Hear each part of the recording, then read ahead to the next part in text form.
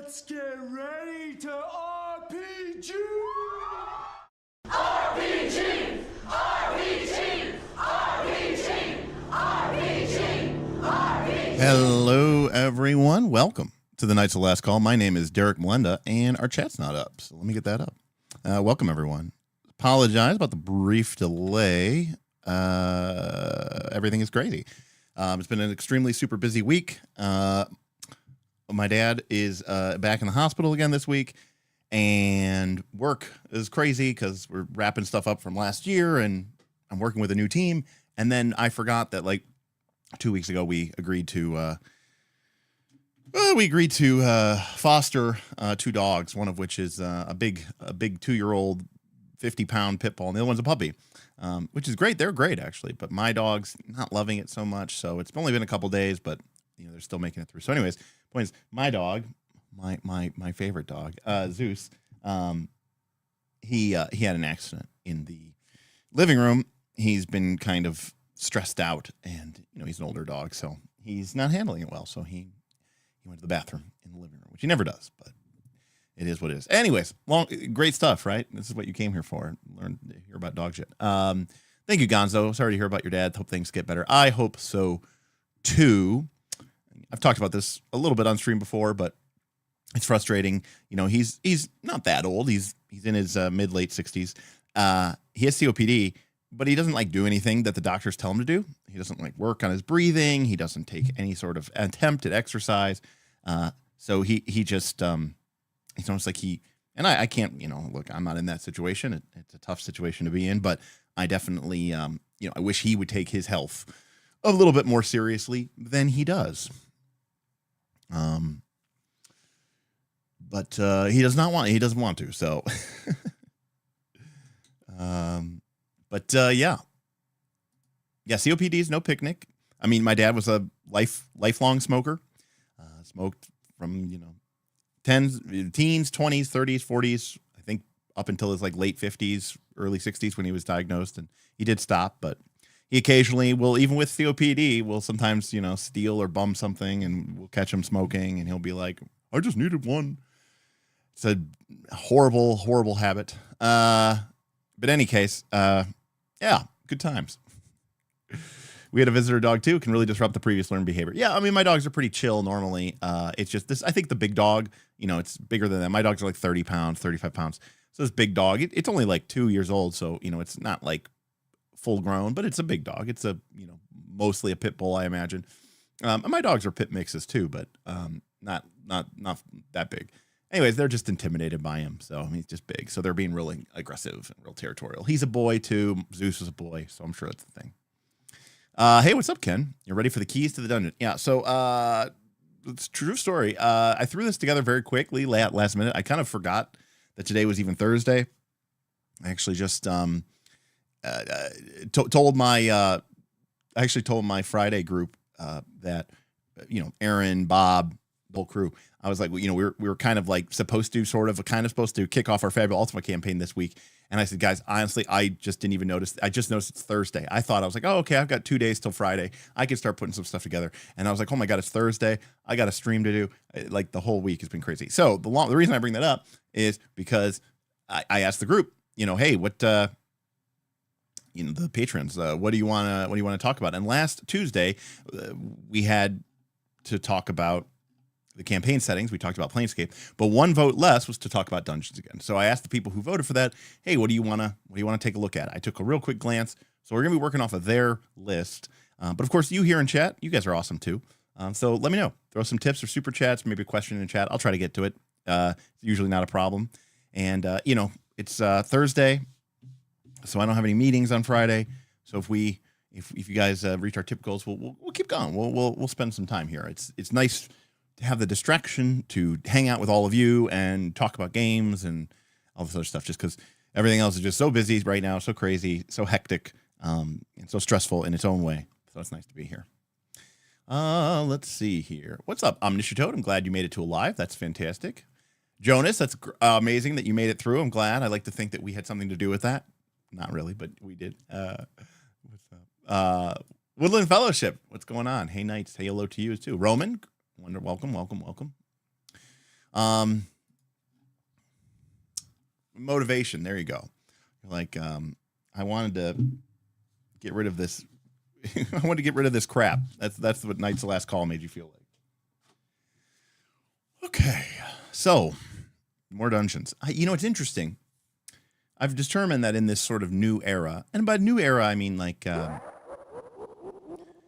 know, people who have come to Dungeons and Dragons. I would, you know, even not just in the 5th edition era, but I would say even in the last, you know, 15, 20 years, a lot of people do not have that experience with dungeons. And some people are completely against them, and they're like, this is nothing like what I want to experience with my game. And that's totally fair, actually. In fact, one of the things that changed for me in the late 2000s was, you know, as the industry was sort of moving around, we were playing 4th edition, which is a very, very mechanically heavy game, you know, very focused on the adventure and the PC. And that's when I started becoming exposed to all of these, you know, indie games that had been sort of, you know, hiding in the internet for a while and started to get published. And I was like, oh, wow, this is really, really neat. And I was like, none of these games should ever be anywhere near a dungeon. And I enjoy that style of play for sure. The problem is that a lot of people are playing games, by that I mean systems, that are designed and built around playing in a dungeon. So it's kind of awkward. The way I wouldn't take a, Fate character or a Monster Hearts character or an Avatar character or a Blades in the Dark character, and I wouldn't go, let's go grind dungeons with this character and this system, is kind of my same philosophy around why I don't think you should take a D&D character or a Pathfinder character and go do these expansive, exhaustive, story, narrative arc things. Can you do it? Yes. By either ignoring the rules, actively house ruling the rules, ignoring, like significantly changing the rules. So all those things, but you're like, yes, we can make the game do it by ignoring the game. And then I ask you, what are we even doing here? Hey, Chenin, thank you so much for the super chat. Hope to hear more Dragon Stealth. Okay, yeah. Ideas you enjoyed. Yeah, fantastic. I will happily talk about Dragon Stealth. It was really, really fun time, and happy to talk about anything about that. And again, what worked and some of my stories and everything like that. And thank you so much, and thank you for the good luck with my dad. Parents do be stubborn, and that's ultimately, it's like player characters. You can lead your parents to a healthy lifestyle, but you can't make them drink, I guess is what it comes down to. Same with your players. You can make them go into your dungeon, but if they have no interest in the dungeon, then it's not going to matter. It's not going to work. What about a skateboarder grinding in dungeons? Well, that's a whole separate bag of slugs. Or is that Skateboard Wizard? I'm not sure if we're talking about. Okay. So we are talking about Slug Blaster. Can I do a kickflip over this chat? What's up, Phil? Good to see you. Anyways, good evening, Nutrimancer. What's going on, George? Okay. So just to give you sort of a framework or a highlight, what's going on, Rook? Sorry to see that you're not feeling well. Luckily, I feel relatively fine. I feel overwhelmed. I feel stressed, but it's actually kind of nice because I'm not having any sort of anxiety or panic, which is good. Either I'm growing or the medication's working. So that's at least one of the nice things, because things are pretty chaotic and hectic right now. And by the way, George, I saw that your name and my name were both on that list of, and your boss's name, your boss's name. We're all on that list of HR people yelling at us because we didn't get anything finished in Bamboo. Lance Quagmire and I work at the same place. You got a hole poked in your ear yesterday. I'm assuming you did not get it pierced. That is awesome. Oh, I love it so much. You pierced your eardrum. How the hell did you do that? Holy crap. What were you like with a sound, or did something physically pierce your eardrum? Anyway, sorry, guys. An ear, nose, and throat doctor pierced your eardrum? On purpose? Or on accident? All right, we're getting way off topic. Oh, to release pressure. Oh, okay. Well, that seems extreme. All right, folks. Sorry. My buddy and I are I was like, what the hell's going on? So tonight, I asked the people, my patrons, what do they want to talk more about dungeons? And so these are some of the topics that we'll sort of, cover. And again, if you have any comments or thoughts, please feel free to drop a subscription, drop a super chat or a tip, or just drop a comment or question. If you use the word question in your statement, it'll glow differently on my teleprompter, so I can maybe see it a little bit better. So one of the questions that came up a lot, which was, what dungeons do I think are good? Level 2 Janitor want to know what dungeons I think are really good. Rocket Vault Games want to know what the best 4E dungeon was. And what's my take on using the 10-minute dungeon turn at the table? Any epic stories from dungeons over the years? I pretty much have a good story or two for every single dungeon. Modifications you'd make to Sunless Citadel to make it more perfect. We'll talk about Sunless Citadel. Thoughts on Justin Alexander, So You Want to Be a Game Master? I read that book, sort of, but I don't really remember it well enough to be able to kind of break it down succinctly. And Lollipop wanted to know, what are some useful and important questions to ask yourself when creating a dungeon? What are some of my core principles for dungeon design? We've kind of covered that a little bit before, but now Jacob wants me to, Derek designs a 12-room dungeon stream, but that might be wishful thinking. That might be a little bit wishful thinking at this point. Maybe we could do it eventually, but how do we place treasure? How do we handle passing through areas once? How do we not make it feel like a slog? What are some key points or rooms that dungeons should have? Any highlights from any of the Torchbearer dungeons yet? What are some good faction ideas for dungeons? How do you make factions not feel like they're waiting around for the PCs? Any interesting ways to show PCs other parts of the dungeons they can't reach yet? All great questions. Yeah. And then Erica wants to know from the Library of Melinda, show examples of dungeons that were great or terrible to interact with as a player and great or terrible to interact with as a GM. So yeah, what worked, what didn't work, and why. So there's a lot of good stuff here to talk about. So I figure what we'll do first is we will break down 2 dungeons that I probably have outside of Keep on the Board. Actually, I have 3 dungeons pulled up. Well, actually, I have 5 dungeons pulled up, but I quickly pulled them up out of my PDF library. So the first 2 dungeons are, in my opinion, some of the best dungeons that have ever been created, and they're not even necessarily old. Well, I guess they are now. They're 25 years old, and they were actually reprinted. So the 5e audience will know this. So I'm actually going to add a text thing here on the screen.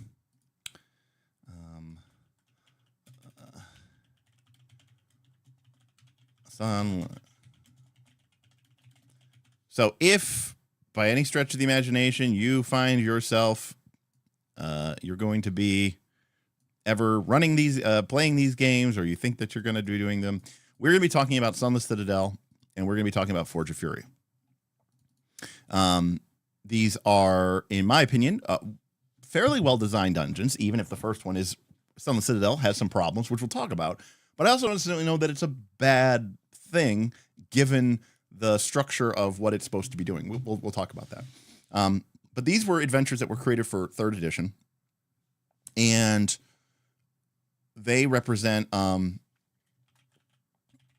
the 2 low-level adventures. Sunless Citadel is designed for characters. So they were originally published for 3.0 D&D, and Sunless Citadel was written for 1 to 3, and Forge of Fury was written to 3 to 5. So what was cool, though, is they got reprinted in 5th edition in Tales of the Yawning Portal, Tales from the Yawning Portal, which is great because I think they're excellent dungeons, and I think 5e can run them really well. In fact, spoiler alert, the very first RPG that Bob ever played is I ran for him and a couple of his buddies. This is like right before we started the Knights.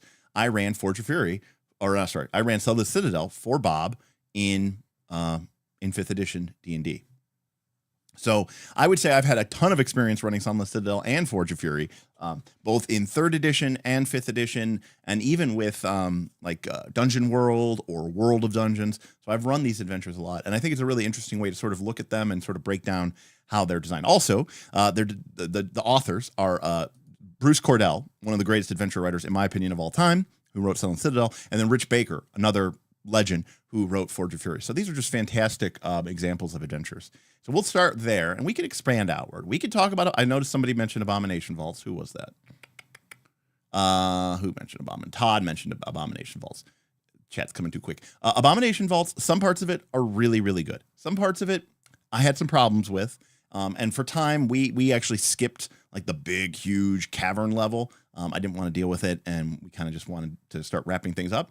But I think the first adventure is really well. There's some elements of Abomination Vaults that I think are awesome and should be included in everything. We can talk about Abomination Vaults if we get a question here.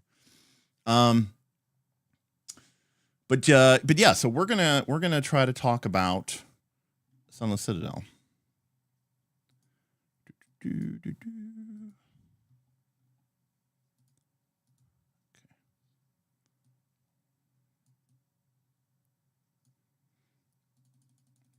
Okay.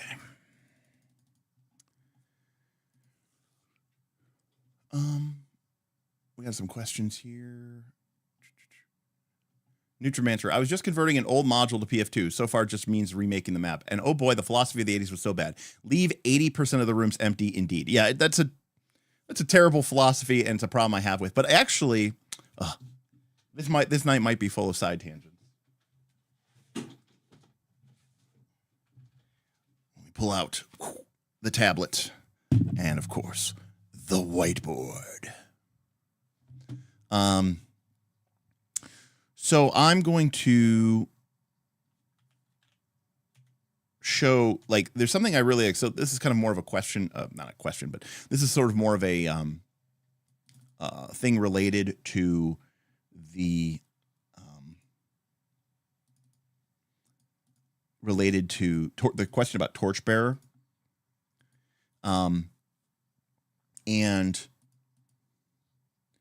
And how torch, how does the Torchbearer function and all that other stuff. So one of the things that I have done in Torchbearer is there's something to be said about here's okay. How can I do this? Okay, for starters, generically, unless I'm playing maybe very specifically certain versions of Dungeons and Dragons, I, for the most part, no longer really find myself having the time, to do the classic, right, like dungeon design with the doors and the halls and the rooms and 10 feet and 20 feet and 30 feet. I mean, there's definitely a time and a place. No, this is not spoilers for the Torchbearer game. Thaddeus. I mean, we'll talk about the Torchbearer game, but so for the most part, I don't really do this anymore. Not because I think that it's bad. I just think that it's time intensive. It's time intensive. So one of the advantages that there's so much to cover here. I'm just like, I keep thinking of something and then I want to say something and then I want to say something and then I want to say something. Okay. So let's break this down. One of the main problems I have with modern dungeons and the way that people explore them and deal with them, of course, has to do with time. And you may have read or you may have seen other people talk about that time pressure or tension is critical for any adventure. And potentially even for, I'm going to remove the spoilers because this isn't actually spoilers for Sunless Citadel yet. We're not there yet. And that is very true. However, the thing is, you need time, you need pressure. And when people usually think about this, they think about this in terms of, some deadline before some villain does something and some terrible thing happens, right? You got to get to Belcora before she destroys the city full of 20th level characters. The clock is ticking and it's going to run out and something horrible is going to happen. So you have to rush, race. And that's true and that works. However, that isn't the way that the original pressure of time was originally created inside of dungeons. And Nutrimancer is kind of talking about it, empty for empty's sake. So one of the things that you have to realize is that in the original, let's call it AD&D game, and I think this is true in basic too, I just don't remember. Movement rates were a little bit weirder than what we're used to seeing today. Instead of like a movement rate, right now we think of a speed of 30 feet, right? Or a speed of 25 feet. And instead, movement rates were a little bit stranger. And you might see something like a movement rate of 12. 12 was the most common term for movement rate. Humans had a movement rate of 12 and stuff like this. Now, I should point out this was unarmored and unencumbered. And this relates back to the old days. Now, of course, when we think of a 30-foot movement, really what we're thinking, of course, is that you can move 30 feet with your move action, which means in a single round, you can move 60 feet, right? Of course, move 12 kind of relates back. Now, this is even true, by the way, in AD&D 2nd edition. So this was true all the way up until like 1999 that this was true. Move 12 had to do with the origins of the D&D game in its miniatures basis. And back then, miniatures were played using rulers. So movement 12 really meant movement 12 inches. In other words, you could move 12 inches on your turn. And of course, we eventually started adding grids, not just to the dungeons, right, but to our battle mats. If you can imagine, the original D&D game didn't use a grid for its battle mats. People were used to playing war games. People came into D&D with minis. miniatures and playing on a tabletop with your minis has been a part of D&D for a very long time, since the very beginning. Again, it came from wargaming, but they didn't have a grid. They didn't have a battle grid. They didn't have a battle mat. So what they used was rulers, and you could basically just move in free space, and your character could move 12 inches a turn. So, of course, later on, they eventually created the 5-foot square, right? And if you look at it, if you've ever looked at your Chessex battle mat or any of those other battle mats or your miniatures in real life, you will know that the 5-foot square is 1 inch by 1 inch, which means that the movement rate of 12 is actually 12 times 5. It's actually 60 feet. So it's kind of the same thing, just said very, very differently. Again, I understand that this whole thing is a tangent, but we're learning, we're educating. Anyways, point is, this was what was called combat movement, right? And the idea that in combat you were running around and doing all this other stuff. But movement wasn't usually 12. People were usually wearing armor, or you had maybe a halfling or a gnome with you, or maybe they were encumbered. And so it was much more common for your movement to be 9 or 6. In other words, your movement rate was 30 feet instead of 60 feet, okay? And you're like, okay, well, that's like normal D&D terms. Okay, but here's where it really changes in the original D&D. You see, we're used to, and to a certain extent, it makes a certain amount of sense, okay?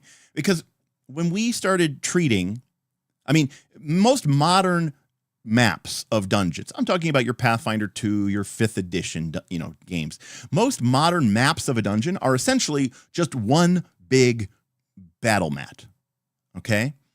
And so the question then is, if there's a hallway, okay, and it is composed of 3 10-foot squares, because we're using 10-foot squares here. So this is 30 feet, okay? How long does it take your character with a movement rate of 6, which we know is 30 feet, to move down that hall? And of course, the answer is that most people are going to give is 1 round. And we're used to thinking of 1 round as about 6 seconds. And, moving 30 feet in 6 seconds isn't like, you're moving, but you're not like all out sprinting, but you're not taking your time either. And that seems like that's the rate that I probably would walk down the hall at an office building in, right? Purposeful and quick and moving. And that's great. And that's fine for combat. But you see, in the original D&D game, and I don't think you can really appreciate this unless you've done anything underground, any sort of cave diving, which, most of us haven't. I've been in caves, but they were very well illuminated. And I've been in, what's it called? The Luray Caverns in Virginia. And, or if you've been, even to like a true dungeon type environment, or maybe like a really, really creepy, scary haunted house that was really, really dark. You don't move that fast when you're in a hyper dangerous, hyper death filled environment. So in the original D&D game, your movement rate of 12, which again was usually 9 or 6, was also how many 10-foot squares you moved in a turn. And a turn was 10 minutes. Okay? That means that our armed and armored party, right, laden with supplies, maybe there's a dwarf, maybe we've got a fighter who's wearing full plate or heavier armor. If we had a hallway that was 60 feet long, okay, so, if we're using 10-foot squares, it looks like this, right? And if we're using 5-foot squares, it looks like this. All right. What most people in Pathfinder 2 or we call it a double stride, hell, you still have an action left. So in Pathfinder 2, your character could move down this hall, assuming you have fleet, and why wouldn't you? Your character could move down this hall and still attack. And in 5th edition, right, you could dash. and that would be your whole turn. Or maybe you're a rogue, and so you move, you move, use your movement, then you dash with your bonus action, and then you still can sneak attack, or you can still attack. You could do all that, all right, in 6 seconds, in a 6-second period. But in D&D, for many, many years, that took you 10 fucking minutes to move down this 60-foot corridor. That's a slow pace.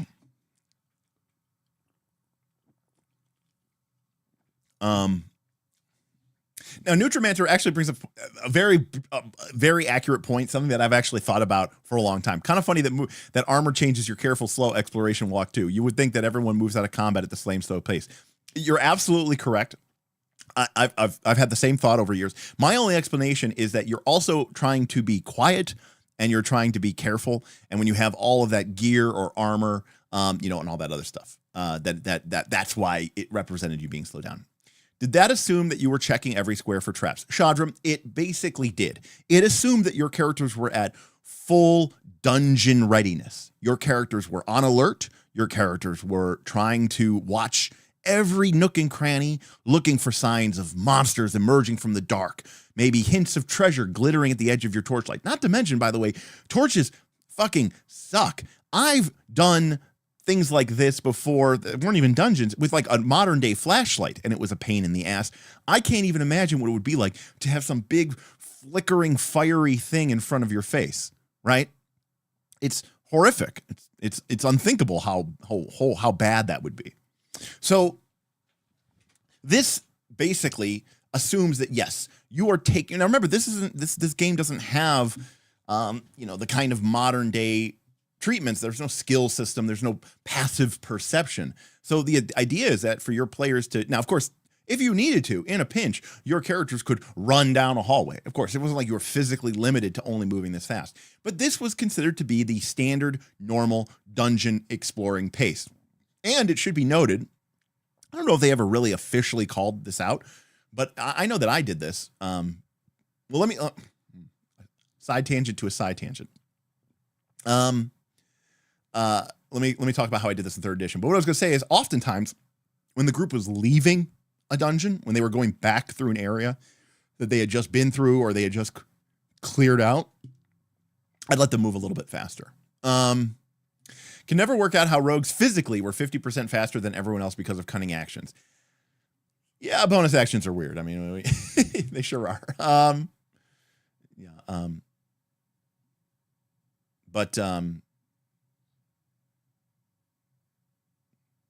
Yeah, I mean, so the question of, were you just triggering something? If someone just said, like, I'm going down the corridor, I'm running down the corridor full pell-mell, yeah, there's not going to be passive perception to find the traps. The dungeon exploration rate assumes that you're, like, doing the right thing, and you're actually looking around and you're trying to be aware of things. Also, remember, detecting traps meant something a lot different back then. If we were playing basic D&D, you and I, and your characters were coming down this corridor, okay, as you're moving down, I would say, all right, your, flickering torchlight reveals crumbling stone masonry. The limits of your torchlight only go down 10 or 20 feet before it fades into darkness, and still the chamber moves on. What do you do? And they're like, we're going to carefully move down the hallway. And I was like, okay, minutes pass, and you find yourself nearing the halfway point of the corridor. You can just see at the edge of your flickering torchlight signs that the corridor might be opening up into some sort of wider room beyond. But you notice now that there's an excessive amount of stone debris here in the middle, as if some of the brickworks or uncut masonry stones from perhaps the wall or ceiling have fallen into the ground and shattered into dust. This is me telling you about the trap, even though there isn't a trap. I mean, there is a trap, but there's no passive perception. I'm just describing what's going on. Again, I'm a big believer that if people are looking for something, you should, give it to them. On the other hand, if someone says, oh, okay, we're going to quickly rush down the hallway. Okay, well, then I'm going to trigger the trap on you and not give you any sort of rectification. I'm giving you your chance. So, Pathfinder says, I've been spelunking during my time in the BSA. Absolute darkness is serene, but in a situation rife with danger, it would be terrifying. Right. Because in all those situations where it's ever been dark or discomforting, you weren't assuming that you were filling a place full of death traps and monsters that were trying to kill you. So I did this in 3rd edition because 3rd edition D&D kind of got rid of this. right? So let's go back to our hallway. This is our 60-foot corridor. These are 5-foot hallways. So in 3rd edition, characters came into 3rd edition with speeds of 30 feet, although having a speed of 20 feet was pretty common because your character was usually wearing some kind of armor, or you had a small character. 15 feet was rough, okay? But the idea in 3rd edition was that your character was essentially moving 20 feet per round, okay? And a round was 6 seconds. And that meant that in a minute, you were moving 200 feet in 1 minute, which meant that in 10 minutes, your character was moving 2,000 feet in 10 minutes. Now, that's not even half a mile, right, in 10 minutes. So it's, you know, it's a good pace, but not like crazy. But this basically means that your character's kind of, you know, power walking, I suppose would be the way I would describe it, through the dungeon. Now, the way that, and I just didn't like it, it made all of the dungeons too small. You know, I've commented before that like the Pathfinder 2 dungeons are too small, but even if you have a full sheet of graph paper, you know, something that, or, you know, something that could fit in a, you know, a D&D module, when you're moving at 2,000 feet per round, or 2,000 feet per 10 minutes, like you could literally be here at the entrance and you could be all the way over to here and then all the way over to here and then back to the entrance in that 10-minute time. You could just speed run the whole dungeon. Now I get it. There's going to be encounters and monsters, but that slow, methodical time element. We talked about time being tension, right? Well, it's the same thing true in D&D, but we don't necessarily need a princess to be sacrificed or a prince to be, you know, sacrificed. What we need is resources that dwindle. That could be torches. That could be spells, right? That could be food, water. Okay. We need the danger of passing time. So that means things like random encounters. The idea that the longer we're here, the more dangerous it is. If you're in the dungeon and you're moving that fast, you know, you're like, well, we were only in the dungeon for 6 minutes. I mean, how many monsters are we really going to encounter in 6 minutes? I don't think you're wrong. In fact, I think moving that fast might actually be a good way to avoid random encounters because you're not ever really standing in one space for that long. But if this circuitous route took your characters in game, you know, 3 or 4 hours, that would give things a lot of time to find you, right? And suddenly having those random encounters makes more sense because you're like, well, we were here for hours. We weren't just running in and running out. So going back to 3rd edition D&D. Now, 3rd edition D&D, again, it got rid of this idea of the dungeon turn, and it replaced it with just basically that everything was around. A round was 6 seconds, and a character could move 20 feet in 6 seconds without any muss or fuss. And that meant you were moving 2,000 feet per 10 minutes or 200 feet in a minute, which is crazy. But we had a solution. And the solution was that to search a 5 foot by 5 foot by 5 foot cube, if you will, was what a search action in 3rd edition, which introduced, you know, the search action, took. So that took 1 round. If you wanted to do a search check on a 5 by 5 by 5 cube, then it took 1 round, which essentially meant it took 6 seconds.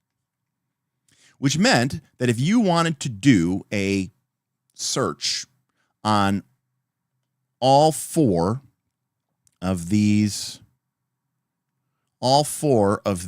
squares, each of which is 5 foot by 5 foot and then 5 foot vertically, is suddenly this becomes 24 seconds, right? To do all 4, to do a 10 foot. So let's just make it easy and just say 30 seconds. Okay. We'll also include, you know, you looked at the ceiling.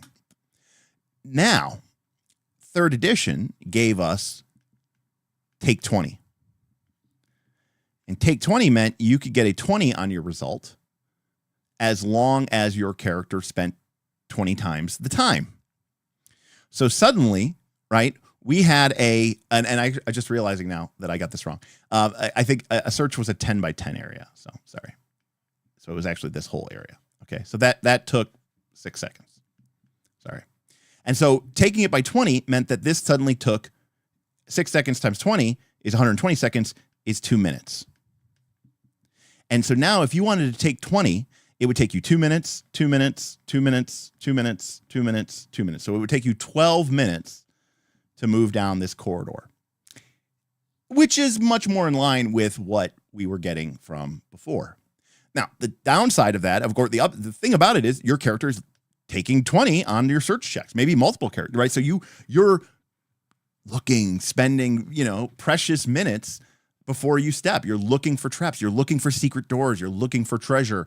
You're looking for all those things. Your characters in the back are keeping spots to make sure no one comes up and, ambushes you or whatever like that. And this was the way that in 3rd edition and in Pathfinder 1 that we got back to being able to take some time with our dungeons and be able to move through them at a slow, pace to really give it that sense of space and time. So again, if there's any questions about that, let me know. But, and this gets back to the empty rooms. So part of the thing about the empty rooms is that they add time to the dungeon. If you have, if there's an encounter in this room and then you have a corridor and it goes into another encounter, you don't have that sense of time passing and of the torches burning down and, oh my God, a wandering monster is going to, spring upon us. So part of the advantage, I suppose, of all of these big empty rooms was that, you would, in all these branching corridors, is that you would go down them, come into this room. Okay, that room's empty. And then you're like, okay, what about down here? Oh, there's another T section here. Well, we'll go down here.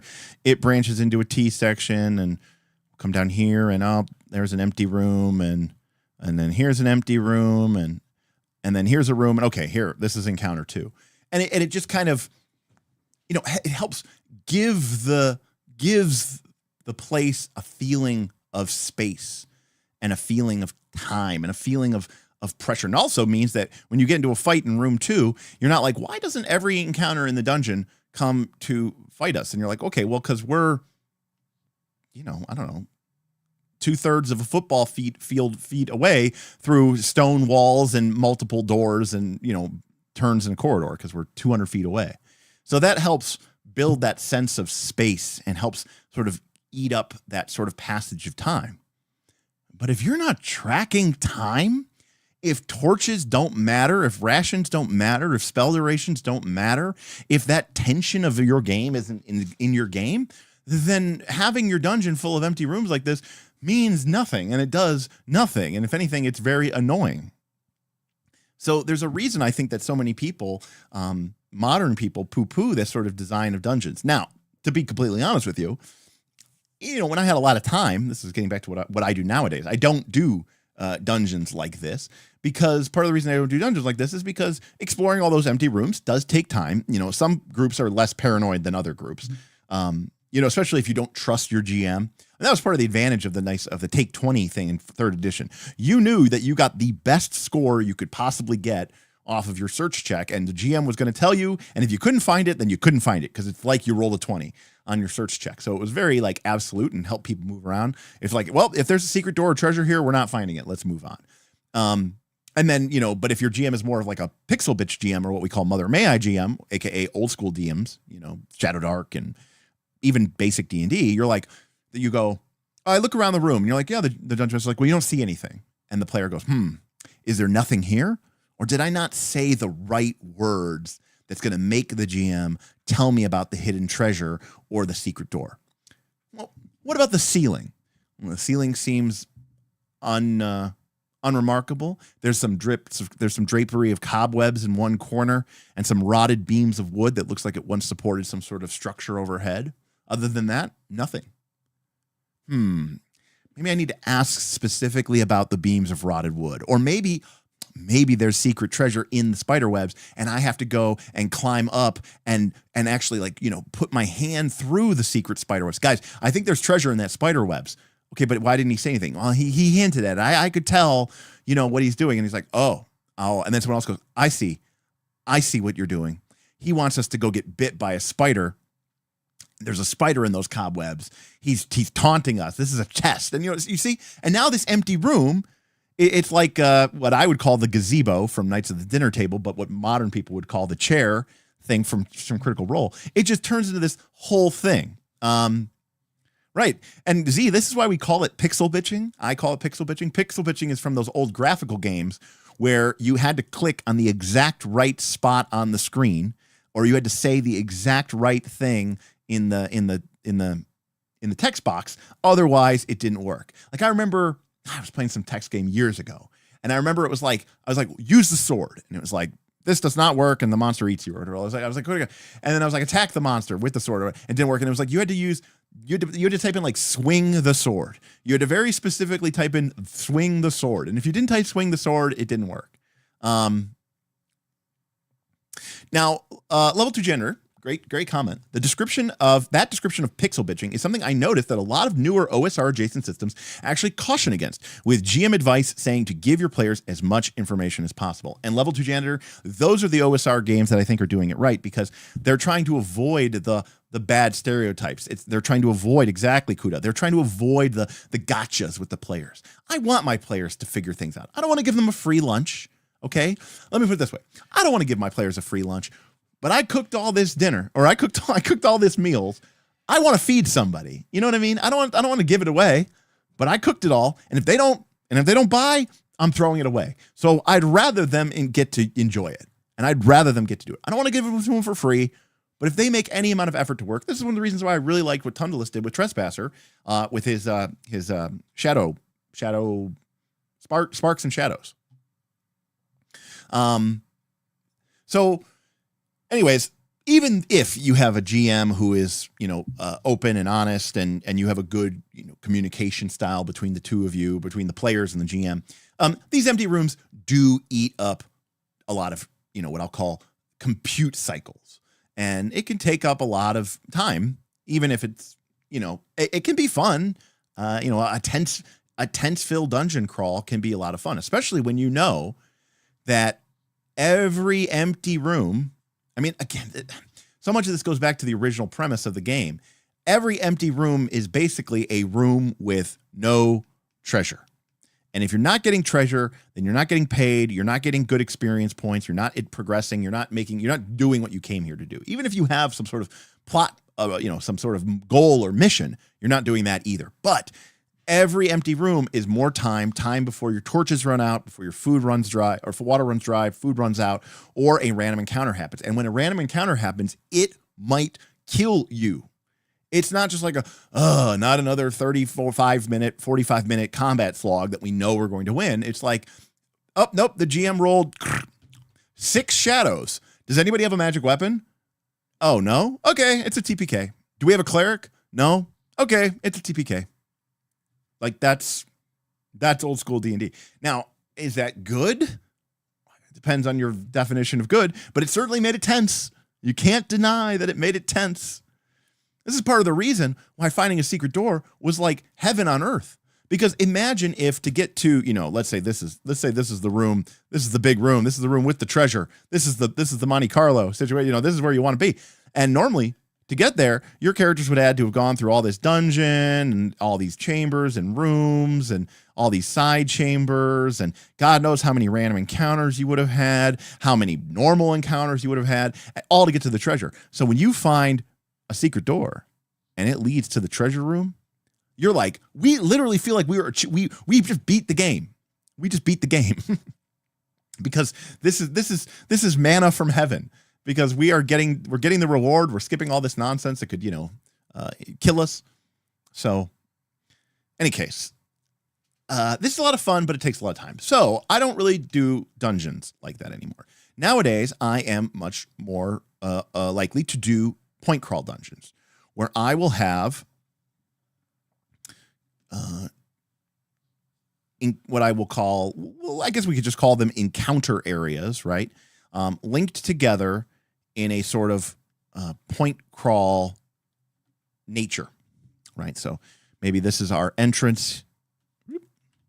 Maybe this is our entrance to the dungeon. And you come in here, and this is, now this could be a room, right? Like we would normally see in a dungeon. It could even be potentially a small series of rooms that just represents one interesting area, that the players are going to kind of explore in sort of small thing. But they're not going to be doing the corridor grinding. Now, where does this come up? Well, one of the things that I do is I still want that sense of depth, and I still want that sense of expansiveness. And I think part of the mistake that, at least my personal belief, that people make when they make a node dungeon is they're making a node dungeon, but what they're really making is just a 5-room dungeon, right? They're literally making, here's a room. It has a corridor that goes into this room, that has a corridor that goes into this room, that each have a corridor that go to this room, and this has like maybe a door over here. So they've taken this point crawl concept and they've turned it into a room.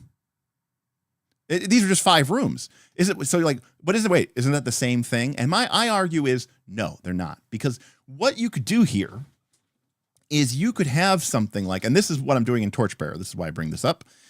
Is you might enter the dungeon, right? And this might be, the Hall of Azure Mists. Okay. And this is, a cool room with cool stuff, very memorable, not just your endless, right? I want, if it's got my node point, it's going to be, something notable, not just empty room number 5. The nodes are for these, the nodes that are rooms are for really memorable rooms that have a strong visual or visual appeal or strong connection to the dungeon.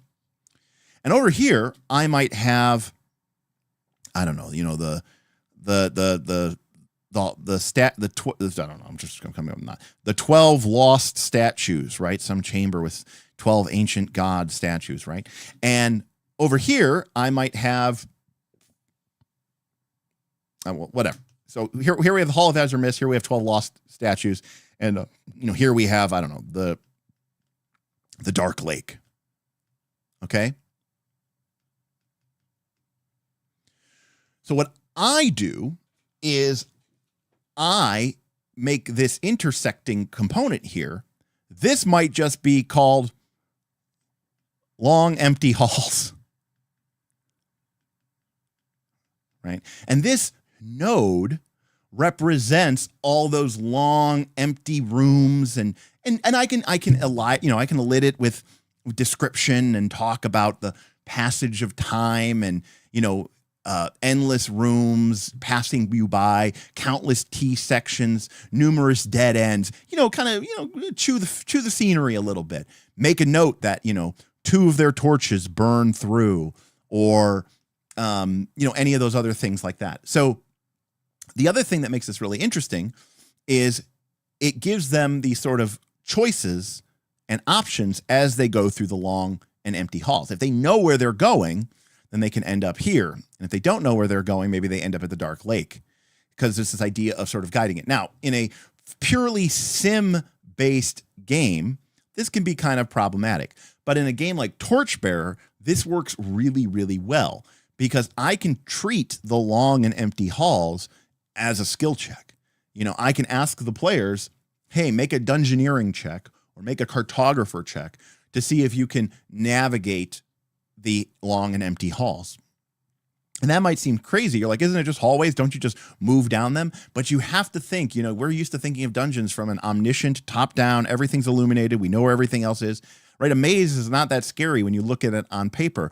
But if you're in that maze and there's things in there trying to kill you and it's dark and all you have is a flickering torch and limited, equipment to get through it, it suddenly becomes a much more scary prospect. And so I really, really, really like doing that. And, this isn't like super a spoiler because we showed this on our Torchbearer game, our Patreon Torchbearer game, but like, and that's why I came up with Hall of Azure Mist, because that's literally something I had here. Right. So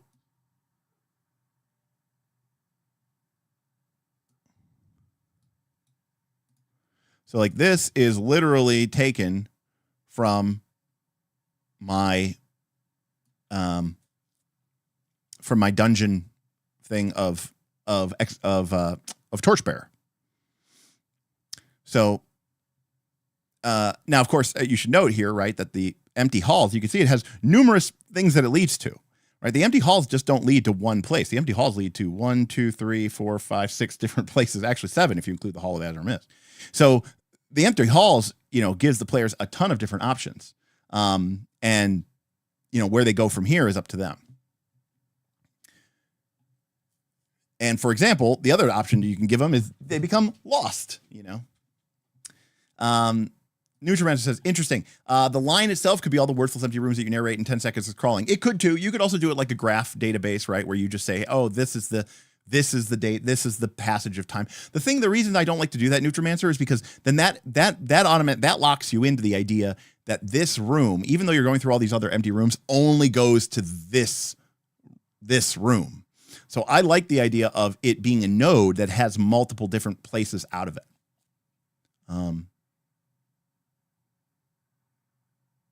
Now, Omniscient Toad, you are already ahead of the game, because you said the thing I'd like to pull off is instead we look for I think you mean choke point, not a coke point, and maybe skill helps them find them one. Maybe the PCs can even generate a specific location that becomes real, like a camp. So in our last in our Sunday groups game, okay, they our group. All right. Okay. In Sunday's game, our Sunday's Torchbearer game, they, being the party, actually fell down. They were climbing down from the Circle of Stones. They fell down the dark earthen hole. So they never made it to the Hall of Azure Mist. They fell down into the ancient tomb where they encountered skeletons, which they fled from. They ran from. That was their choice to run, because Torchbearer, you don't want to fight things unless you really think you're going to win, because it can really mess you up. So they chose to run, and they fled from the ancient tomb. And as a result of their fleeing, they ended up in the web-filled passages. And actually, if I head over to the Torchbearer game, what they ended up doing when they were in the web-filled passages is they ended up using a survivalist check, one of the skills that is available to them in Torchbearer. And I just never got around to it. But I am going to add this to this map, is in the web-filled passages, they ended up finding, they wanted to use a survivalist check to find a place where they could choke, with a choke point where they could hole up for a few hours and make a camp. And so as a result, they, had to, the idea was that they were moving around this, I don't know, forsaken area and looking for a place where they could, find the night to camp. And they did. And now they know where that, now they know where that place is. So if we look at what that looked like originally, sorry, I'm in Roll20. So the party, okay, was like this. All right. So they were in the web-filled hallways. Okay. So this is what they were in originally. And they were like, okay, we need to find some place to hold up. Because the idea is that, oh, sure, there's countless empty, broken rooms here and endless stretching corridors, but it's dangerous. You want to find a place that looks defensible, maybe has some, stuff that you could make a fire out of, some old debris or wood and all this other stuff. So they went ahead and made a survivalist check. They used one of their precious turns, right, which is a precious thing in Torchbearer, because time is everything. Time is the grind and the torches and all this other stuff. And the way we ended the session, right, was quite different. And the way we ended the session was at camp, right? And in camp, their characters were able to, rest and recover. But the idea is that this is a place, that they found this little niche, this little hideaway in the dungeon that they can now go back to if they can access it through the web-filled passages and get there. So rather than having them have to like actually dungeon crawl and go through just countless endless decisions, what we've made it focus on instead is the mechanics of the game, the checks. Because remember, if a check fails, then the GM, it's not just, oh, you failed the check, nothing happens, right? In Torchbearer, if you fail a check, the GM can give you success, but then you have to mark a new condition that the GM tells you to do, or the GM can twist and can generate some sort of problem. Okay.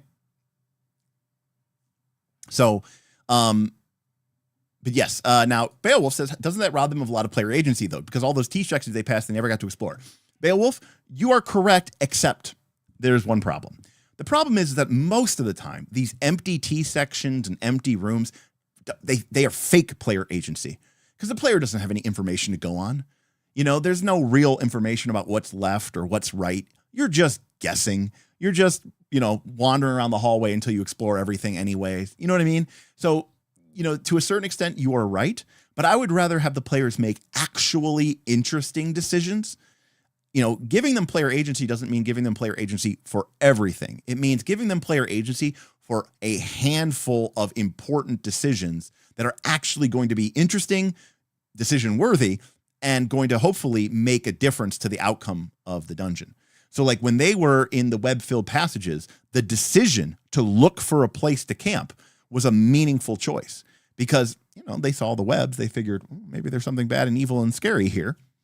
If we fail a check in this part of the dungeon, it could generate a random, you know, a random sort of, you know, encounter. Now, good dungeons design should give hints at T sections. You're right, it should. But the problem is that only works to a certain degree. There's only so much hints that you can give, short of like having signs that say, you know, oh, orcs are this way and a gelatinous cube is this way. Plus, a lot of these dungeons have a lot of T sections and a lot of four-way intersections and a lot of long corridors with empty rooms on the left and empty rooms on the right. And so while I agree with you, I think that it's a tough area. It's a tough spot of design because it's very tricky to make all of those things full of decisions without also overwhelming the players with their decision-making capabilities.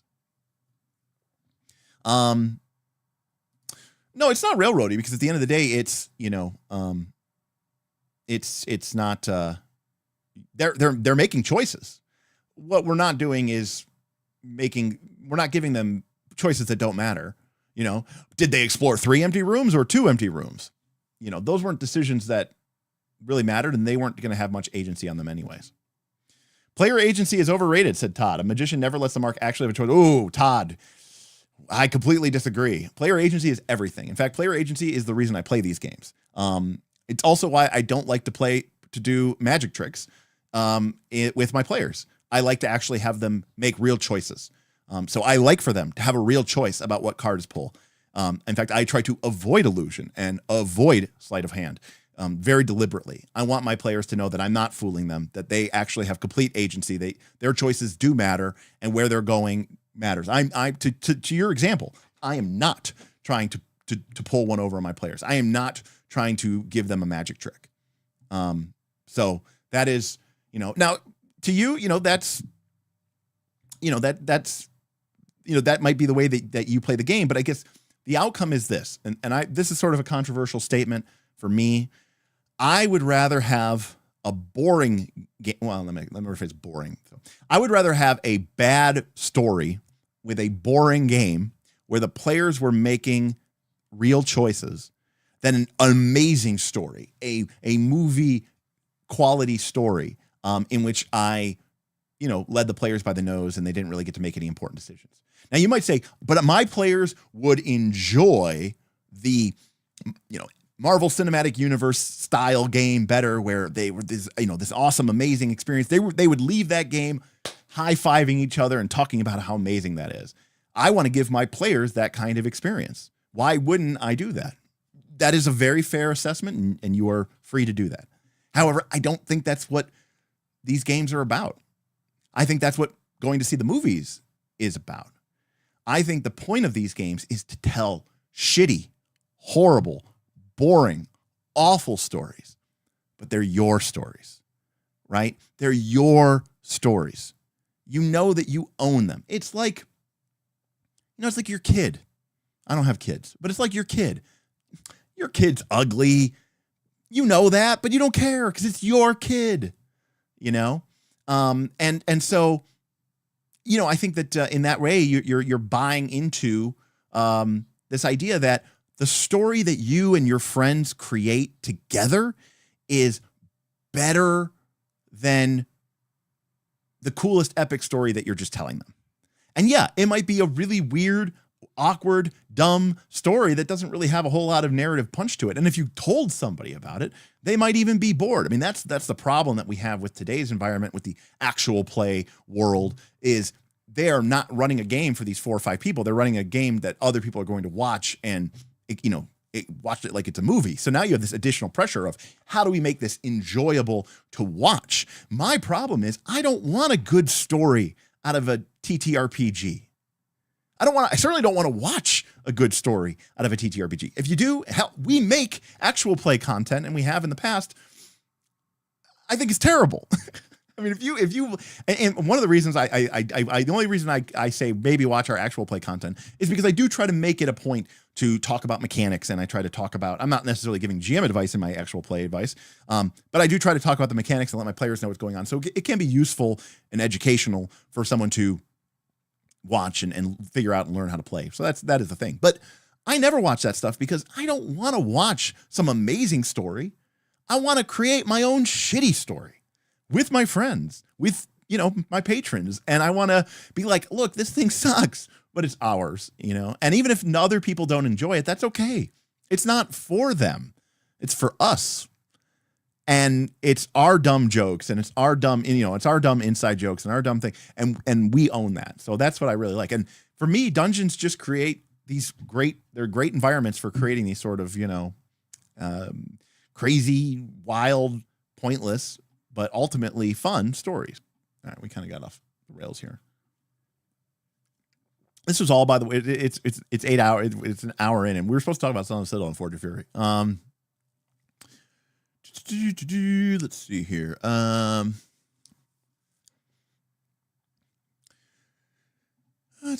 Sorry, just catching up here. If I missed something, I'm sorry. I apologize. Remember, if you want me to keep going, tip and super chat. Point crawl dungeons have always run forests or mountains as their own dungeons, which is great. So, and that's how I started as well. And nowadays, I just kind of use it for everything because, especially if I'm playing a game that uses a more abstract skill-based system like Torchbearer or Fate or Blades in the Dark or Forbidden Lands or anything like that. George, how do you stop it being a dungeoneering check for every node? Great question, George.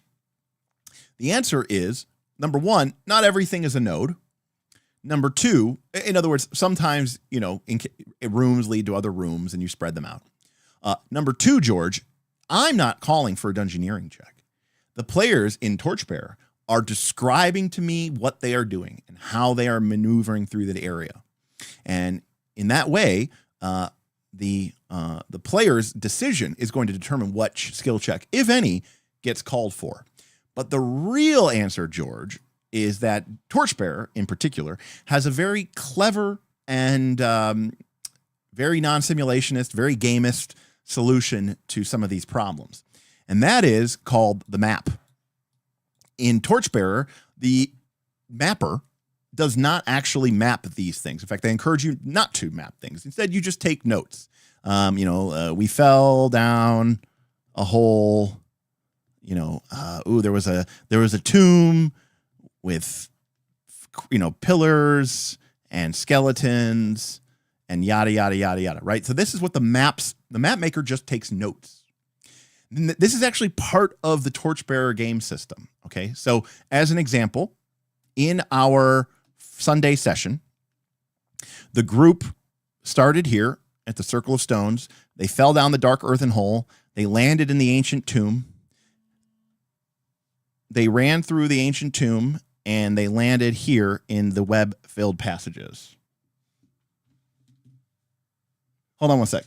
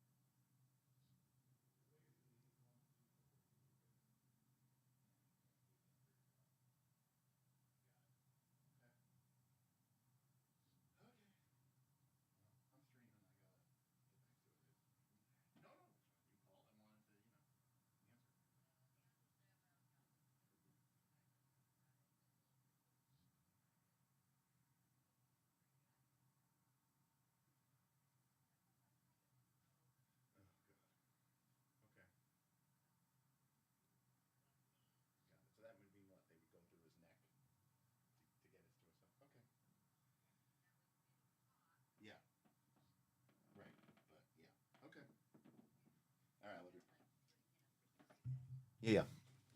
All right. I love. All right. Thanks. Bye, Mom. Okay. Sorry about that. That was my mom calling, just giving me an update on my dad. So I had to take the call. I apologize. Where were we?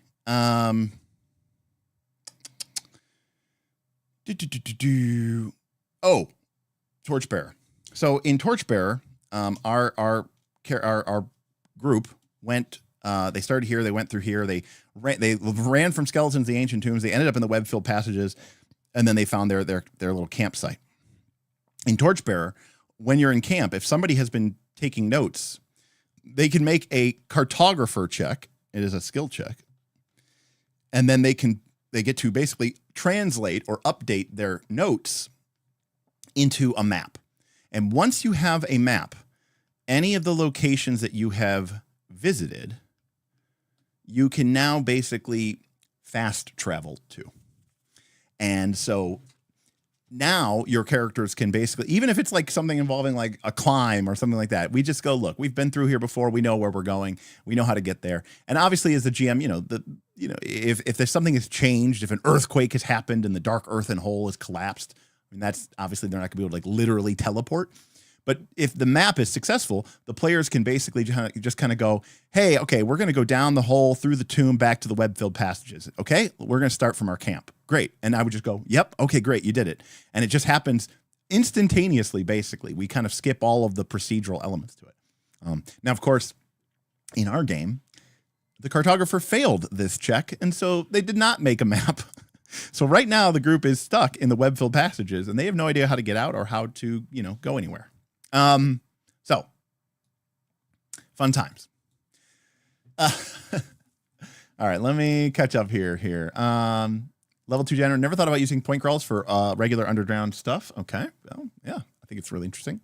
No, I mean, you could still include empty rooms. I just think that like you have so little time. I have so little time with my players when I'm playing a game.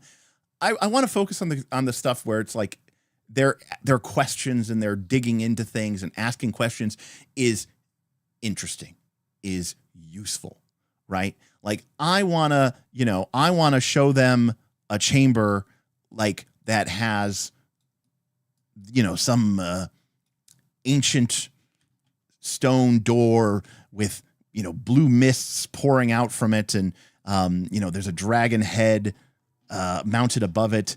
And there's thick swirling, ribbons of blue mist, and and the players are legitimately looking around and asking me questions, and ooh, what's this, and how does that work, and where's the mist coming from? There's a 0% chance that this chamber has nothing going on with it. Whereas if it's literally just a dust and empty chamber, I feel like I'm wasting their time, and I feel like I'm wasting my own time.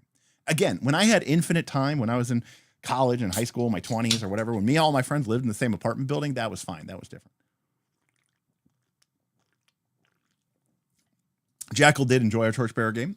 Their game was contentious roll after contentious roll. It was awesome. Yeah. So that is, if you're a member of the Nights Last Call Patreon, you can watch those games. We have 2 different campaigns that play every other week, and they're actually in the same dungeon. They're rival parties adventuring in the same dungeon. Now, Omniscient Toad says, ooh, did they end up in a dangerous node because they got lost, skipping past potentially useful rooms, almost like a bad roll in board game leading to jail? Omniscient Toad, that is exactly what they did. That is exactly right, Omniscient Toad.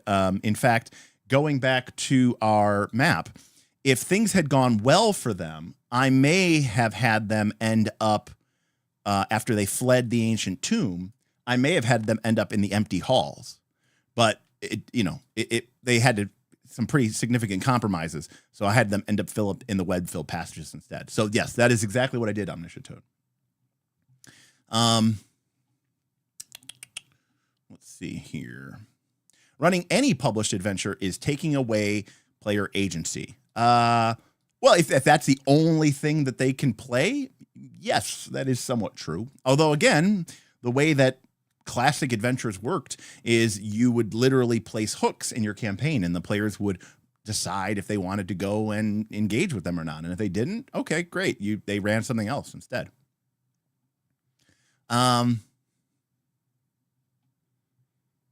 Woodland Fellowships. Why play an interactive medium in a passive way? Collaboration in TTRPGs is a unique thing that you won't get in video games, movies, etc. And I completely agree. It's that collaboration. It's the scheming. It's the hatching of plans together. It's random events that take you in a direction that no one was expecting, and then you, as human beings, get to figure that out and put that all together. How dare you? My fur baby is the cutest kitty in the world. I will agree to that if you agree that my dogs are the cutest dogs in the world, and then we're in agreement. And Casey is feeling exactly how I feel. Node-based dungeons are all I run these days. I'm trying to prep as little as possible. True. So let me focus on what actually matters. True.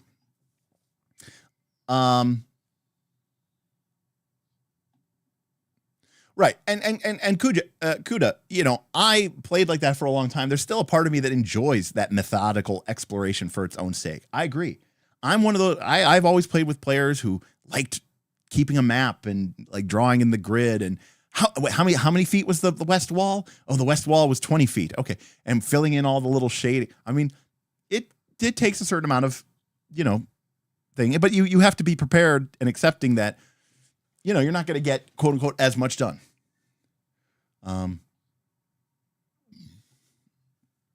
Show us the puppy. Well, the puppy's downstairs, staying with my roommate. I'm much more likely to draw a dungeon as an artistic thing than I am to like use it in a dungeon now. Ethan, you're absolutely right. This approach, this node-based approach, can mess with verisimilitude. And, you know, I think that having a degree of verisimilitude is still important, and it is definitely a balancing act. So I completely agree with you, you know. To Casey's prep point, that is why I just make the dungeons up as we play. Now you're getting into like quantum ogre territory, so I'm a little concerned about that a little bit. Okay, so back to the spoiler. All right, so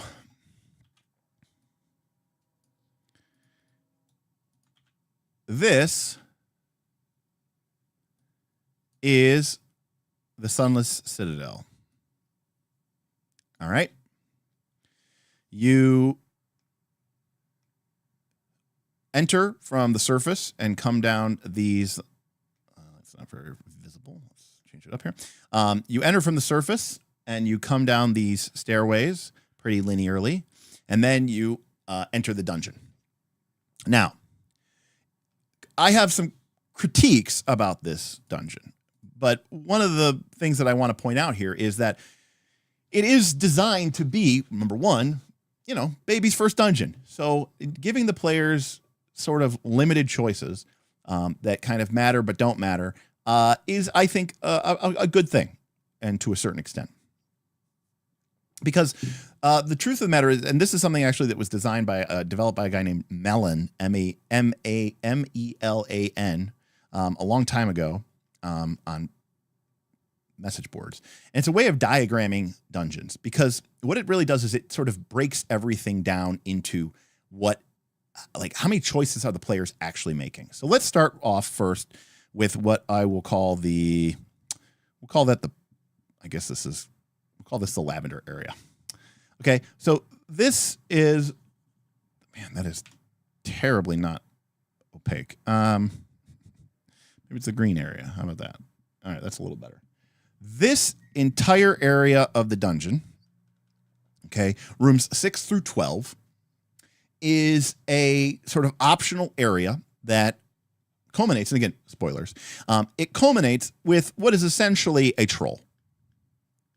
All right, like a CR 5 troll in a, you know, low-level dungeon. So difficult, dangerous. And by itself, I should point out, I love this element of design. The reason why I say I love this element of design is one of my favorite things to do in a dungeon is to create areas and monsters that are tougher than perhaps the party could fight or would fight. And maybe have extra treasure. And one of the beauties of an old school D&D, and even I would say 5th edition D&D, is that in a game like Pathfinder 2, a level 1 or, level 1 party or level 2 party could never fight, a CR6 troll or whatever, ever. It just would be nearly impossible. And it would be a very boring fight in some ways. I mean, obviously there's probably some super uber elite characters, which is fine. But in old school games or in 5th edition D&D, you actually have somewhat of a good, reasonable chance for that. But let's not confuse ourselves here. We've got all these rooms here. Room 6, room 7, room 8, room 9, room 10, room 11, room 12. But it is basically just, hey, what's up, Darth? Darth Glock tipped $25, just showing the support for the dungeon stream. Cheers. Well, cheers, cheers, cheers. Thank you so much. That is amazing. Thank you, Darth. Appreciate that. That is awesome. Thank you, Darth.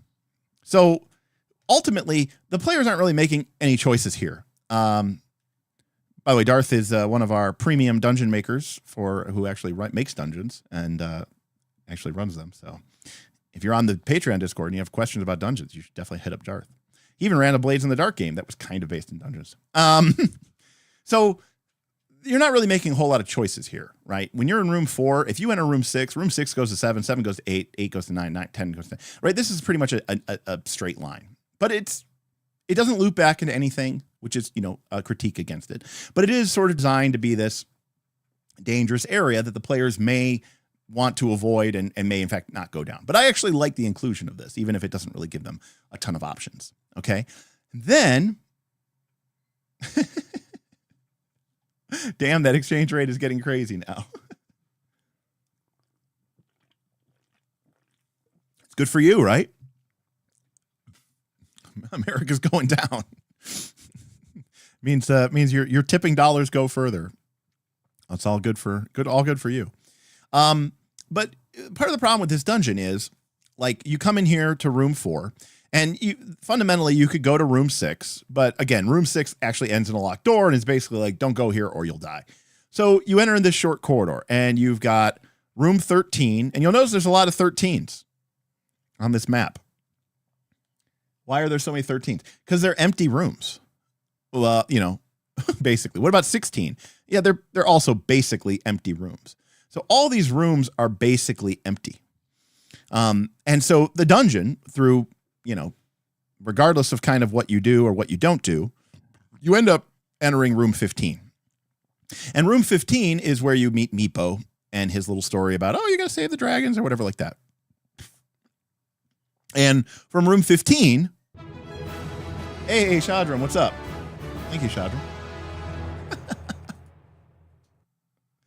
Shadram tipped $10, also showing support for dungeon streams. I just got FOMO when Darth tipped. Shadram, I'll take your FOMO. That is awesome. Thank you, Shadram. And we're that much closer to our Let's Keep Going tip goal. Thank you, Shadram. Thank you, Darth Gorlock. Thank you so much for that. So, Darth, I'll get to what you said in a second. But the long and the short of it is, you encounter Meepo here, and then this yellow area here is the kobold area. Okay. And you got this, look at this big hall here. This is where the kobolds live here in room 20. And room 21 is where the kobold queen is. And 19 is sort of like their grand hall. And 23 has a entrance, but it doesn't really go anywhere. It just goes off randomly into the middle of the Underdark. It's not really another way into the dungeon. Room 22, 13's empty, 13's empty. All these rooms are basically empty. So this whole kobold section, okay, if this was one of my dungeon nodes, this whole area might be 1 or 2 nodes, is what I'm saying. And it basically leads straight from the Meepo encounter through mostly a bunch of empty rooms to the 21. Encounter. And you'll notice that there's no other ways out of this kobold area. Again, you have this random tunnel that goes off into the middle of the Underdark, but they don't provide any details for it. It's not really a legitimate entrance or exit or way out. I mean, maybe if you could, that might be a little bit more interesting, but it's as designed in the dungeon, it does not. And so this is all barred off. You really can't get to anywhere else. The only way to go from here is through this passageway into room 36. And that leads up into the goblins. And that's the whole idea here, right? The kobolds are at war with the goblins. Now, what if instead of going to the goblin or the kobold area, we went instead to a different area? What if we went over to this direction? Well, now we have an empty hall. And then we could see here that 25 and 25 are repeated. And guess what? 25s are basically empty rooms. Scotty P, thank you. Scott P tipped $15. Might as well finish off the tip goal. Thank you, Scott. Thank you very much. We'll definitely keep it going after 9. We'll definitely get through Sunless Citadel, and we'll try to get through Forge of Fury. Thank you, Scott. I appreciate you, and I appreciate everybody who tipped in. Now, this isn't by itself a horrible part of the dungeon. In fact, this is one of my favorite parts of Sunless Citadel, actually. Hey, what's up, Duncan?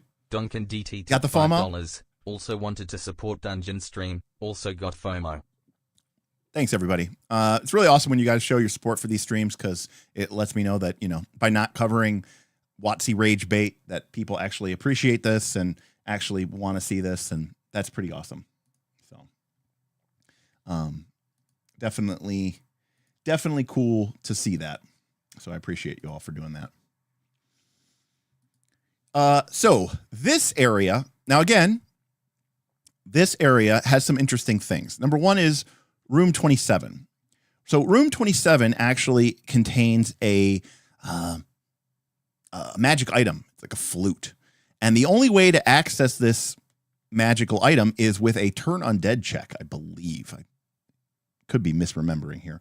But that's really cool because it explains, number one, why the monsters haven't gotten to it. Make sure if this is right here.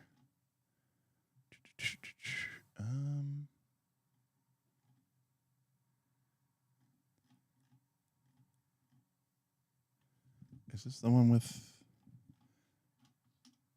No, this is the one... Never mind. Okay, never mind. Never mind. No, this is the one that opens... Oh, yeah, here we go.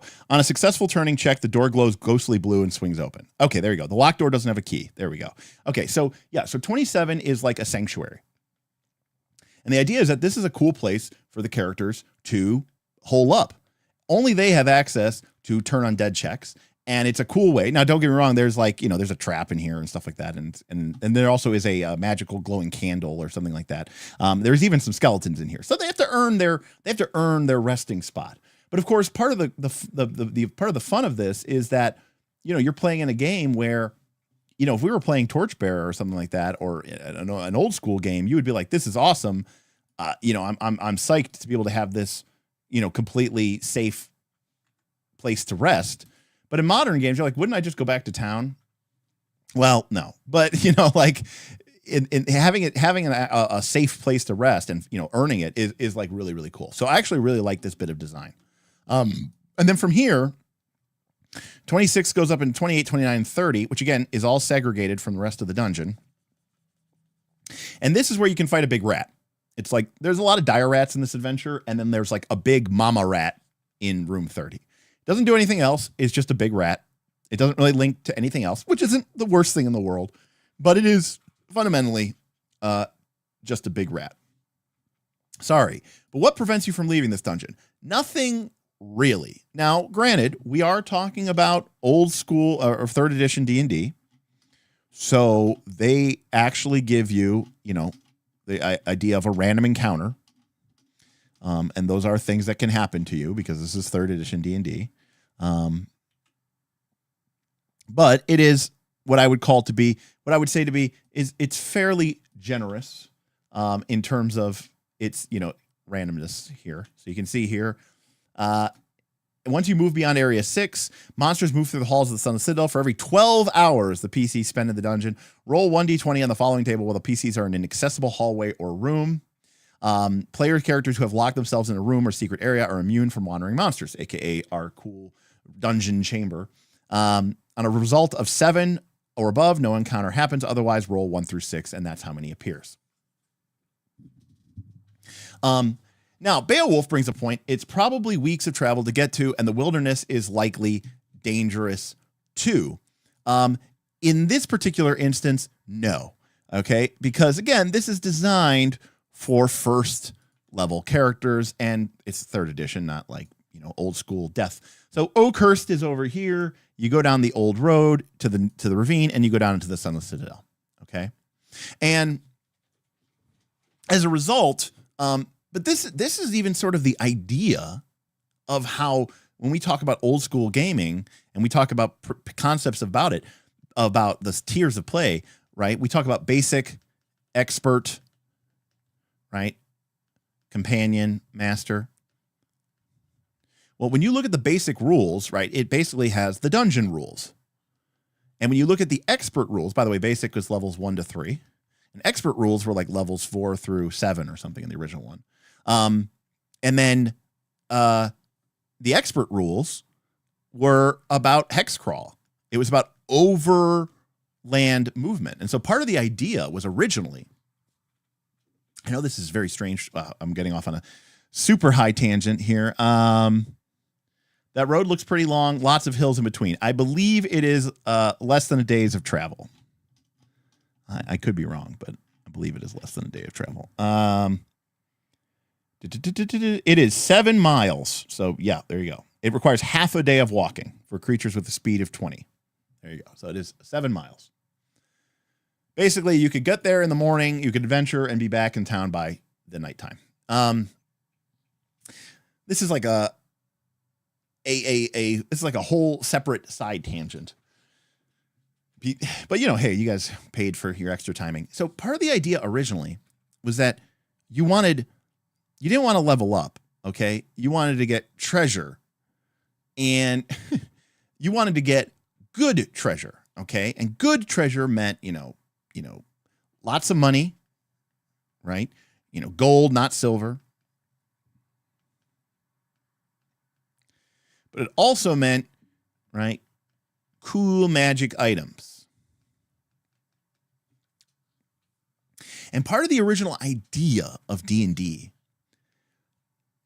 or at least how I perceive it, I think it is part of the idea, is that like you have this hometown, this base, okay? And nearby, you know, is the dungeon, you know, and it's a day's travel away or whatever. But this dungeon, it's close to town, and therefore it doesn't have the really cool treasure. It's got a lot of copper. It's got a lot of silver. You know, the monsters here are, you know, kobolds and goblins, because of course they are. But even from low levels, you hear rumors in town, maybe from the very first session, of an ancient crypt of dwarven kings, right? Said to reside in the far away in the, you know, several days to the north, you know, beyond the boughs of the haunted woods, right? And into the Iron Peak Hills, or the Iron Peak Mountains. Somewhere in those Iron Peak Mountains is the legendary Tomb of the Dwarven Kings, where it is said gold fills ancient dwarven strongboxes, and the magic of those great dwarven smiths still lies. Magical arms and armors, axe and blade, shields wider than a dwarf, but as powerful as dragon scale, are said to lay in those. And you're like, I want that. Not because it's CR balanced, but because that's just the cool treasure. That's the stuff I want to get. But you understand, look, you know, getting there, tracking through the dark woods and making our way through the Iron Fang Mountains and going to the Tomb of Dwarven Kings, that's tough. We don't have the skill or the ability to do that. It's a difficult travel. We'll have to be higher level.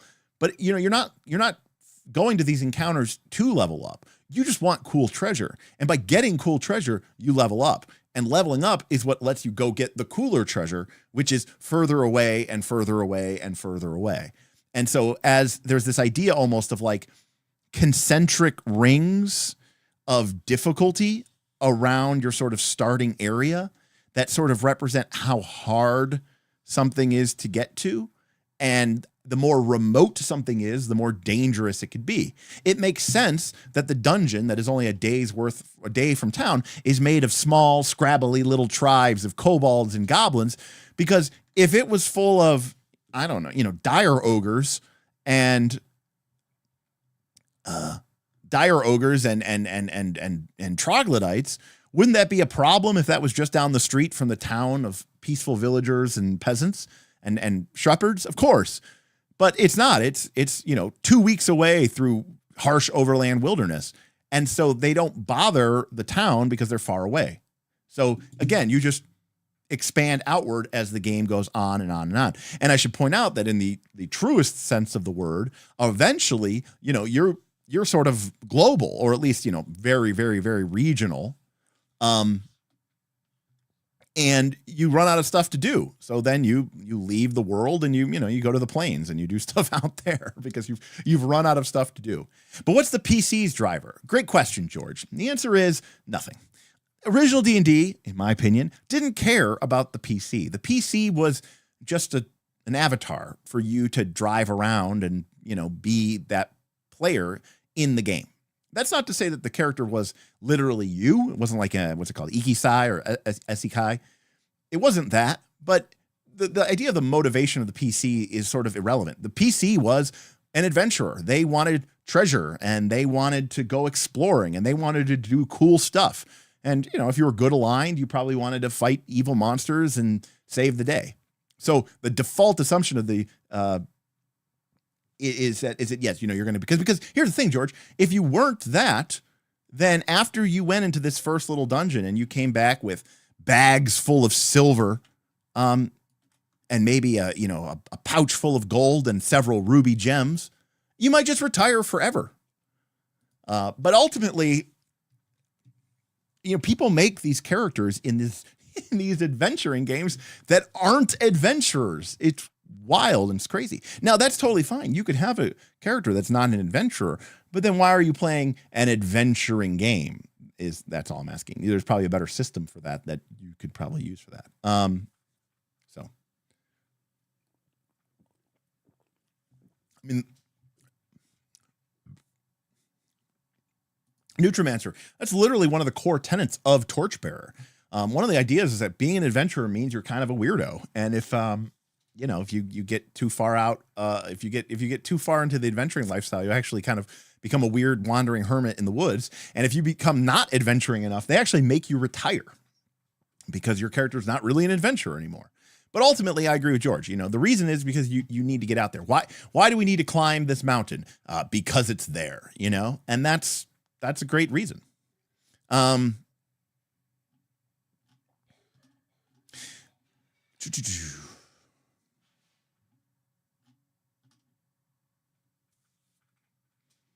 Right. Well, Pendragon has a very, very, very specific set of criteria. In Pendragon, you are a knight, and there's very specific reasons why you would go on an adventure. Same thing in Legend of the Five Rings. In Legend of the Five Rings, your character is a samurai. You serve your daimyo. You go where he says or she says. Anyways, back to Sunless Citadel. So we have basically room 4, which leads down into the troll area, which is optional and not really something that you're even supposed to encounter. You get shuttled into room 15 where you meet Meepo, and he goes, hey, the kobolds and the goblins are fighting. They stole our dragon. And then the kobold area is just basically all of this is just the kobold area. Most of these are empty rooms. You have this side area, which has the big rat. And then you find yourself in the goblin area. And the thing about the goblin area is, 31 leads to 32, which leads to 33, which leads to 34, which goes nowhere. 33 comes back over to here, which leads to 38, which leads to 39. 37 only goes to 35, which goes to 36. Room 36 is where the dragon is. You could arguably call that an optional quest. And then 39 goes, all the rooms of 39 all go to room 40, which only goes to 41. And 36, which, believe it or not, is another empty room. So that means that if we were to really draw this dungeon in a node-based structure, okay, we would have, right? We would sort of have the climb down, right? This sort of areas 1, 2, 3, 4. And then we would have the landing. That's basically area 4. And then we would have the dread troll section. But again, you're not really making too many choices. It's really just a bunch of straight rooms connected. And then the landing would lead to Meepo. And then from Meepo, you could go to the sealed room and the rat queen, or I need to move this. Hold on a sec. I did not think about this. There we go. And that's not the way I wanted to. There we go. Okay. And then from Meepo, we go to the kobolds.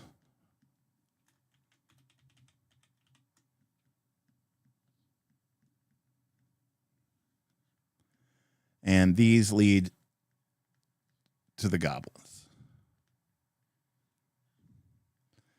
And here's our stairs down to low. It's not really a stairs, it's actually just like a shaft. And then the dragon. So this whole dungeon can be basically printed like this. And when you look at it from this perspective, it's the climb into the landing with an optional thing for the troll. From the landing into Meepo. With the Meepo, you have an optional thing to go to the sealed and the rat. From Meepo, you go to the kobolds. I'm sorry. From Meepo, you go to the kobolds. From the kobolds, you go to the goblins.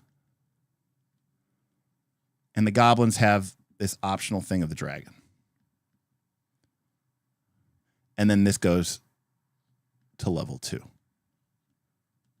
So as you can see, this is basically a straight line with 1, 2, 3 kind of optional areas that are just straight up dead ends. They don't really go anywhere.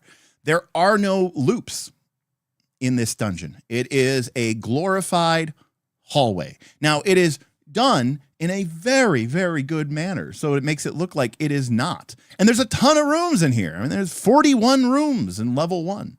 But realistically, the whole dungeon is that.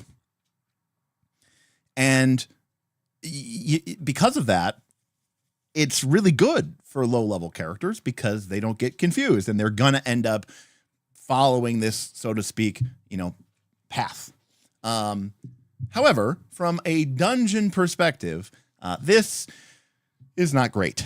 Now, I'm not even really going to cover level 2 of the Sunless Citadel because the level 2 of the Sunless Citadel is just a short handful of rooms. It's kind of designed to just like wrap it up. You climb down from up ahead. You climb down into room, I think, 42.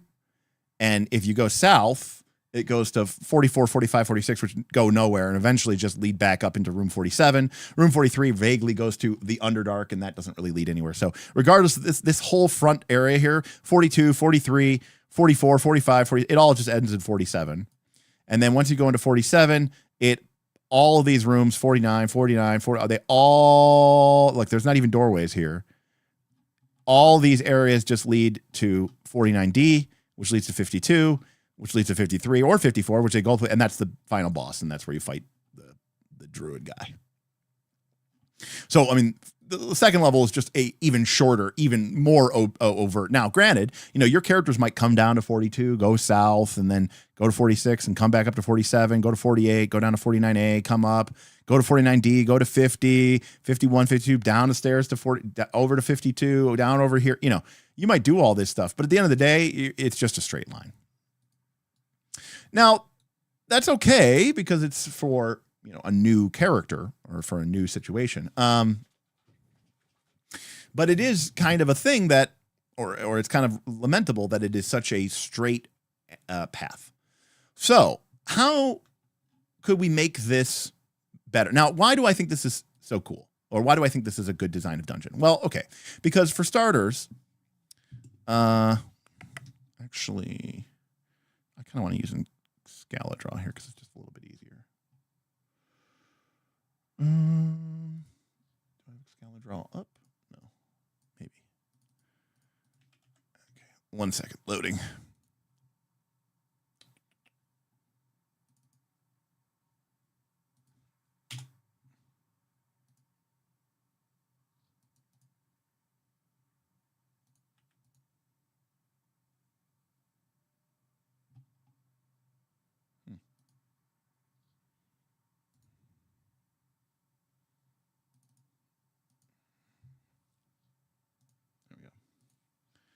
Okay, so we've got our landing area, or not our landing, but our stone stairs down into the dungeon, right? And then that we have that landing area, and then we have the troll area, the troll tomb. Meepo. Let's link this up here.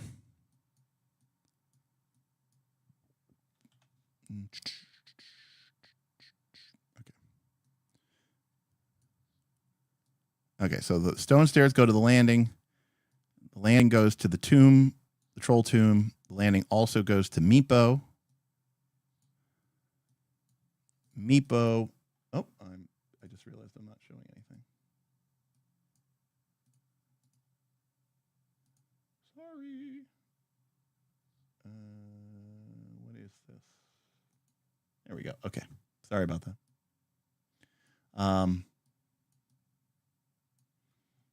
Okay. So our stone stairs go down to landing, go to the troll tomb and Meepo. Meepo leads to the kobold area. The kobold area leads to the goblin area.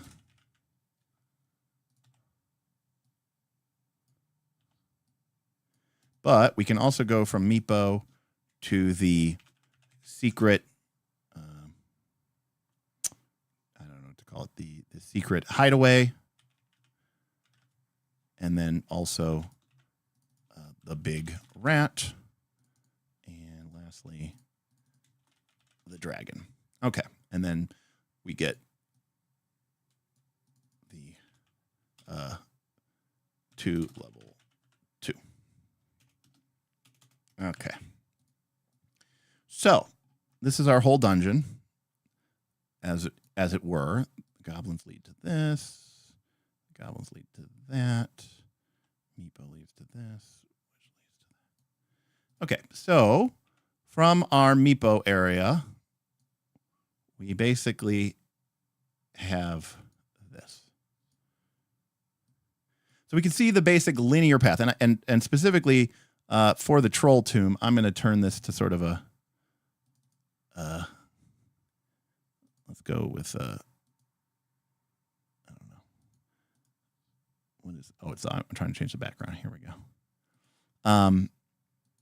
We're going to make this dark because this is dangerous, right? You almost don't want to go to the troll tomb, but I like this. I think this is cool design to have something that is right off the entrance that the players can interact with and beat. In fact, if you want to know fun stories, is that so when I played this, I was playing 5th edition D&D, which again I've said before, I really enjoy playing because I don't respect the game at all. And people go, what does that mean? And how does that even work? So I'll give you an example. One of the things that I did is I treated magical items not like they had some sort of like cash equivalent stock market value, but they were just worth what they were or what you could get for them. So whenever the characters would come back to Oakhurst after a journey of adventure, remember this is Bob and some of his friends playing RPGs for their very first time. So that I made that there's this old, curio shop in Oakhurst. I don't actually know if it's real or if I made it up. Maybe it is real. Do we have any information here? Oh, curse. Let's see here. Let's see here. Charon, the male expert. I think there's some character in here who's like a merchant or something like that. I made him very much like Ollivander from the movies from Harry Potter. Some old weird guy. So every time they would come back into town, they would go to his shop and he'd be like, I see you have returned from the Sunless Citadel. Tell me, how much gold have you brought with you today? You know, and they'd say like, well, we brought 90 gold. You know, we want to buy healing potions. You know, he's like, oh, I have healing potions. I have several, you know, for 20 gold apiece. And they're like, okay, cool. We can buy 4. I was like, however, I have just recently came into possession of this ancient elven war arrow said to contain enough power to slay a dragon. I'm willing to let go of it for 70 gold pieces. And they're like, oh, man, that sounds so cool. And they're like, what does it do? He's like, legends say that it has the power to, you know, could stop a giant in his tracks. And I would go to the guys and be like, guys, this is an arrow of slaying. And they're new to the game. They don't have no idea what it is. But it's an arrow of slaying. And if you've played D&D before, you played 5th edition D&D before, I think this is probably some like 5,000 GP item in D&D terms. And I'm selling it to them for 80 or whatever. But I just want I want to see them make a decision. Do we want 4 healing potions or do we want this one-shot arrow? Well, you know, it's Bob and his group. And again, they're brand new to RPGs. They can't help themselves. They buy the arrow and they actually give it to Rory, I think, who I think they give it to Rory. But anyways, long story short, they end up going into this troll tomb and they end up fighting the troll and they end up shooting him with the arrow of slaying. But of course, it's 5th edition D&D. I don't think the arrow of slaying actually slays you. I think it's just it does a bunch of damage. And it didn't even kill it, actually, but then they were able to do enough damage in the next round to kill it. Anyways, but they ended up killing it this, you know, and of course, I don't think the adventure describes it as a troll. It's like a cursed dragon priest who was, you know, it's almost like the Mummy. It's like, oh, he was a betrayer of our faith, so we made him really powerful and immortal. It doesn't really make a whole lot of sense, but and you know, they were like, that was awesome, you know, and it's a great example of like how having these cool magical items can really make a difference. But anyways, I really like this part of the dungeon. I just think it's a little bit boring. So we've got the secret hideaway that leads to the big rat. And honestly, really, it should be like that because the secret hideaway is kind of off of this passageway that leads to the big rat. Neutromancer, no, in with the 5e. And so I think I just made it to like all creatures, I think is what I did it to. So, and then of course the Meepo area leads immediately to the kobolds, which leads immediately to the goblins, which optionally leads to the dragons.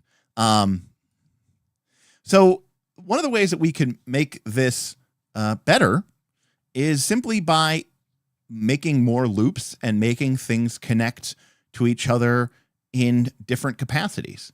If the players have the option to say maybe the big rat, I mean, one of the easiest ways to make this dungeon better is to let the big rat area connect to the goblin area. Like if you do that, you've created a much more compelling dungeon because now the players they don't have to go through the kobold area. They could attack the goblins first, or they could go and deal with the goblins first. So I think already that is fundamentally, it's a very minor thing, but I think that makes this dungeon a lot better. But what it means is that the players don't encounter the kobolds first. And, you know, part of the whole design of this dungeon is to get the players to encounter the kobolds first, which, you know, it prescribes that there's a certain correct way to play through this dungeon. And I think that you don't need it. And I think that that's kind of interesting. I mean, if you want to make it even more interesting or make it, you know, even more compelling, is perhaps you come up with a way where you add some sort of other area here. So this is our new area, our bonus, okay? And you have the landing go to this bonus area, which can also go to the dragon. So now we might encounter the dragon before we encounter Meepo. Okay. And now we have a way where we can go from the stone stairs to the landing to the dragon, from the dragon to the goblins, from the goblins to the rat to the meepo. You know, like we now have multiple different ways that we could get to level 2. We can now get to level 2 by going from the landing to the meepos to the goblins to the kobolds to the goblins to go to level 2. We can now go through the meepo to big rat to goblins to level 2. We go through bonus area to dragons to goblins to level 2. But now we're noticing a problem. The only way for us to get to level 2 is through the goblins. So one of the other things that we would definitely want to do to make this dungeon better, I should also point out that over here we have to town, right? We only have one entrance into this dungeon. And that also sort of limits, if you will, limits our choices. So one of the things that we could do is create another entrance to level 2. And we could probably create another entrance into the dungeon itself. Maybe there's an area here. This is another area. And maybe that area connects to the goblins and to the dragon. But it also is an entrance. Now, it doesn't necessarily have to mean like it's literally a stairway. It could be some sort of secret cave or, treacherous location, but maybe there's now 2 ways. And then how else could we get to level 2? Well, right now we have to go through the goblin area. But what if we wanted to include an additional way to get to level 2? Well, one option that we could put in is we could actually put in an area to level 2 through the troll tomb. We could make the troll tomb actually the troll tomb, but then we could also have like the antechamber. So like before you actually fight the troll, like the big scary troll. And now you have a different way to get down to level 2. So now we have a much more collapsed floor to level 2 is not a bad idea either. You know, I don't mind that either to get at level 2. So if we want to change that up, if we want to roll this back a little bit, so let's go. Let's say I like that idea a lot. So we might have in this one bonus section over here, maybe, right? Maybe there's a collapsed floor. Maybe there's a pit trap that drops you to level 2, and the pit trap's been triggered, so you can clearly see it. But if the players want, they can climb down to level 2. Now, of course, they may have just entered the dungeon. They might only be level 1. And what do you mean? What if they go to level 2 and they're only level 1? They're supposed to be level 2 when they go to level 2. Yeah, maybe, but you're giving them choices now, and you're giving them freedom to sort of decide what they want to do. And that's what gives the dungeon agency. So now, with just a couple extra paths and maybe 2 extra areas, and remember, the level 1 had 41 areas, but so many of those rooms were empty, repetitious, unnecessary. So technically, our new area only has what? 1, 2, 3, 4, 5, 6, 7, 8, 9, 10, 11. Our new area only has 11 areas, right? Throw in one more area, and you basically have 12 areas. And there you go. There's your 12-room dungeon. But I think that this design of having these loops and these structures, these alternative paths, makes for a much more interesting and much more compelling gameplay experience. Now, I don't hate Sunless Citadel because it is a really good adventure. And it's really good for new players as well. Okay, now let's contrast that with the Forge of Fury.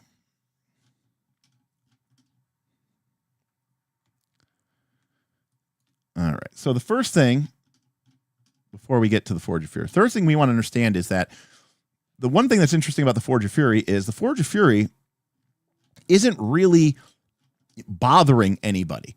There's no like terrible fate that is going to befall the areas. It is simply a dungeon. It is a legendary location in the truest sense of the word.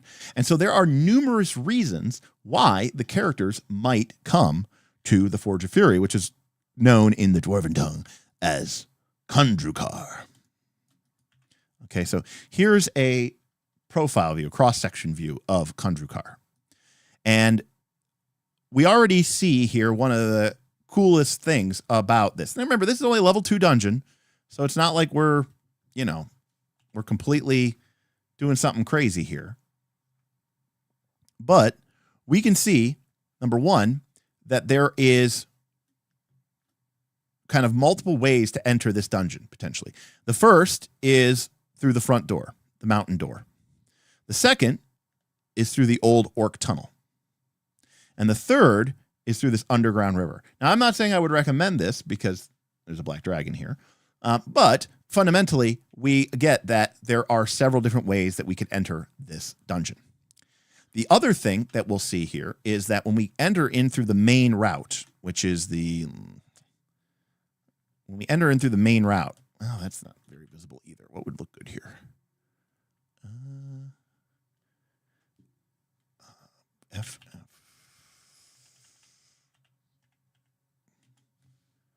I'm trying to pick a color that will actually show up. Nope, that's not going to show up. Okay, what about that? Okay, fine. No, that doesn't really show up here. All right, orange. All right, that works. Okay, so if you enter to the mountain door, okay, that is going to lead into the Glitterhame. The Glitterhame is sort of this huge, like, natural cavern. But from here, as a level, we have two choices. We can go down to the sinkhole, or we can go up to the foundry. And the sinkhole and the foundry both access the Black Lake. So from a meta perspective, we have an entrance, and that goes to the mountain. Oh, I forgot. I'm not in whiteboard anymore. Sorry. So we have an entrance that goes to the mountain door. Holy shit, this is terrible.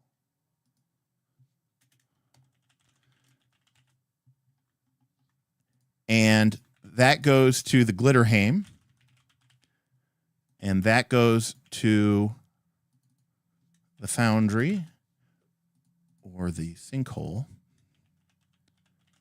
And that goes to the Black Lake. Now, the reason why this is really compelling is that the hook that brings your characters to this dungeon may have something to do with none of these levels or all of these levels. In other words, it's entirely possible that your characters aren't even trying to get to the Black Lake. Your characters may only want to access the foundry because of the hook that you get engaged with. The dungeon becomes a place for you to explore, to find ways to resolve your hook. You know, when you look at this dungeon, I go, where's the final boss? And it's kind of hard to tell. Now, yes, the Black Lake does contain a dragon, but it's not like and it is probably the most difficult fight in the dungeon, but you don't need to fight the dragon. There's unless you have a reason to go fight the dragon, or you want to go fight the dragon, or you have a hook or a quest to go fight the dragon, there's really no reason that you need to go fight the dragon. This is literally a place for you to explore, to deal with quests, to explore, to find treasure, to do your own thing. Hey, thanks, Nutromancer, for stopping by. I appreciate it. So we already have this fundamentally interesting thing. And remember, too, that we have an entrance that goes into the mountain door. We have an entrance that goes into the Glitterhame. And technically, we even have an underground entrance that goes into the Black Lake. So we have different ways to access this dungeon. We have different ways to access the levels. So that already makes it a very, very, very interesting dungeon. Now, let's take a look at level 1, the mountain door.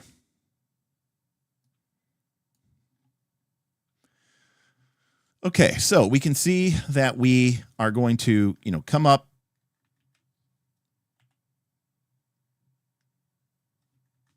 We're going to come up the cliff. This is, again, the main entrance to the dungeon. And right from the get-go, we have sort of two areas that we could go in through. These secret doors aren't actually that super secret. You kind of know that they're there because the existence of the arrow slits. Cancel. I just want to delete that. Thank you. because of these arrow slits here and here, you know that there is some sort of room or passageway beyond this. So you have this rope bridge, which you can cross, but you could also access this secret door. This secret door just leads to this arrow slit, but this secret door leads to another passageway, which leads to these arrow slits. And by the way, you know that these arrow slits, you know that this chamber is here because when you were entering the dungeon, you saw these arrow slits. So, you know, this is how you know, someone asked, how do you foreshadow areas that the players may not be able to access yet? This is a, oh, goodness gracious. Is there a way to lock this? Lock. Hey, there we go. Okay. These arrow slits help us kind of communicate, hey, there are passages behind this rock face. You should probably be looking for possibly a way to get there. So already we have two ways that go into this area. One is across the rope bridge. The other is up through this secret door into chamber 14. So we have, you know, it's not the end of the world, but already we have two main ways of accessing this dungeon. Now, I'm going to tell you that the mountain door, arguably the big boss of the dungeon, is here in room 12, the Great Ulf. He's sort of the ogre chief of the orcs that have claimed this upper level of the dungeon. But guess what? Your players could walk in, fight their way across the rope bridge, go through area 5, maybe check out the prisoners in area 6, come over here, go through 8, skip room 11, skip room 12, move into room 10, and then fight the Sturges there, and then go down to room, and then go down into A, which is going down to the Glitterhaim, going down to the main cavern level. So there's a boss here, but you don't have to fight it. Now, you may have a quest. You know, the orcs of the Forge of Fury are raiding the peasants. They're said to be led by a bloodthirsty ogre, you know, blah, blah, blah. I will pay money for him to be killed, or, you know, we must bring him to justice. In which case you should go find the ogre and you should kill him, but you don't have to. And there's nothing about this design that is forcing you to have to go fight this ogre. And that's really, really interesting, to say nothing of the fact that if you access it through the secret door, you know, there is a fight against 3 orc barbarians. Actually, I can remember that very specifically. There's a fight against 3 orc barbarians in room 14. But then you could potentially fight the ogre without fighting any of the orcs throughout the rest of this area, because you kind of came in through the back door and surprised him. That sounded weird, but you did. So it creates this really, really interesting play experience where the group will feel like, hey, we're in control here. We can make decisions. Do we want to go through the main way, or do we want to take advantage of this secret door? And as a result, you get these different play experiences. It should be noted that my group this is D&D 101. All right, you ready? Here's D&D 101. This is all you need to know about D&D players, right? My group fought their way up the mountainside. This is the first time we played this back in the day. This is Aaron Smith, folks. You know, when he was just a player. They fought their way up the mountainside past the orc sentries. They made their way through the great door. They figured that there were secret doors here. They fought their way across the rope bridge. One character almost dangling, getting thrown off the thing, holding onto a rope over this ravine, falling behind. They fought the orcs that were entrenched on the other side. They sieged their way across the rope bridge, killed the orcs, then turned around, crossed back over, and then went through the secret door. Fought these orcs. Then there's a trap here, which no one detected it, but Smith went, hold on, I can just sense it. This is totally a trap. And Smith's like sixth sense about D&D traps went off. The player, Smith, the player, who was playing a dwarf fighter cleric, by the way. So, and he was right. There was a trap here. They avoided the trap, and then they kicked in the door to the ogre room, and they were like, oh shit. And then one of the halflings had a dog, like an animal companion dog, as like a riding companion. And he like made him like circle around the ogre to take attacks of opportunity so that they could all flee. And that was their first foray into the Forge of Fury. But it's a really interesting perspective of how this dungeon works. Now, going back to an example, Area 6 is an area where the orcs are keeping some prisoners, okay?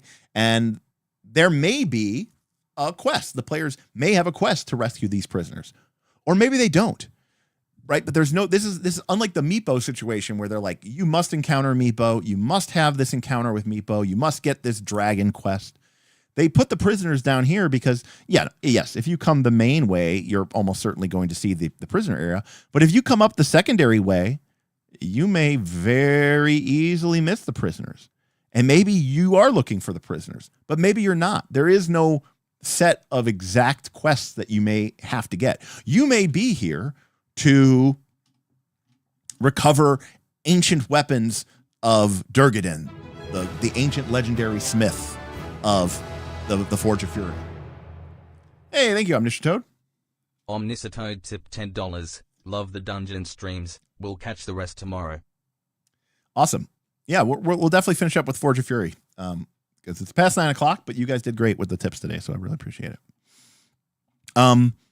So the group has a lot of different ways that they can, can get through this area. Now, people are sharing some of their memories of Forge of Fury.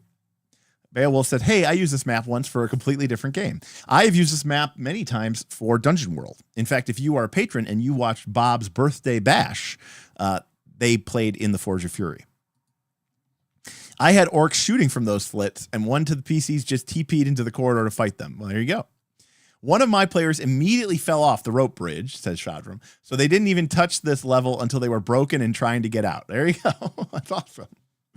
Well, party was from level 4 to 13, Beowulf. That's interesting. I say fell off, but an orc cut the ropes. There you go. We had a soft TPK, and the PCs ended up locked in the cell at room 6. Now, Sketchosaurus Sex says, I almost TPK'd my players with the Black Dragon. I had it dipping in and out of the pools, blasting them with its breath. Here's the thing. Everything that everybody just told me. All right, now I know this dungeon, so the beauty of the module in D&D's history is that is different from the way it works today, that is different from the canned adventures today, is that I can pull up a dungeon like the Forge of Fury or Keep on the Borderlands or Lost Caverns of Sojkanth or Keep on the Borderlands or Lost Caverns of Sojkanth or Horror on the Hill. And if you've played that adventure or you've run that adventure, someone is going to be able to tell you a story. And it may be that it is different than the experience that you had when you ran that game. And that's what makes it so great.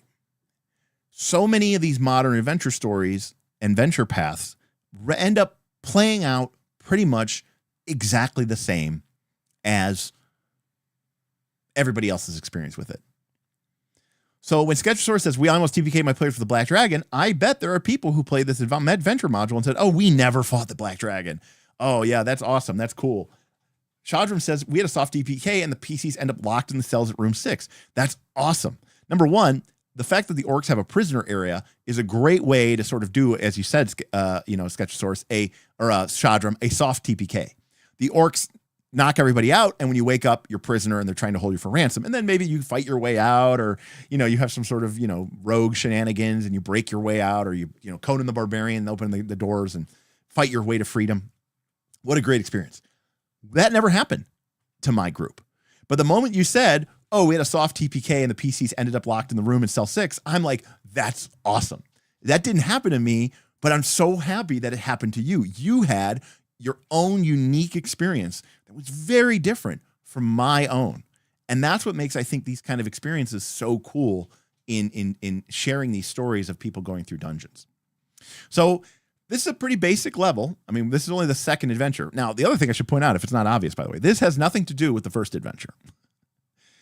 It's not there's no crumbling note that leads you to this next adventure. It's just a hook. In fact, when we played this campaign, my group didn't even go straight from the Sunless Citadel to this adventure. They were playing in some other dungeon that I'd gotten out, I think, Dungeon Magazine or something like that. They were playing that the Dungeon of the Fire Opal, I think it was what it was called. And they were exploring there. And then I drew a dungeon. It was only like maybe like half a sheet of graph paper. It was like a mini dungeon. And I remember Smith and one of my buddies were playing it like middle of the week. And they had gone to this like big inn that was not, it wasn't a town. It was just like a really big inn, you know, that had like maybe an attached smithy and an attached stable, but it was, you know, kind of almost like a city state, but it wasn't a city state. It was just like a really big inn with a couple outbuildings that was kind of situated in the middle of this otherwise remote region. And they kind of based themselves out of that for a couple levels. And I think they were level 4 before they finally engaged with the hook that took them up into the Forge of Fury. And they started playing through this adventure. And it could have, and I think while they were playing this adventure, I was giving them other hooks to potentially maybe entice them away from this, because there's no reason that you have to finish this. The group may get, you know, the group may go into Forge of Fury and they might be here to kill, you know, the great, I think it's, I'm just gonna double check. I think it's called the Great Ulf. Was that room 12? Yeah, the Great Ulf. So the group may be here to fight and kill the Great Ulf. And they come in and, you know, they make their way through here and they rescue some prisoners and they find out more stuff about the Great Ulf. And then they come down and go over here. They come over here and here. Oh, Sturges, they run away. They come over here and then they kill the Great Ulf. And then they go, cool. Yeah, we saw that stairs going down, but we don't really care. We're not really interested. We don't really have, you know, a pressing need to keep exploring this dungeon. We came here to kill the big ogre. We did. The orc tribe is ruined, and we wrecked them up pretty badly. You know, we don't have any dwarves here who are like, we must preserve this dwarven kingdom for its own place. But there's no there's no big bad guy at the bottom of this dungeon. There is a dragon, but you don't have to kill it. You don't have to kill. You do not have to kill Nightscale. And so the group might come in here and then say, hey, remember Derek was telling us about that hook in that other place, in that other dungeon? We should go check that out. And we're like, yeah. And then they pack their stuff and they go home. And maybe your group never made it out of the mountain door. And that's okay.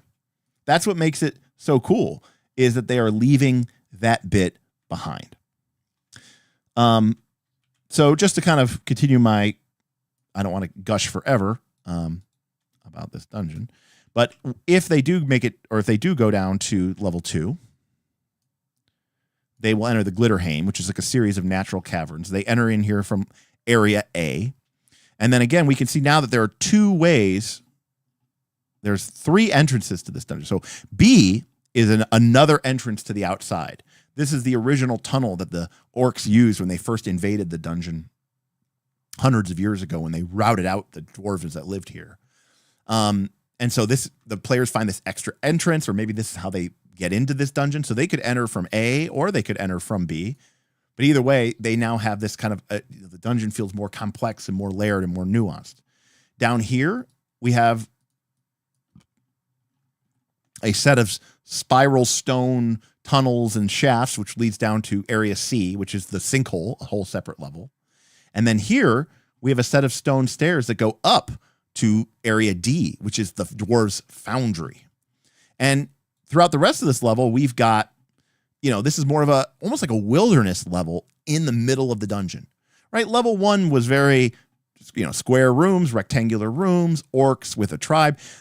Glitterhaim is more almost like a natural preserve. It's all caverns. There's deadly fungus. There's a big lizard. There's a tribe of troglodytes that sort of primitively dwell in these water-filled holes. There's much larger chambers with stalagmites, a lot of natural challenges. So the tone of the challenge changes dramatically when you go from level 1 to level 2. Level 1 feels like a dungeon. Level 2 feels like some ancient subterranean cave with maybe more encounters with animals or plants. Maybe a druid becomes a lot more useful in this part of the dungeon. And it leads to potentially multiple different areas, which I think is really, really, really cool. And I think it's really awesome. And it provides a different scale and scope. Instead of just, 10-foot wide passageways, we get these big sweeping caves, things that are 30, 40, 50 feet long, or even hundreds of feet long, just to provide that sort of sense of scale and distance and direction, which would otherwise kind of get lost. Then, if they do make their way up to the foundry, In many ways, I consider this to be the heart of the dungeon. Even though the big boss is the black dragon down at the sinkhole, in many ways, this is sort of this is where the dwarves founded their smith. And here's where we get a cool faction play. Because, we were dealing with orcs up top, but here in the foundry, you have another group who has sort of invaded the Sunless Citadel, or the Forge of Fury. It's a group of Durgar, right? Gray dwarves, evil, but they're here to work the forges and to see, to create weapons of war. But they're, in their own way, they're invaders too. They've come here and they're fighting off against the orcs, right? They're fighting off against the troglodytes. They want to reconquer this area too. So now you have this interesting faction play, because obviously the original dwarves that lived here were killed, but then you also get this faction that isn't from here. It's not like, oh, we all just live here and we're all evil. Sure, the Durgar are evil. There's no doubt about that. But they're also not part of that natural denizens of this place. They're not the troglodytes. They're not the orcs. They are an invading force of their own. And that gives you some interesting options. Maybe they can be reasoned with or negotiated with. It depends on how heroic your characters are and how you take to evil creatures or not. But again, this is a really interesting level because you come up from the Glitterheim level, and then you immediately enter into the main forge chamber where all the forging work is happening, along with, these are the main forge chamber, but this is sort of like the main audience chamber. So this is like the heart of the dwarf operation. And all this stuff here is where the Durgar are really, really kind of holding court, if you will. And there's a reason for that. And that's because this area up here, I think maybe 42 as well. I'd have to check. But this area up here is all haunted by undead. And it's the ancient spirits of those dwarves that were killed here hundreds of years ago.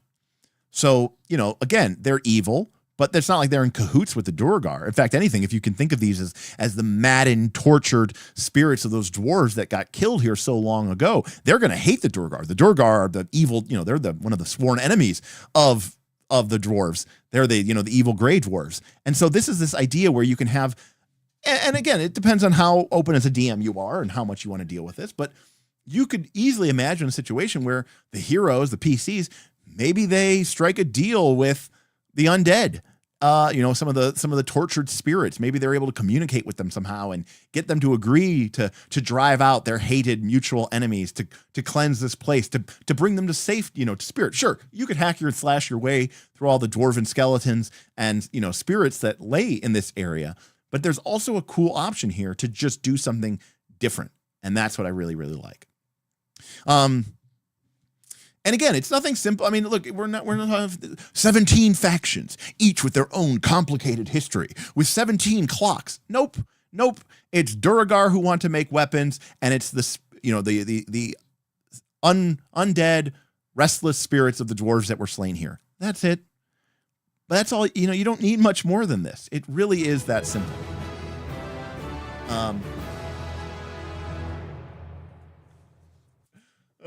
Boothby tipped $5. Love these topics that I rage vote for. Smile. There you go, Boothby. Thank you. I'm glad you rage voted for this. I love that you're like, I didn't really vote for this. I just voted for something that wasn't a first look. Thank you, Boothby. I appreciate you. And lastly, I should note that if you do want to go down to fight the dragon, there's two different ways to access it. You can access it through the Durgar section, or you can access it through the undead section. So you're not bound. It's not like you're in a situation where you're like, well, if you want to go fight the dragon, you have to deal with the Durgar. Nope, not really. You could fight your way through them, go into the undead area, maybe make peace with the undead, who knows, whatever, or fight them, battle them. Maybe you find the secret door, maybe they reveal it, and then you make your way down into the Black Lake. Now, there's not a lot to say about the Black Lake. It's really just sort of like a lair for the final boss, the Night Scale, the Black Dragon. So not a lot to say there, but it is cool. It is neat that you can access it through this hole, or you can access it through the river, which comes from the last area of the dungeon, which is the sinkhole. And I want to really pay attention to one thing about this. Okay. This is the last thing I really want to highlight before we get into more general Q&A. This is the only thing I was like, oh, we'll talk about the Sunless Citadel and Forge of Fury, but we're finally getting here. Okay. So to remind yourselves of where we're at. Okay. We came in through the mountain door. That's where the mountain door is where we fought. The mountain door is where we fought the orcs and the great Ulf. Okay. And then through the mountain door, we entered into the Glitterhame. That was the massive chamber, the caves with the troglodytes and the deadly funguses and the big, huge rooms.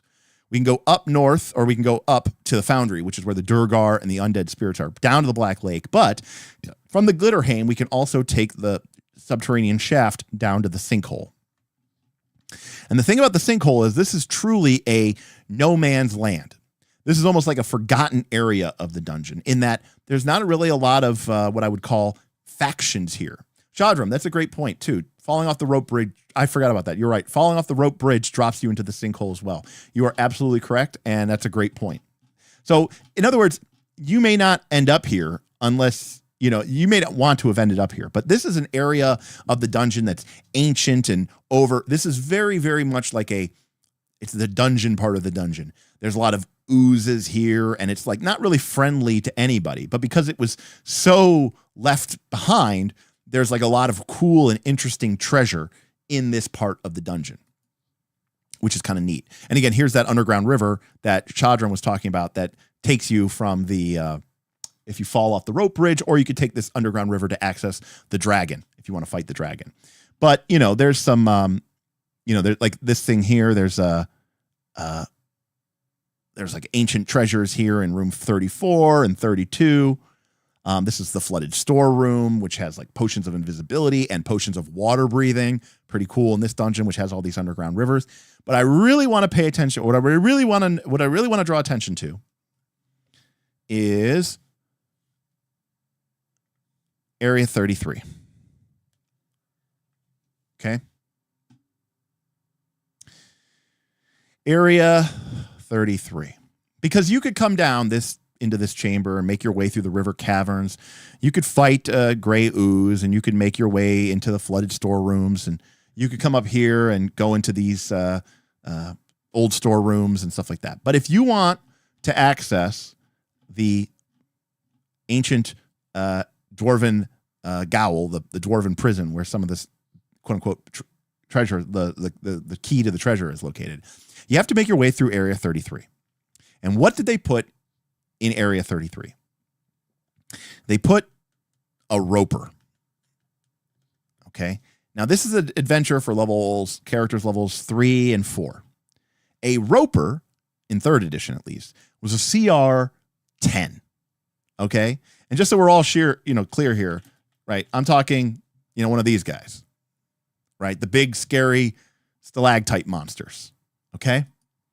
They put a roper in here. And in fact, I'll even read you this here.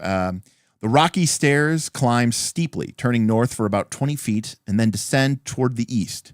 You find a cavern very much like the one that you just left, but smaller. A ledge along the river continues east for about 60 feet, leading to a doorway, while the river continues to rush past you to the right, separating you from a ledge on the opposite side. There is a strange, large looking stalagmite right in the middle of the southern edge, or the southern ledge. So basically what they did is they stick a roper here. The roper has their tentacles and they can do this thing. And it's a CR10. And they include a little sidebar here. They said roper and low-level characters. The roper is far more than a party of 3rd and 4th level characters could handle without any hard losses. This encounter is placed here so that you can give your players an important lesson. Sometimes you need to avoid encounters that you can't talk your way through or fight your way through. If, despite the warning sign, the characters attack the creature, they should be prepared to lose a party member to the monster. If you know that your group of players will assault the roper for sure, it's possible it may be best to omit this encounter altogether. And I completely disagree with that. I love the idea of putting a monster in here that is not there to be bullied or battled or negotiated with. It is something that you either avoid through some amazing, clever ploy, or you have to do some sort of uber shenanigans, or maybe you just respect it and leave it alone. And it's just such a great, powerful lesson that, that in my mind kind of brings back some of that verisimilitude where not everything in this world is going to be perfectly CR balanced. Now, of course, modern day players, they might be expecting they wouldn't put something in here if we couldn't beat it. And well, that's unfortunate. But this dungeon level isn't really anything to write home about. But the presence of this roper is great. Hey, Dr. Metropolis, thank you. Metropolis tipped $3. Love this dungeon, Derek. Classic 3E simulation stream descriptions to lol. Oh, dimensions, 100%, Dr.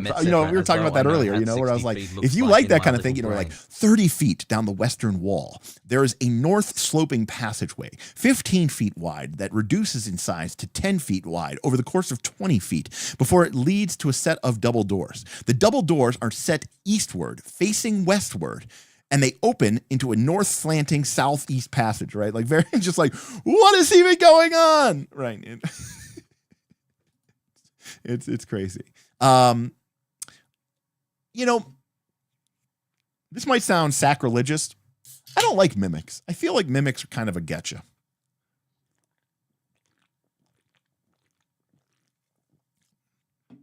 So that being said, you could have a roper that was that might be kind of fun. I don't know if that's what you meant, George. Like you could have a roper, but it's actually a mimic pretending to be a roper and it's not actually a thing,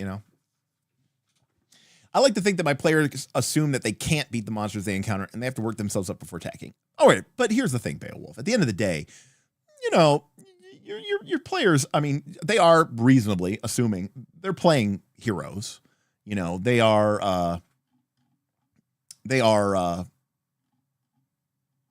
They should have some, faith and ability in themselves to, be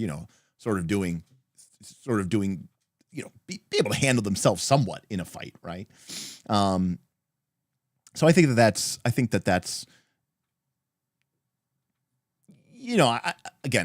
it's fine for players to assume that they can beat monsters. Again, not to keep, beating a dead horse here. But in Torchbearer, they have this idea called the Order of Might, and might is like a scale. Excuse me. Might is like a scale of like how powerful you are physically. And obviously like things like a dragon and stuff are like might 6 and might 7. And normal people are might 2. A lot of normal monsters are might 2. Giant rats might be might 1. Adventurers are might 3. Right? So they're a cut above the ordinary people. They're on par. They're better than a goblin. They're better than some of these base little creatures of monsters. But they are still below things like an ogre and stuff like that. And so the way that might works in Torchbearer is such a way that as a player, as an adventurer, there's a lot of things that ordinary people would be really afraid of that you're like, no, I could take this on because I'm might 3, it's might 3, we're even. But there's still creatures that you're like, okay, this is big and scary and I need to respect it. And the thing about Torchbearer is, or the might is kind of really what determines what you can fight or not. And that doesn't really change as you go up through level, So even if you're quote unquote higher level in Torchbearer, if you're might 3 and you're fighting something that's might 5, you're still going to be like, oh shit, I don't think I should be fighting this, which I like because it means that you could be very powerful, but still, be afraid of big, scary monsters. Shadram, that's why I like mimics. I avoid gotchas for the most part, but mimic chests are great for mini gotchas. I just don't like mimics in general.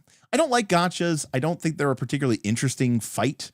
Because if the players figure it out, then it's kind of boring. And if the players don't figure it out, it's also kind of boring,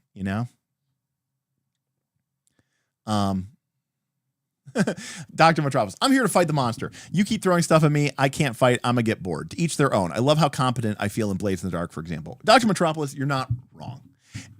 And that is why this Roper encounter is the only one like that in the entire adventure, in the entire 5 section, 5 region, 5 level dungeon. This is the only monster that is like that. I don't think it's something that you want to use more than once an adventure or a dungeon. I just think it's one of those things that it can be a useful tool to keep players on their toes. But even there, you say, I love how competent I feel in Blades in the Dark, for example.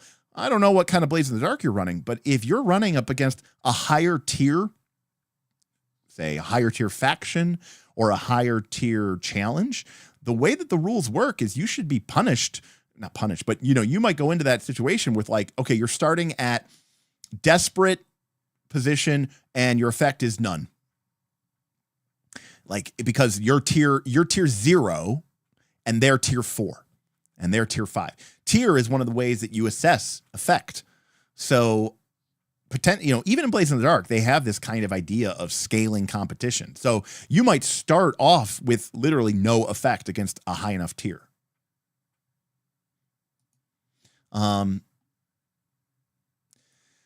Again, I don't think you're wrong, George, that an illusion of treasure is not a bad thing. I don't personally do it. It's just one of my personal philosophies. I don't do red herrings. I don't do, the old switcheroo. I really try to avoid illusionary treasure. Darth says, there was a conversation about this a week or so ago on the Discord. I still think mimics are terrible in any sort of game. I tend to agree. I remember once Smith made a dungeon, and it was like a weird, wacky kind of funhouse dungeon. And we enter into this room, it's underground, and there's like this river stream running through the room, and there's like kind of like a forest jungle. And these troll rangers surprised us. They dropped out of the trees, these troll rangers, and they were wielding Vorpal swords.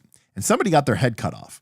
And after they were dead, we beat them. We're like, oh, look at we got all this treasure. And Smith's like, no, the Vorpal swords were only in your mind. And we're like, wait a second, didn't they cut off his head?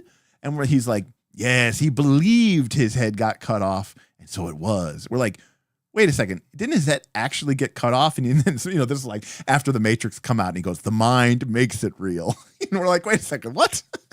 His head detached from his body because he believed it to be so. And Smith was like, yes, the swords are actually rusted. I mean, it's Smith. It's a funhouse dungeon. We're shooting the shit. But I mean, generally speaking, I do try to avoid that stuff. This is true. Dr. Metropolis, very setting specific. 4E character, a 4E level and second edition Dark Sun level is very stronger than 30 level 1 PCs. Yes, I mean, the type of level that you have and the type of power available to you is very true. But yes, I agree that every dungeon, again, if you literally put a high level creature in every single dungeon, then it becomes kind of rote and kind of, it just becomes ordinary. I'll tell you what I like to do. Okay. What I like to do is I like to put a really high level monster that, can't be beat in a certain sense. And I like to, it doesn't have necessarily, maybe it has a lair, but it's very rarely, if ever, encountered in that lair. But I love to have it as sort of the 20 or the nat 1 on the random encounter table, right? Or the 100 on the D100 random encounter table, right? There's this it's like, okay, for those of you who are old like me, I call it the war mech effect. And if you don't know what that means, in Final Fantasy 1, the one for the NES, there is this bridge that you have to take near the end of the game to go fight Tiamat, the Fiend of Air.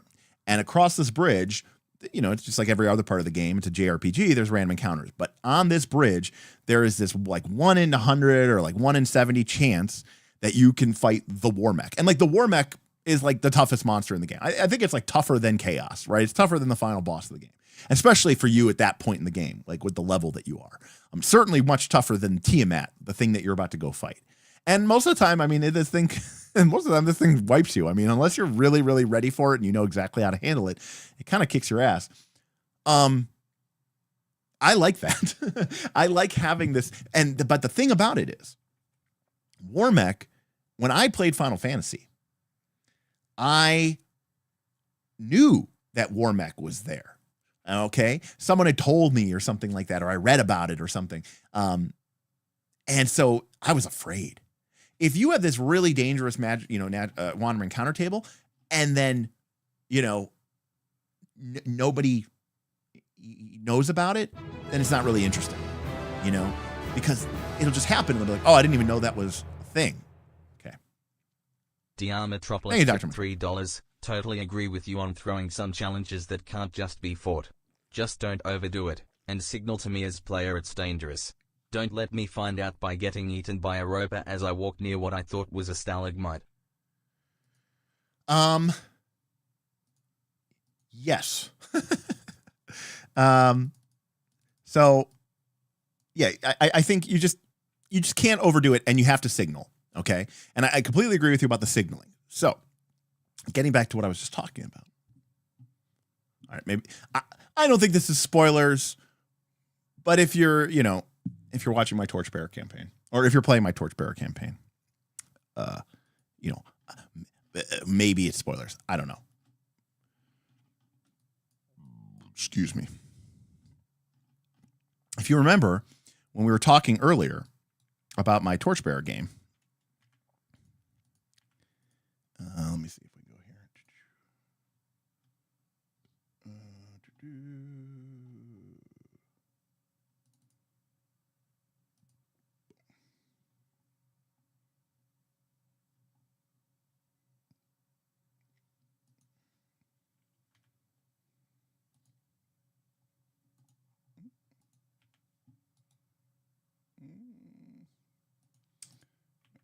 Yes.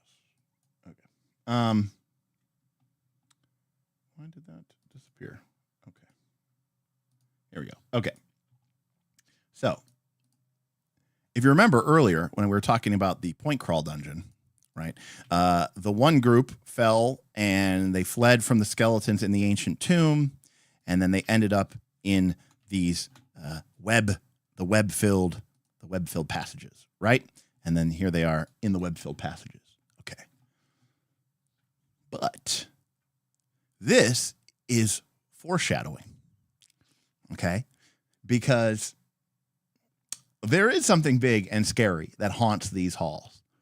And so one of the things that I like to do with that sort of ultimate top of the random encounter table is potentially put in other areas in the dungeon, the so-called empty rooms maybe, or even other random encounter table results that aren't the highest tier, that aren't actually the monster, but they are just foreshadowing the monster. So you are giving that sign or that indication that this horrible, terrible creature is here and is wandering these halls just like you. You just didn't encounter it yet. Right. Or, maybe if you want to make it really rare, like you could have it like, when you roll a 20 or something, or you roll a nat 1 on the random encounter table, you roll an additional D6, and only on a roll of whatever, you encounter the creature. Otherwise, you just encounter signs of its passages or something like that. I mean, there's a couple different ways that you could do it. But the point is, I want to communicate to my players that there is something truly horrifying stalking these halls with them. And I want to instill that sense of dread and terror. Because one of the things about dungeons is, it's fine to be, powerful and kicking ass and having fun. But that fundamentally they should exist as a sort of a survival horror. If your dungeons are just a, looter shooter, then, we're not really talking about dungeons anymore. We're talking about like a zone map for your looter shooter game, or for your Diablo game, where you're just like laying waste to everything. I think that's a very different type of design. For me, part of the dungeon ethos is tied directly to this idea of sort of an element of survival horror, where the environment itself is a threat, where the players feel like they are outmatched in some capacity. And I think that's really important. But yeah, I like foreshadowing an event, says Derek Rawlings, and saying you don't have to go there, but it'll be waiting. Right. Absolutely. And I love dropping the tease. I love letting the players know, hey, there's this really horrible, dangerous thing there, but also great treasure. And now the decision is yours. And yeah, petrified statues to signal Medusa is like it's one of the classic type of things that, you know, again, especially old school where Medusas weren't just like, oh, when you turn to stone after the encounter, wait 10 minutes and everybody's normal again. But like petrification was almost kind of like a death sentence. But if you hint at that encounter and the players still go in there without any sort of preparations, any sort of, you know, anything like that, then that's where you can say, hey, that's kind of on you. I don't have to feel bad that I just dropped Medusas on you. Because to be fair, if you just drop Medusas on somebody and they completely have no expectation of them, and then half your people get turned to stone, I don't think that's not only is that kind. Not only is that kind of a dick move, but even outside of that, as a DM, I just don't think that's fun. I think the fun part is figuring out what's going on and then making plans and getting to make choices. You know. Let's see here. Soleimani says, this channel is woefully undersubbed, going through your old content and this stuff, and it's very good, +1. Well, thank you, Soleimani. I appreciate it. And we got a lot of live streams, my friend. We got a lot of live. We're coming up on live stream number 300. Plus, we probably have 100, maybe, you know, I don't know, 50, 60, 70 videos, plus almost 300 live streams that are, you know, 2, 3, 4, 6 hours long. So you got a lot of stuff to go through. All right. Karama says, I'm not a fan of the instant lose condition bullshit encounters. I'm fine with losing a tough fight that I had a chance to win if my party played well, but just didn't win. Well, Karama, and I understand that. And this is the difference between a tactical consideration and a strategic consideration. And you are talking about the tactical consideration, which I think is fine. And I think that was a big thing that 4th edition tried to do. 4th edition, in many ways, tried to eliminate the strategic component of the game. In fact, I would argue so did Pathfinder 2nd edition. One of the main ways that you see this is 4th edition doesn't have the sort of long duration buffs that prior editions did. Everything was sort of the challenge of the fight started when the initiative was rolled and ended when the combat was over. And your decisions and your ability to influence it were all contained within that, you know, initiative order, if you will. And that's why in Pathfinder 2nd edition, we see very few long duration buffs. Most of the time, the best you could get is a 10-minute buff, which, you know, in the way that the game is kind of structured, it's sort of led to believe to be sort of like, this is for the next fight. And so you look at that, contrast that with 3rd edition, and you had spells that lasted an hour per level or 10 minutes per level that gave you resistance and stat bonuses and, you know, accuracy bonuses and all this other stuff. And the idea was that you would cast all these spells and strategically plan for an encounter. And again, I've used this example before, but I very much remember there was a dungeon or a situation, a fight, and the group found their way down to a level, and they knew ahead of time through paying attention and maybe even casting some divination type spells. They knew that dungeon level was some sort of like linked to some portal of flame or something like that. It was like kind of like a fire level. The dungeon had sort of a fire and ice theme. So that day when they were, you know, the beginning of the session, they were like, hey guys, I think we're going to go down to that blah, blah, blah fire level. And they're like, okay, what do we got? So like, you know, they were higher level ish. So like the ranger, the paladin, or like maybe it's just the ranger, but like the ranger, the cleric, the wizard, you know, they kind of all sat on one side of the table and figured out like how many resistances could they put out across the whole party? How many protections could they put out across the whole party? And right, resistance gave you 10 or 20 off, and protection was literally an damage absorption shield. I think it was 12 points per level. So like a level 10 character could give you a 120 hit point fire buffer. Before the resistance would kick in. And, you know, long story short, they strategically allocated, you know, 20 resistance here, 10 resistance here or whatever to fire, 120 absorption of fire. And turns out they ended up fighting a lot of fire-based creatures, including some creatures like fire elementals that like literally can only deal fire damage. And a lot of these monsters basically did nothing to the party. They could not, you know, get through the protection spells. They could not get through the resistance spells. And the fights, if you want to call them that, were sort of one-sided, joking, laughing affair. Like I think even the wizard didn't prepare any fireballs or lightning bolts that day, but he sure took Cone of Cold and he sure took Ice Storm. and they kicked their ass. You know, these fire elementals, salamanders, Freet. I'm trying to think what else was in there. You know, all like the CR5 to CR11 fire monsters that were like in the monster manual.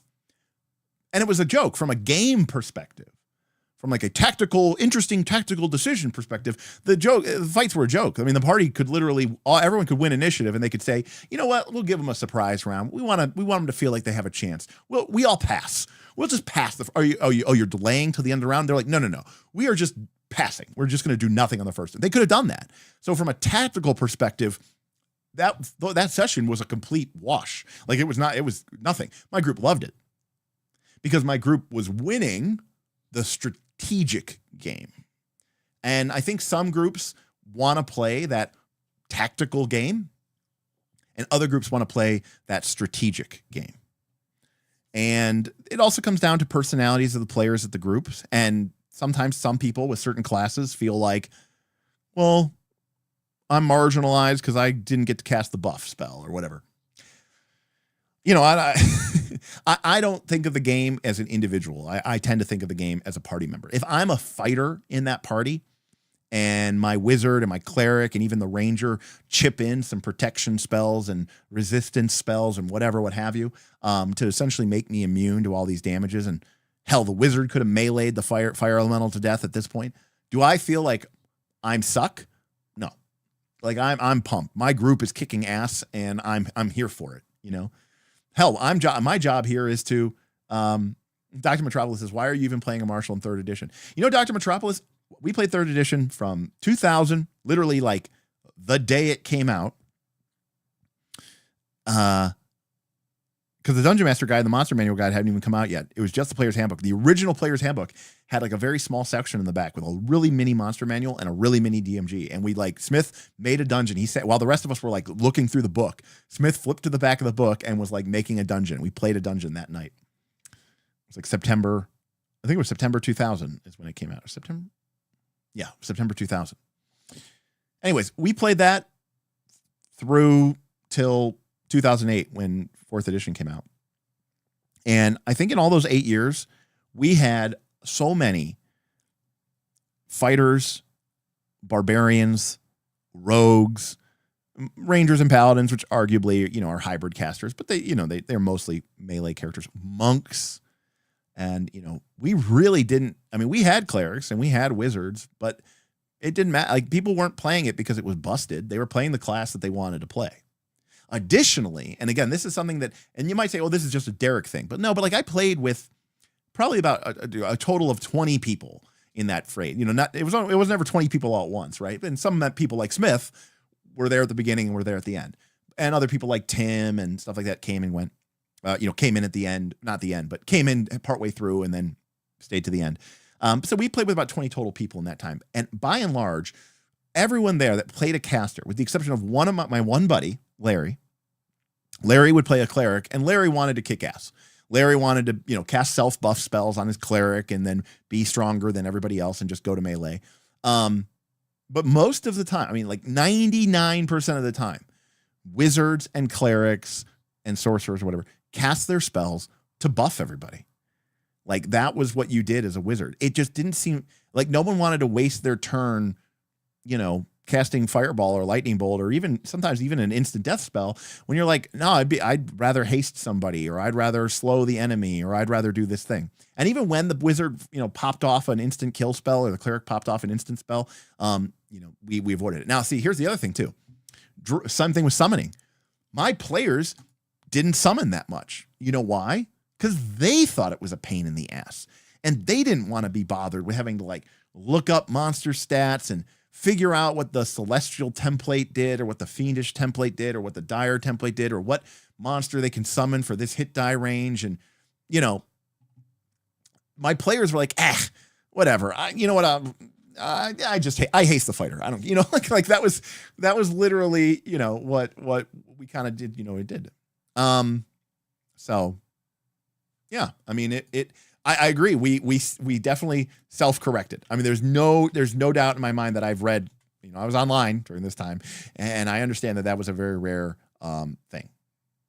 Slow is kind of busted, to be fair. Encounter kind of over it lands. Yes and no. So what slow did in 3rd edition was it gave you only a partial action around. Essentially, it only gave you a standard action. So instead of getting a standard and a move, you only got a standard action. However, there was a rule. I don't know if it was in PF1, but it was in 3rd edition. And there was a rule in Pathfinder 3rd edition, which was called the partial charge. And it said that if the only action that you had access to, or if you had access to a partial action, you could do a partial charge, which let you move your speed and still attack. And that made slow not completely busted.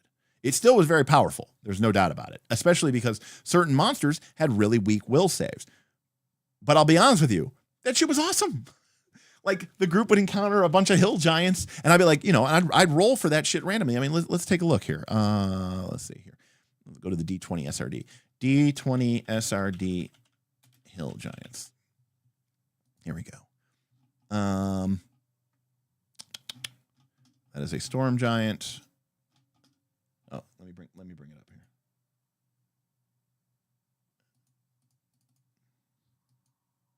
There we go. Okay. Stone giant. Where's our hill giant? Here we go. Hill giant. There it is. Okay. So hill giant is a large giant with 102 hit points. Its initiative is -1. You gotta love it. AC 20. Great. Okay. Will save +4. Okay, great, awesome. All right, here we go. All right, you guys are in the woods. What do you encounter? You encounter a tribe of hill giants. So I'm going to roll D10 plus 20, plus what is that? Shit, 12. What's 12 to 30? There's got to be a 6 in there. Is it? No. What is 12 to 30? You got to be rolling something. 12. That's not 12d6. What could you get the minimum of 12 and 30 from? Holy shit, what is that?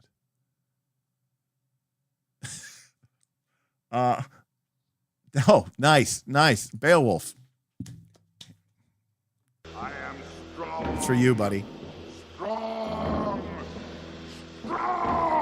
Hero, you get a minor strong because you came in a little bit late. You're right. 2d10 plus 10. All right. So D10 plus 20 giants, 2d10 plus 10 dire wolves, a couple ogres. Also, here's some orcs just for shits and giggles. Let's go. And that would be the entire encounter. You might say, Derek, who does that? I did that. I did that all the time. And the group would literally fight an entire tribe of hill giants. Let's fucking go. Is that balanced? I don't know. Do I care? No, not really. I mean, I might figure out the EL just because it's funny. But yeah, I mean, that's one of Smith's favorite encounters in his entire life was literally a random encounter I rolled against a tribe of hill giants. I'm not even exaggerating. And that was awesome. And when you're fighting that many creatures slow, you're like, okay, I can slow. I'm level 9. I'm level 10. I can slow, or 11. I can slow 11 of them. Okay, cool. The other 45 attack you. Let's go. Now, if you're fighting one monster or two monsters or something like that, then yeah, it's pretty brutal. Yeah.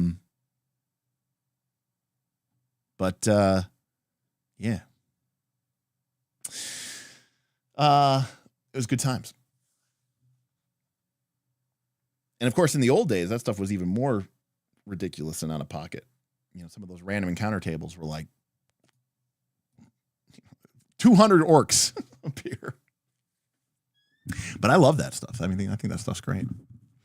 I'm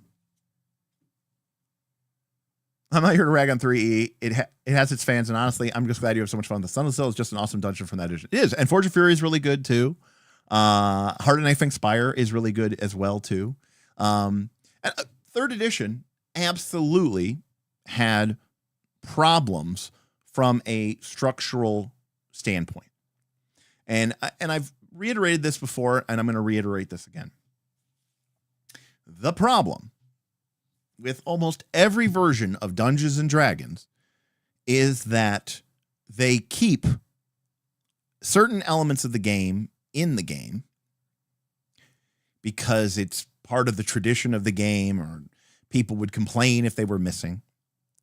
But they change other elements of it because they want to make the game more modern, more approachable, more seamless, more streamlined, whatever, what have you. And they do that. But the fact is, this is a closed ecosystem. And just like how you might, wipe out the birds because they're eating all the seeds, but then it turns out the birds were eating all the insects, and the insects eat all the plants, and then you have mass famine. Thank you, Chairman Mao. Is the same thing is true with D&D. And let's talk about D&D and instant death spells. The fact is, in Dungeons & Dragons, original Dungeons & Dragons, AD&D First Edition, AD&D Second Edition, so D&D up until 2000, saving throws were a form of plot armor. There was no such thing as a DC. Your saves started, you rolled a D20, usually unmodified. Sometimes it would be modified by a certain ability or a certain magical item, but for the most part, it was unmodified. You rolled a D20, and you had to roll over your saving throw. Now, first level, your saving throws might have been terrible. They might have been like 16s and 17s. So at first level, you literally had a 20% chance of saving against a spell.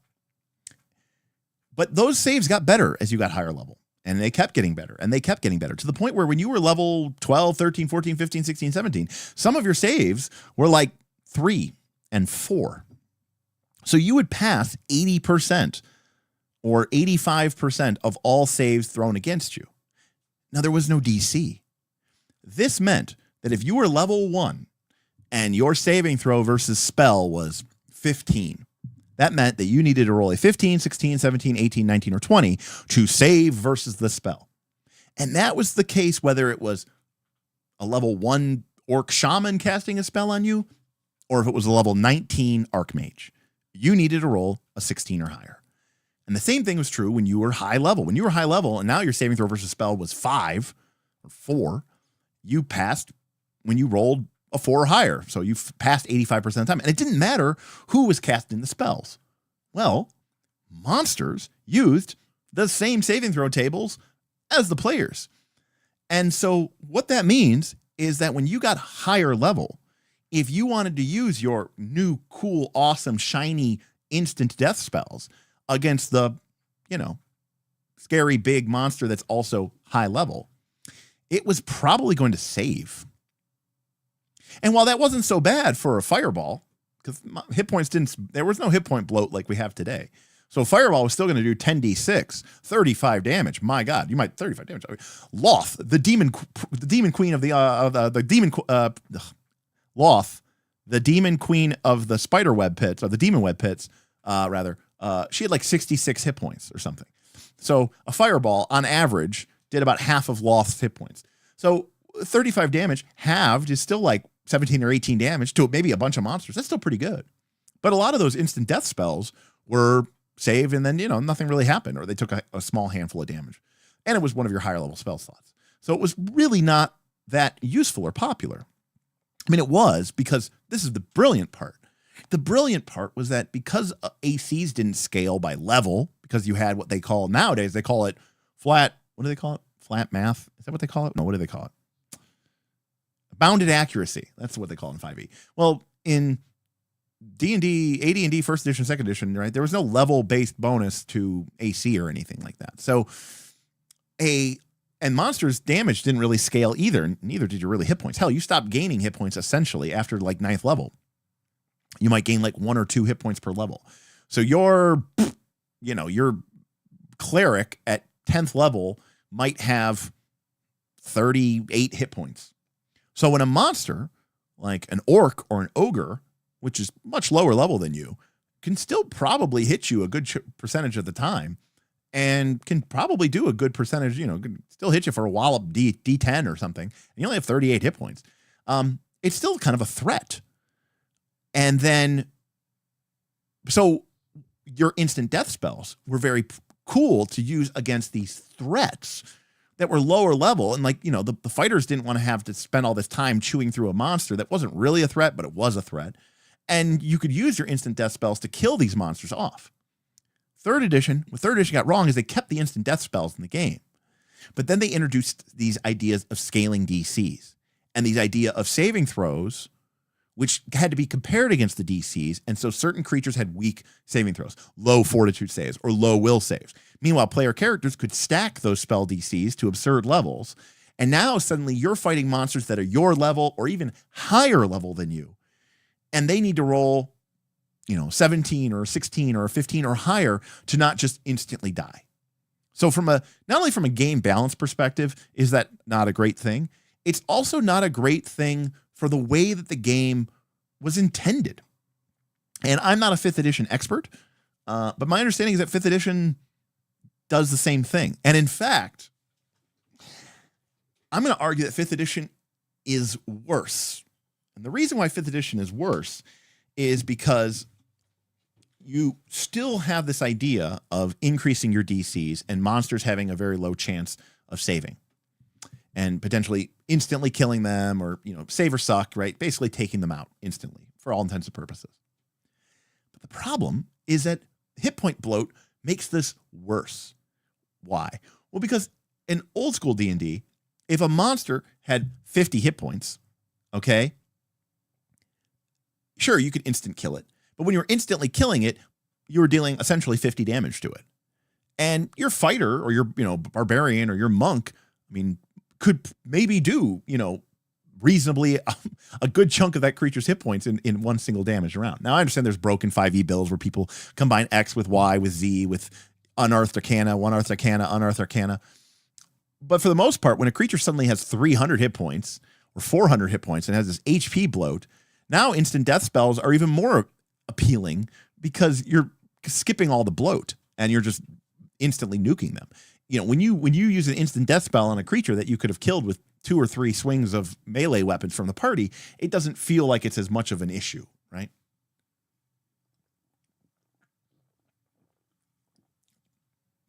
Correct. 3E's problem was that DC scale, you didn't have a level-based bonus to AC, but you had dodge bonus, natural armor bonus, deflection bonus, sacred bonus, insight bonus, right? There was like 7 different bonuses that you could get to your AC. So it was like you could add plus 35 to your AC from different items on top of your armor, on top of your shield, on top of your armor's bonus, blah, blah, blah, blah, blah. And so, you could have characters that had like AC 50, AC 55 and stuff.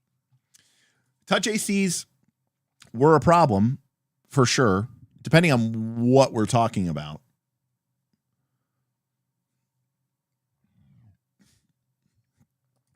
Two words why 5e is worse. Vancian spellcasting. Well, every version of Dungeons & Dragons, except for 4th edition, had Vancian spellcasting. By the way, every single problem that we're talking about here did not exist in 4th edition D&D. It's so crazy that these problems existed since the 70s, into the 80s, into the 90s, into 3e, which people had all these problems with.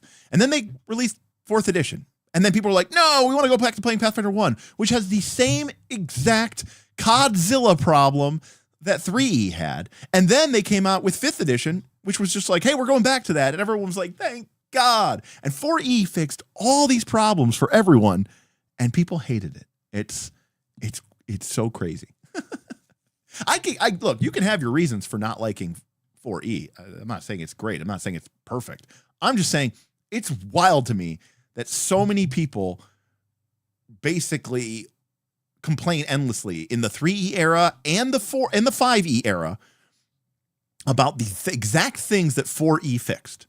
So it's like, and yet 4E, 4E was right here in the middle. So it's like 3E had all these problems. People hated it. So 4E is like, hey, we fixed all those problems. And people are like, no, let's go back to Pathfinder 1, which is literally 3E.75. And then they came out with 5E, and everyone was like, oh, thank God, we can go back to playing D&D. Look at this, it's the greatest game ever. And then everyone's like, no, it has all these problems that 4E solved, but they threw out because people complained endlessly. It's just, so crazy. 5E instant death spells require you to whittle down high hit points levels to a set level, 70, 57, 50, 7,500, depending on the level spell. I don't hate that. That's not like that worst thing. I actually don't mind that. because then you have to work together, and it's like, hey, you know, I've said before that like if I were to do instant death spells, like the character would have to, you know, the creature would have to be bloodied, you know, essentially. Now Pathfinder 2 solved this issue with like incapacitation, which I think was a little too heavy-handed. But yeah. People now literally homebrew systems for I mean, there have been entire Kickstarter game systems that I'm basically like, that's just 4E, you know, modified to 5E. That is true. Pathfinder 1 did have dead level. I mean, to be clear, I think dead levels are kind of dumb. I see all, you know, we got, God bless him. I love Vin, but Vin will be like, no, you can't have 10 levels. You have to have 20 levels. I was like, okay, well, look at this. Do you think this looks good? He goes, yes, this is awesome. I go, okay, it's 20 levels. And every other level is a dead level. So what if you just got rid of the dead levels and just made it 1 through 10, and then you got something interesting and cool mechanically about your character every level? They're like, he's like, no, it's like, so you want the dead levels? It's like, I don't understand. It's definitely experience. I mean, I think, I'll be honest with you, I think 4E, if it wasn't for the GSL, would be not doing like gangbusters numbers, but I think it would be experiencing its own sort of OSR.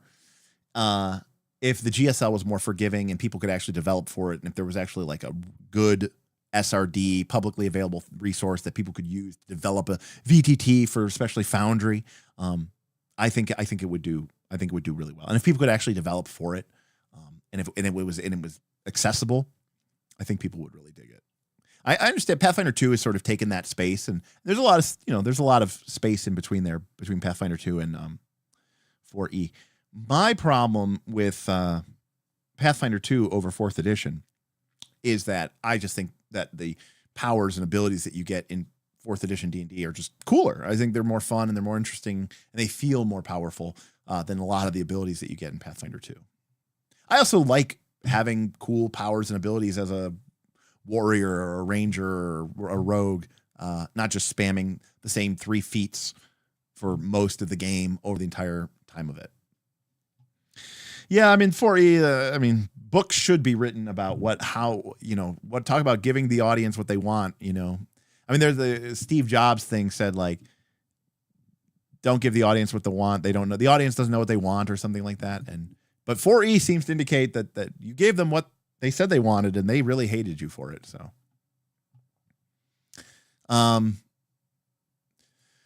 Nober, that's a whole subject unto itself. I mean, the modern day design by committee thing is just terrible. I think you need to have a vision for a game. You need to design it. You need to play test it internally with people that you trust, and listen to their feedback with a grain of salt, and, you know, work through some of the key issues. And at the end of the day, you got to present your game and just say, look, you may not like it, but this is the game it is. How does PF2E fit into that discussion with math? Well, the main thing, Todd, is that the way Pathfinder 2 fits in that description of math is Pathfinder 2's math is such that you have such a narrow band to fight monsters in. You could use instant death spells in Pathfinder 2 against monsters that are 3 or 4 levels lower than you, and it would work really well. You obviously can't use them against monsters that are higher level than you because of incapacitation rule. And they'll basically, even if they fail, they'll pass. So where would you want to use it in Pathfinder 2nd edition? Against a monster that's lower level than you, say several levels lower than you. The problem is a monster that is several levels lower than you in Pathfinder 2nd edition is so not a threat that it's almost not worth you spending the spell slot. It's better for anybody to melee the creature. Hell, you, the caster, could melee the creature, and you'd probably win against it. So the reason why you don't use it is because it's not a threat. So there's no reason to engage with it. Also, because in Pathfinder 2nd edition, the idea of throwing 20 monsters against a group is going to just destroy your game system. So, Sebastian, I think you're being sarcastic, so I'm just going to say, ha, ha, ha, ha, ha.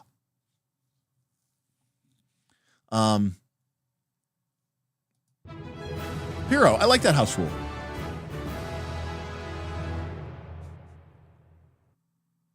Diametropolis tipped $3. Derek, did you add half your level to your woodland running bonus stride? No. I mean, half the abilities I gain in these games, I'm so weird. because in half these games, I can't play an old school game for long because it loses interest because it has too many, it doesn't have any cool mechanical abilities. And then I play half these games and I don't even remember what half of my powers and abilities do, and I just don't end up picking them and using them. I played a fighter to level 20 in Smith's Dark of Winter campaign. To be fair, I started him at like level 8 because I did originally play a halfling cleric, and I was like, look, I'm not going to retire my cleric, but this is the most boring class I've ever played in my entire life, and that's saying something. I'm not going to get rid of our cleric because heal's busted and whatever, and we need it to fight all these extreme encounters. But I'm going to play a second character, and I can, and it'll be very easy because my cleric's turns are so super simple. So I'm going to make a fighter. So I made a fighter, level 8, played him to level 20, and a fighter in Pathfinder 2 gets these like during like the daily prep phase, they can pick like 1 or 2, or I think maybe 2 feats, 3 feats, almost like a wizard can pick their spells for the day. So a fighter can kind of strategically prep their feats, right? I honestly think I forgot or didn't care to pick one. Like, I don't know. Like, I might have remembered like 2 sessions. I honestly just skipped over it most of the time. I was like, I don't even care. Like, I've got the feats I want and the rest are just window dressing. I don't know. I don't care. Or like maybe the one I just took as a feat and just said, I basically am just writing this feat down as a bonus feat and I'm never going to change it. And I'm just going to have this feat forever. And there we go. I'm not going to worry about it. And then the other one, when I got later on, I was like, I don't even care. I don't even pick my feats when I level up, let alone pick this. Yes. Yes, Karama, that one of the weird nuances of Pathfinder 2nd edition math is when it is an odd level, you can use an in cap against a monster that is 1 level higher than you. Whereas at an even level, you can only use in cap against well, you say level above you. You mean level above your spell is what you mean. So, or the max rank spell level that you are capable of. It's not really your level. It's the rank level of your spell. But yes, you are correct. It is a bit janky, just like almost everything else in Pathfinder 2nd edition, but it does, that is how the mechanic works. You are correct. I just come to 4E and I unironically spam Tide of Iron and have a good time. Yes. Yeah, I mean, Tide of Iron's a great cantrip. Wait till you come and get it. The coolest thing ever. Because like fundamentally, 4th edition D&D, this is a dungeon stream, but whatever, we're talking about 4th edition. Sorry, 1030, but 4th edition has this premise, which is you have daily powers, and then you have encounter powers, and then you have your at-wills. And at low levels, you're using your at-wills a lot, but eventually you get enough encounter powers, daily powers, that reasonably, you're probably not going to have to use them that much. But really, every round asks a question. Your encounter powers, you get every encounter, so you should try to use them all the time. So the question is this the right round that I should use this power or this spell or this ability? Because I'm going to try to use it this fight, but should I use it in this round, or should I wait a round, or should I have used it last round? So which round is the best round to use this ability? And then daily powers ask the question, is this the right fight? Is this the right combat to use this power? Because obviously a daily power is only usable once a day. So once a combat. So then you have to ask this question of like, do I need to pull out the big guns for this fight? And those 2 basic decisions, is this the right, which encounter power should I use this round? Which daily power or 2 should I use this fight? Is enough decision making, I think, to make most people happy, I think. Oh my God, Dragonborn Fighter. We never had one, but we theorized about it all the time, and we thought it would be the coolest thing ever. Dragonborn Fighters, number 1, any attack roll a fighter makes is a mark. Dragonborns get an encounter power breath weapon. What? Oh, it's a breath weapon. Yeah, it's a breath weapon, AoE marking. So a fighter can, from the beginning of the game, a fighter can breathe a cone of fire or lightning or whatever, hit a bunch of people for damage, including minions, which fighters normally struggle with. Fighters struggle dealing with minions because they don't have access to AoEs, but the Dragonborn does. So you have a fighter, a defender, who can suddenly deal with minions, but then you could also hit 3 or 4 monsters with your AoE, mark them all, but then also the Dragonborn gets additional bonus healing search values, so their healing capability as a fighter is top notch. What a cool combination of classes and ability. Like, it's just so awesome. Now, Darth being, the smart, intelligent, soul-sucking smart player that he and GM that he is correct until you get to the loop where you use the same strong and counter powers every fight in the same order. Lol. And that is ultimately the problem. And that is like my big problem with 4E that, you know, I've talked about before, like that other games like Tundalus with Trespasser, check it out, itch.io, Trespasser, have tried to solve. Draw Steel, I think, trying to solve, which is this idea of how do you prevent people from using the same powers in the same rotation every time? And the answer is you either have to make it random or you have to have some sort of resource mechanic that you sort of have to manage and build up. And then, now that's fine, but then a lot of people start to riot because it starts, I mean, it already potentially feels it feels too gamist and not simulationist enough, which is still a thing for a lot of people if you are using powers instead of, you know, just doing the thing over and over again. But when you start talking about, you know, you can't use this power until round 3, or you have to build up enough resource of focus or rage points or whatever, and you know, or randomize, right? And then people go, this is like I'm playing a board game. I'm making interesting decisions and nothing is broken, and I can't just keep spamming the same abilities over and over and over again. Because this is the crazy part. People go, hey, I'm playing this game, and I figured out the optimal rotation. I just do this and then this and then this and then this, and I just win, and it's really, really boring. And I go, and they're like, and I don't like it. And I'm like, okay, well, why don't you could not do that. And they're like, not do the optimal thing? I would just feel stupid and dumb and wrong. And plus, in character, my character would totally be doing the optimal thing, right? I want to win in character. And also as a player, I want to win. Okay, so you don't want to do the optimal thing, but you're not going to not do the optimal thing. Right. I'm like, okay, well, why don't we put something in place that makes it so you can't do the optimal thing? Maybe you have to, maybe you get random powers, or maybe you can't use some of your powers until round 2 or 3, or maybe you have to earn up some sort of resource. And then they'll go, no, that's too gamey. And I'm like, but doesn't that solve your issue? And they're like, no, I want to be able to do whatever I want whenever I want to. It's a role-playing game. That's why I play role-playing games. So I could do whatever I want whenever I want to. And I'm like, but weren't you just complaining that doing that was making the game unfun for you? I've had so many conversations with these, not in my personal group, but like with people on the internet, you know, over and over and over again. So many times in my life. And you'd think I would have a great answer for this now, but I really don't. Escalation in 13th Age tried to fix that. Yes, it did. I arguably, I think it did an okay job. I won't say it did a great job. I think it did an okay, good job. Let's see. Yeah. And, you know, and like Dr. Metropolis was saying, Sid Meier said, players will optimize the fun out of the game. I've given the chance. I think it was Sid Meier who said that. Yeah, Sid Meier, the guy who did, SimCity and stuff.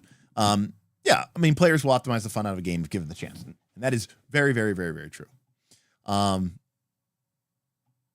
yeah, I mean, ultimately, every strategy type thing is going to have an optimal rotation unless it's a card game like Gloomhaven that limits what you do. What cards do I have in my hand?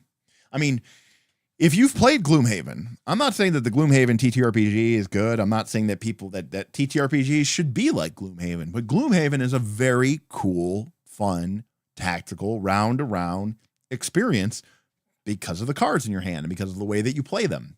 And because of the way you can combine tops and bottoms with, the bottom half of your card with the top half of your card and the order that you do it. And, do I do a short rest and get all my cards back -1 randomly? Do I do a long rest and get some hit points back and, burn out, one of my cards, but I get to choose which card I burn out? It's a very cool game and it's very fun. I think it's a really well-designed game. I don't know that I would ever want to play like a full campaign again because it's a long haul, a full game. But also I agree with Piro. I like cards. If I turn this camera around, it would be facing a closet that is filled basically with Magic the Gathering cards. I like cards. Cards are cool. I mean, here's a deck of Dragonlance 5th Age Saga Edition cards from a RPG from the 90s that uses cards. I like cards. Cards are cool. So you like the Daggerheart card loadout thing, I assume? Yes, I do. I do. I do. I'm probably like the only person who does, but I do. I like it. I like it. I like it a lot. I like games. I especially like games that are designed well and enable me to play well. And I like tableaus, and I like having fun widgets to widget with and fidget with, and having game aids never bothers me. Like, for example, a character sheet is a game aid, because it could be like, just remember your hit points. Why don't you just remember what your hit points are? Hey, I got an idea. How about I get a character sheet and I write that down? Oh, that's just such a board game. Sounds like a board game to me. You have to write something down. What are we playing? Yahtzee? What are you writing down your score? This is a game of the imagination. Should all be right up here. You might say, Derek, you're being ridiculous. Games like that don't exist. Yes, they do. Fiasco is exactly like that. Okay? Dread is exactly like that. So you writing something down on your character sheet is already, kind of a gamist aid. Andrew. What's up, Andrew? I disagree that Gloomhaven doesn't have an optimization issue. It felt like I could control my bear on autopilot after a while. It's interesting you say that, Andrew, because like if you had a power that was really powerful and you used it and it was in your discard, then you couldn't use that power again. I mean, I don't necessarily know that I ever played with the Beastmaster class. I assume that's what you're talking about with a bear. I think we unlocked it. I just don't think anybody ever played it. But if that card is in your graveyard, then you can't use it. And then even if you rest, right, you have to get rid of one of your cards. And if you do a short rest because you don't want to give up your whole turn, then that card could randomly get discarded permanently from the whole mission.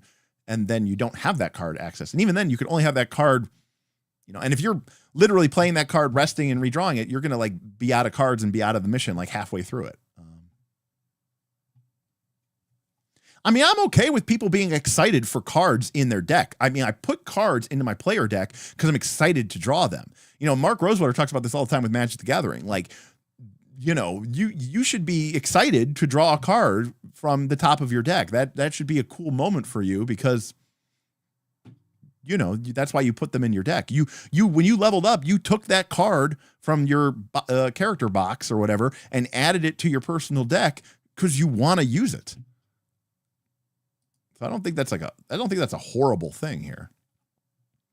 Derek, the internet doesn't know what it wants, like arguing with a wall. It's true, but that's because the internet is comprised of people. And it's like, what is it? Tommy Lee Jones tells Will Smith's character in Men in Black, a person is smart. People are dumb, dangerous, panicky animals. Hey, Dr. Metropolis. DR Metropolis tipped $3. What? You don't want to roleplay out this diplomacy check? No, I put points into diplomacy for a reason. My character has the gift of gab, not me. It's a game, dude. So I feel like that's, true. I don't know if you're trying to be sarcastic, but I mean, my character has a high strength and is really proficient with a longsword. Spoiler alert, I'm not strong, nor do I know how to use a longsword.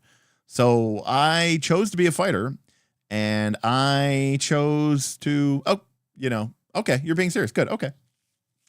I mean, now, that doesn't mean the same way that I do not want someone to go, I melee attack, I map attack, I map attack with sword, I strike with sword. I don't want them to do that. I also don't want them to be like, I diplomacy them.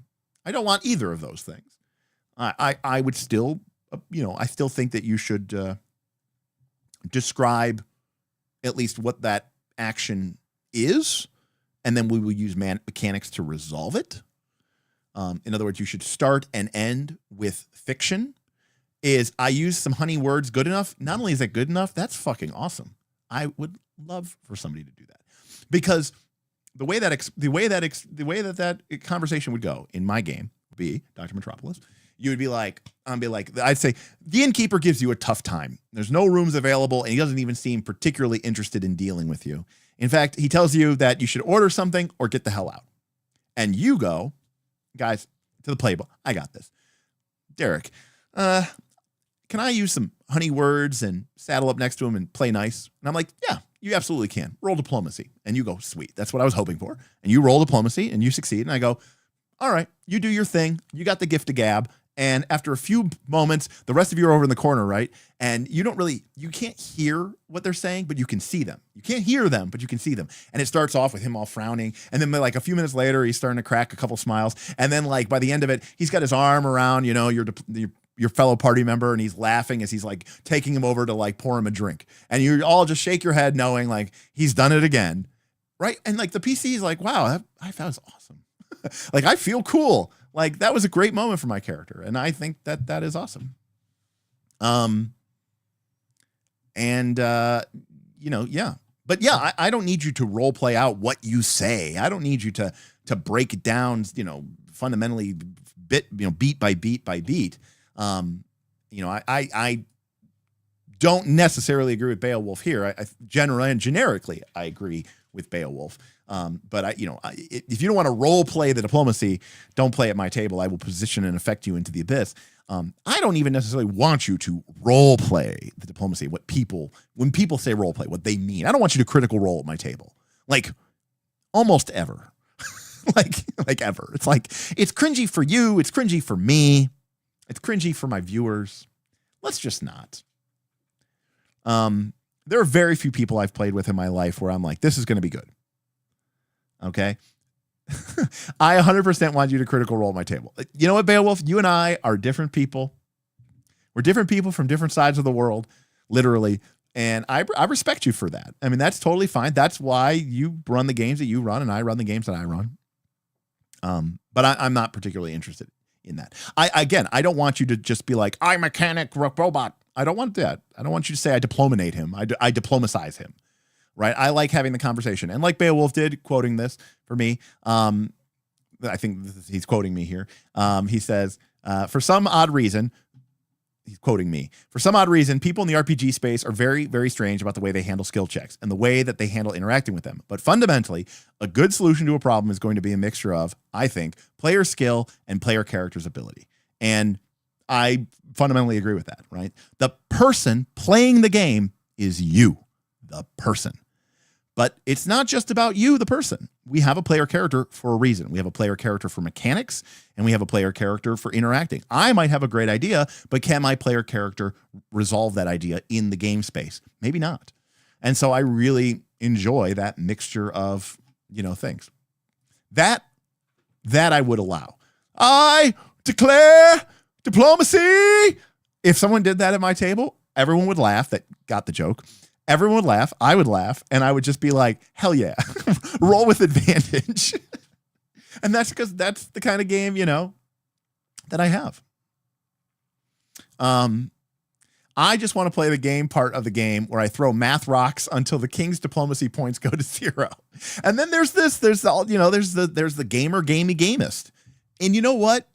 I also don't mind the throwing. Here, Karama, I'll be honest with you. I also would enjoy that if it was legitimately a good game. In other words, is it something that I would want to play just outside of any other considerations? The problem with most of the throw math rocks until the king's diplomacy scores go to 0 is that those sub games or subsystems or whatever are boring as shit. I'm looking at you, 99% of all skill challenges that have ever been created. I'm looking at you, victory point systems. Most of the time, it's throw math rocks until it's the equivalent of a fight in D&D where two characters are standing next to each other, and your options is to swing your sword, maybe hit, maybe don't, and then do damage, and then subtract their hit points and repeat, rinse, repeat until someone's at 0.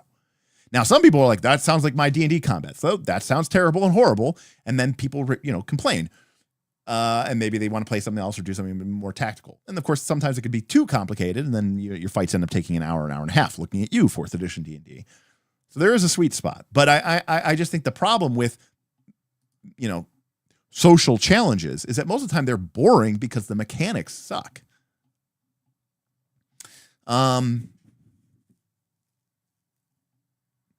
Look, there's a time and a place for some role playing. There's a time and a place for some in-characterization, some monologuing. And like I say, for me, it's usually a mix. I might say something in character and then describe the rest of it, right? Just to set a tone and then to go for that. But I'm also very comfortable with, but I mean, even as a GM, I said one of my weaknesses in GMs is, you encounter, you encounter Karosh, right? You encounter Karish, the evil vizier necromancer of the Padishah emperor. And the first time you encounter him, I'm like, Karash is like, so you've come here to die. And then maybe not even like weeks later, maybe the same session you encounter him again. And I'm like, so you've come here to die. Like, I don't remember what his voice was. Honestly, that's like the most impressive thing of me about Matt Mercer. It's not his voice acting. It's that he can remember what each character is supposed to sound like. I don't have that skill and ability. I might be able to be like, I can come up with weird little voices, but I can't remember anything, Anyways. And Sean, I agree with Sean here. I mean, I agree that it's, even if you are skipping the role play, which I think is fine, the most important thing is that we're having a conversation about, like, what do you expect to get out of this? Let's make sure that the stakes are set, that we have a mutual understanding of what we're doing, and we go from there. So now, relative dimension brings up a great point, and this is kind of what Beowulf was talking about a little bit, or what I was talking about with when he quoted me, which is, if you want to talk your way past the guard, I don't mind if you can't personally roleplay the discussion, but at least describe your approach: forceful, sweet talk, manipulate, deceive, etc. I agree. But this is also why I think there are better systems to do this kind of thing than, say, your standard D&D. Because mechanically in D&D, whether you use a forceful approach, a sweet talk approach, a manipulate approach, a deceive approach, it's all the same thing, a diplomacy check. Now, sure, your GM might come up with something and change something, but fundamentally, it's kind of all happening behind the scenes and kind of wishy-washy. Whereas there are games out there in which that description and that approach could mechanically change the outcome of the game. Legend of the Five Rings being one of the games that I've talked about on this channel a lot, which uses an approach-based to determine which score or ability score you use when you roll an ability or a skill check. Fate Accelerated Edition, with its 5 approaches, literally are called approaches, uses the same basic idea. In fact, one of the ability scores in Fate Accelerated, I think, is forceful. So,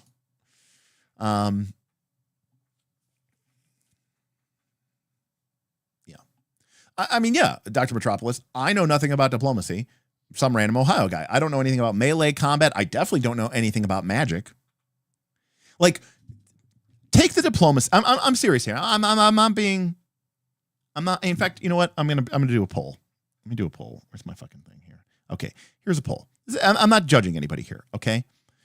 Do you expect your wizard player to put as much make it make sense description in her Arcana check? So what I mean is, people are like, I want to know your approach to this diplomacy check. Is it forceful? Are you trying to be funny? Are you trying to intimidate them a little bit? What do you do when your wizard goes, I'm going to use Arcana to look at the magic? Because that's a skill. And that's a thing that happens in, I don't know, most of my, in fact, honestly, it probably happens more of my D&D games than it happens in my than diplomacy checks. Because what are they going to say? Oh, you're right. Wow. Great point. You're weaving through the ethereal boundaries. That's a great approach. I would not have thought of that, but now that you're saying that, weaving through the ethereal boundaries is definitely going to destabilize the nucleonic matrix of the magical ethereal sphere.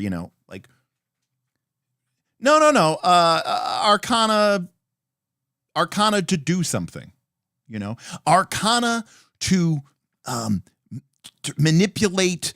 To manipulate something. Magically, to change it from lead to gold, or I don't know, something, My point is, I'm going to guess that this poll is going to mostly come back no. And the reason is because everyone understands that it's nonsense. And guess what?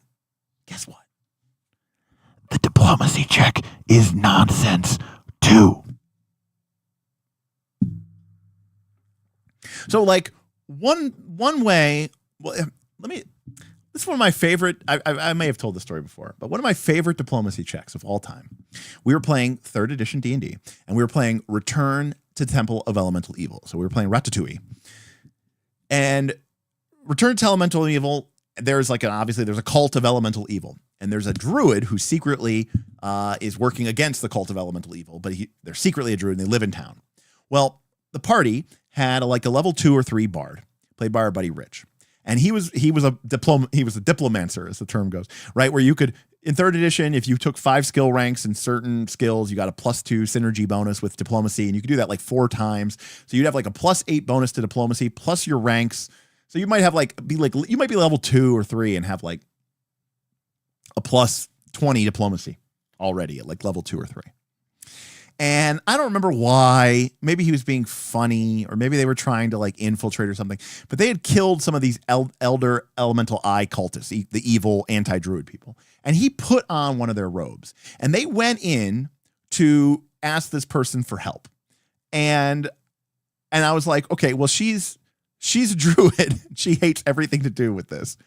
And Rich is like, my buddy playing the bard is like, I don't know. I convinced her, oops. And I'm like, you know what? Diplomacy check, man. DC 35 or something. Just crazy. Because it was this is the worst possible scenario. And he rolled it. And he beat it. And everyone's laughing. And I went and I kind of held up my hands. And I was like, look, his bard asks you all to step outside, and he closes the door and talks to the druid. Us players will never know what was said behind that closed door, because neither you nor I have any idea of how anyone could possibly be this diplomatic and this charismatic. There's no way. We don't know. Our player character knew, but we as human beings cannot. It'd be like me asking you to perceive a 5th dimension, right? Or imagine a color that you've never seen before. You can't do it.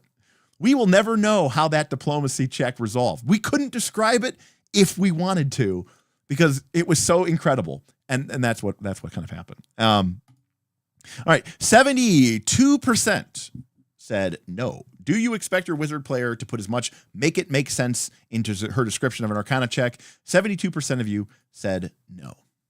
So I'm curious then, for those of you that said yes, you're telling me that a wizard could give you a description, because the way I'm understanding it is, if a player were to describe their approach or their effort to use diplomacy to convince somebody of something, that you might change the DC, you might make it something harder, easier, you might change the effect, depending on whether their approach to that diplomacy may be aligned with the NPC's goals or personality. That seems totally reasonable.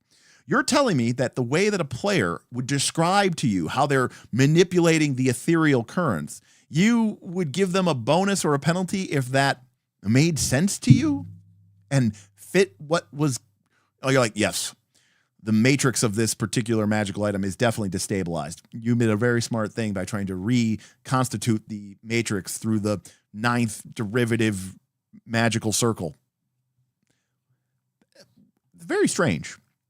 I think you're moving the goalposts, and I think people have such a weird, I don't know, role-playing game hard-on for social interaction.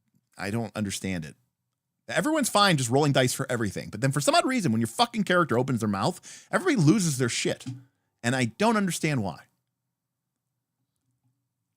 I just don't get it. I don't know why that's the place where people draw the line.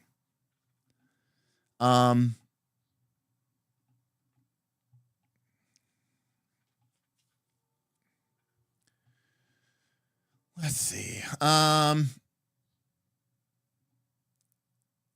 If we were playing Star Trek, I'm going to want to hear some techno babble for my entertainment. Now, Todd, here's where I want to be very clear. Todd, I agree with you. I want to hear techno babble if we're playing Star Trek. But if somebody says techno babble to me, I'm never going to go, that's not how EPS conduits work, so I'm going to give you disadvantage to this roll. you're trying to reroute the antimatter stream before it reaches the dilithium matrix, and everybody knows that the antimatter stream has to hit the dilithium crystal matrix to interact with the matter stream to form the plasma. So you trying to tap off the antimatter conduit isn't going to do anything until it's passed through the dilithium matrix. And because the lithium matrix is cracked because of the high warp threshold, you're not going to have a much effect. If someone did that to me, I would slap myself. Or if I did that to somebody, I would slap myself. That's horrible. So I agree with Todd. I do want to hear techno babble. You know, I want to hear somebody be like, I'm going to reverse the polarity and I'm going to reroute through primary. I'm going to reroute the primary through the secondary system. Okay, that's cool. I'm like, yeah, go for it. I want you to say that. I don't want you to say engineering check. I don't want you to do that. I want you to say your nonsense techno babble, but I'm not going to pretend like it matters. I'm not going to pretend like that's going to have some sort of mechanical, influence because it's nonsense. I don't know. What you're saying is nothing. But that's what I'm saying, Ken. The techno babble doesn't need to make sense. It just needs to sound cool. The arcana check doesn't need to make sense. It just needs to sound cool. The diplomacy check doesn't need to make sense. It just needs to sound cool. That's all I'm saying. Bounce the graviton particle beam off the main deflector dish. You don't even need to roll, Karama. That's automatic critical success because that's exactly what Data would have done. This reminds me of the stunt rules from Exalted. Do a backflip to gain a bonus in combat. Oh, Kevin, that's just a go-to thing. Always reverse. I mean, listen, at the end of the day, if something's not working, just flip it around and try it the other way. Reverse the polarity. I mean, it seems like it's a very logical way to go about solving problems. All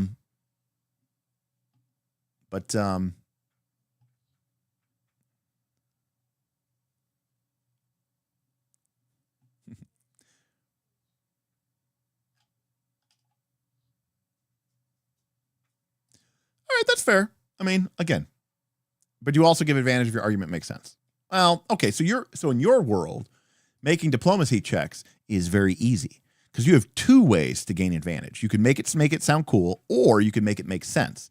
But if I was making an arcana check, I can only make it sound cool. I can't actually make it make sense. Right. And if that fails and it's a season finale, then you just eject the warp core.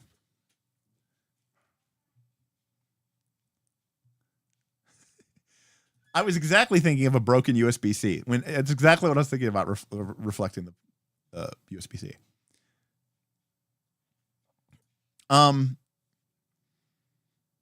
Anyways, so that's one of my pet peeves. I don't know why people are just so like, it's when it comes to social skills. They have this weird obsession with like suddenly the game rules take a sideline. Everything else, attack rolls with a melee weapon.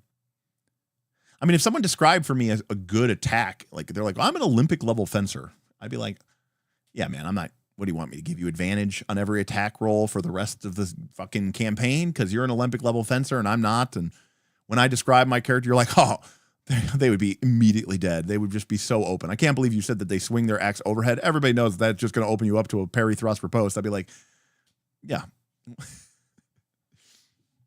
What if someone describes someone running up a sword blade? Then I will immediately make a hard move because that is a golden opportunity because you're doing something stupid.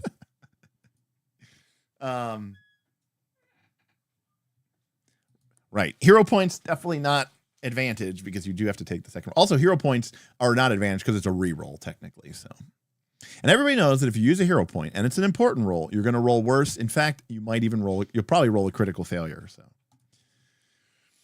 anyways, why? So why do you think gaming culture is that way about social checks? Todd, great question.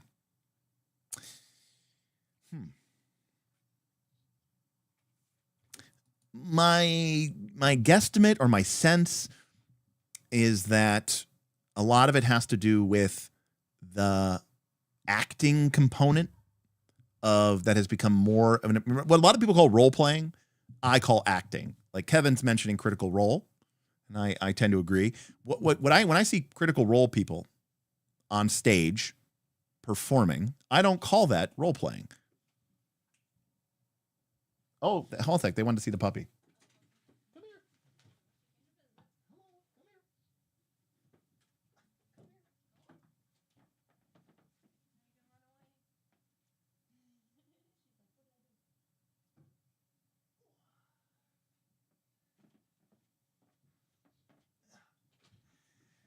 Okay, this is the puppy that we're fostering. Hello. Look at these big paws. Look at that belly. Hi. Hello, princess. So this is the puppy. Yeah, she's a sweetie. Look at these big paws. Look at this thing. Massive. Oh, no, she's going to be a big pup. She's going to be like 50, 60 pounds. We can't keep her. So hopefully we can just find somebody who can, take her and the other dog. The other dog is like 2. But he's already like a big boy. He's already like 50, 55 pound pit. So pit halfling. So, okay. Look at this. Hi.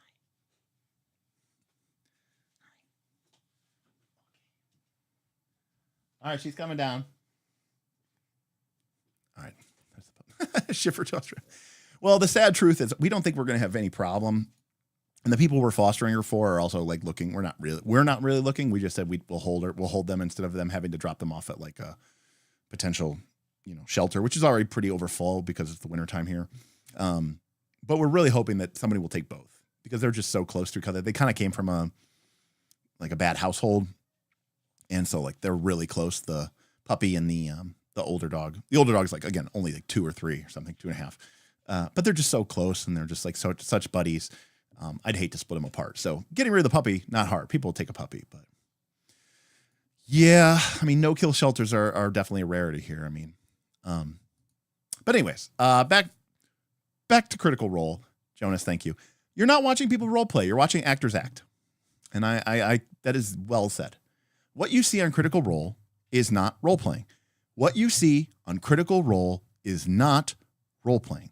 It is voice actors voice acting professionally.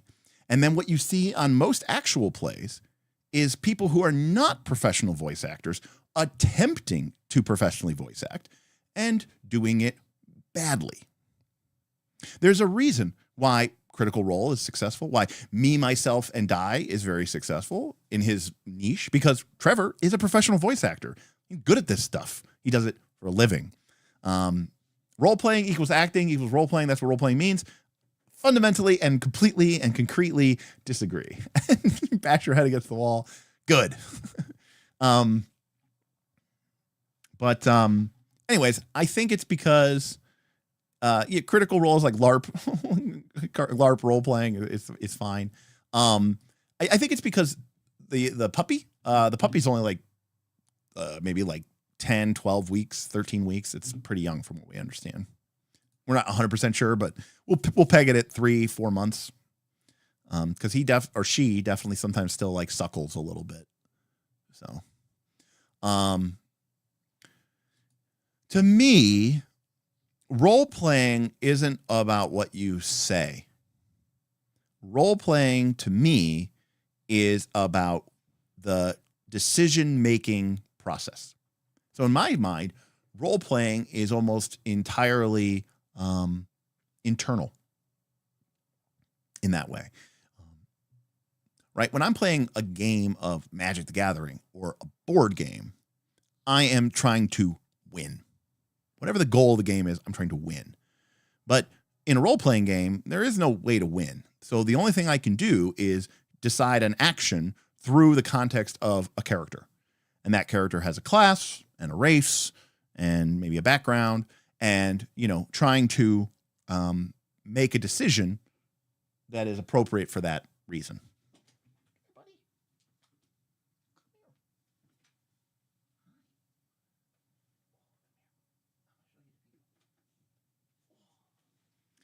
Now this is my heart and soul. This is my old man. This is Zeus. And Zeus is 10. He's going to be 11 later this year. And he is gorgeous and awesome and amazing. and he's a little gray white man, just like me. We're both getting old, huh, buddy? And he's not really loving having the dogs in the house because he's getting a little stressed out. Huh. And he's like, Dad, I don't want these animals here taking up my time and my attention. Hi, buddy. Okay. Keith, they're about the same size too. You know, even though Zeus is 10 and the puppy's like 3 months old, I'll see one underfoot and I'll be like, "Oh, what's going on, Zeus?" And I'm like, "No, it's the puppy." They do look very similar. They're both kind of that beige tan color.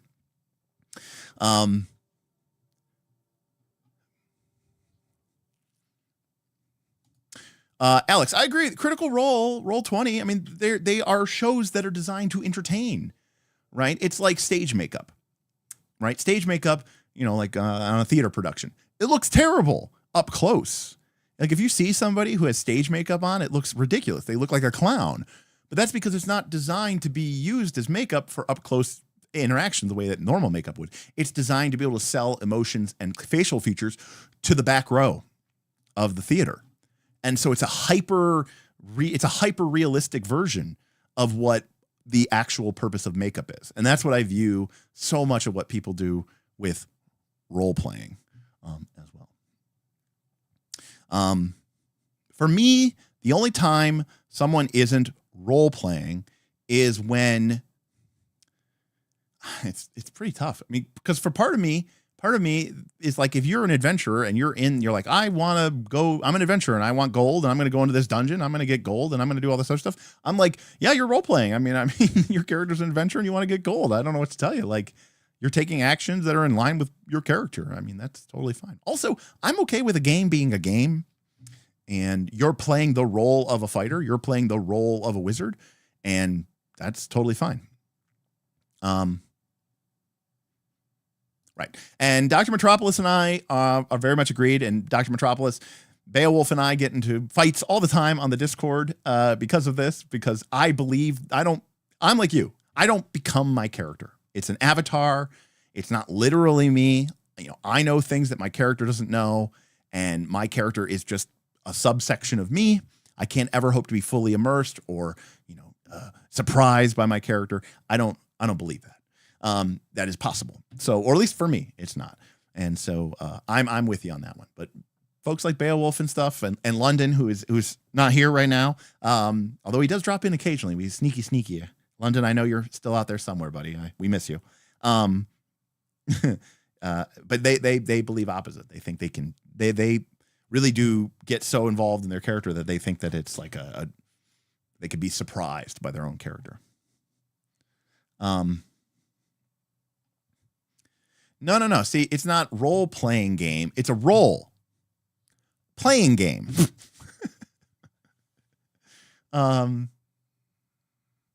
Yeah, I don't want to get into Critical Role debate. Do I think that they're kind of pre-scripted a little bit? Yes, I do. But yeah, and also, right, if the same way that, like, for example, if you have a group of people around who are all professional artists, and you get together and have a D&D campaign, you're probably all going to have like really badass character art for your characters. Or maybe you're all professional miniature painters or something. You're all probably going to have really cool painters, or you're all 3D modelers and engineers. You're probably going to have really cool custom 3D printed, miniatures. Yeah. Like the stuff that people do is going to reflect what, is in there. Yeah. It is the pro wrestling of TTRPGs. Because if they had just an ordinary session, that would be really, really, boring. I have that artist group. All the characters are fucking hot. That's great. That's awesome. We had one person ever that was in our group, and she was a pretty decent artist. She wasn't great, but she was pretty good. And yeah, it was awesome. She drew people's art. I mean, it was kind of an anime style. That was her style. But yeah, it was fun. We've never had that for me, but I've never had that before. So,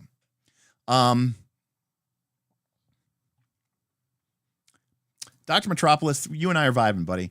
You're talking to Beowulf, but you say but for me, it's a role, not literally me. I play the role of a healer in an MMO. I don't literally heal people, and I'm the same way. When I'm a healer in an MMO, I'm fulfilling the role of I'm the healer. That's my role. That's my responsibility, and I'm going to make decisions through the lens of being a healer. Like, for example, if I'm the healer, then I'm probably not going to be worried about DPS or managing aggro or peeling, being an off tank or whatever, and peeling somebody who gets, spiked out. My job is to manage hit points and make sure people don't die. That's what I'm focused on. That's my role. And so in that respect, that's why it's called a massively multiplayer online role-playing game. Huh? Beowulf, role-playing game. It's called an MMO RPG. Role-playing, it's in the title.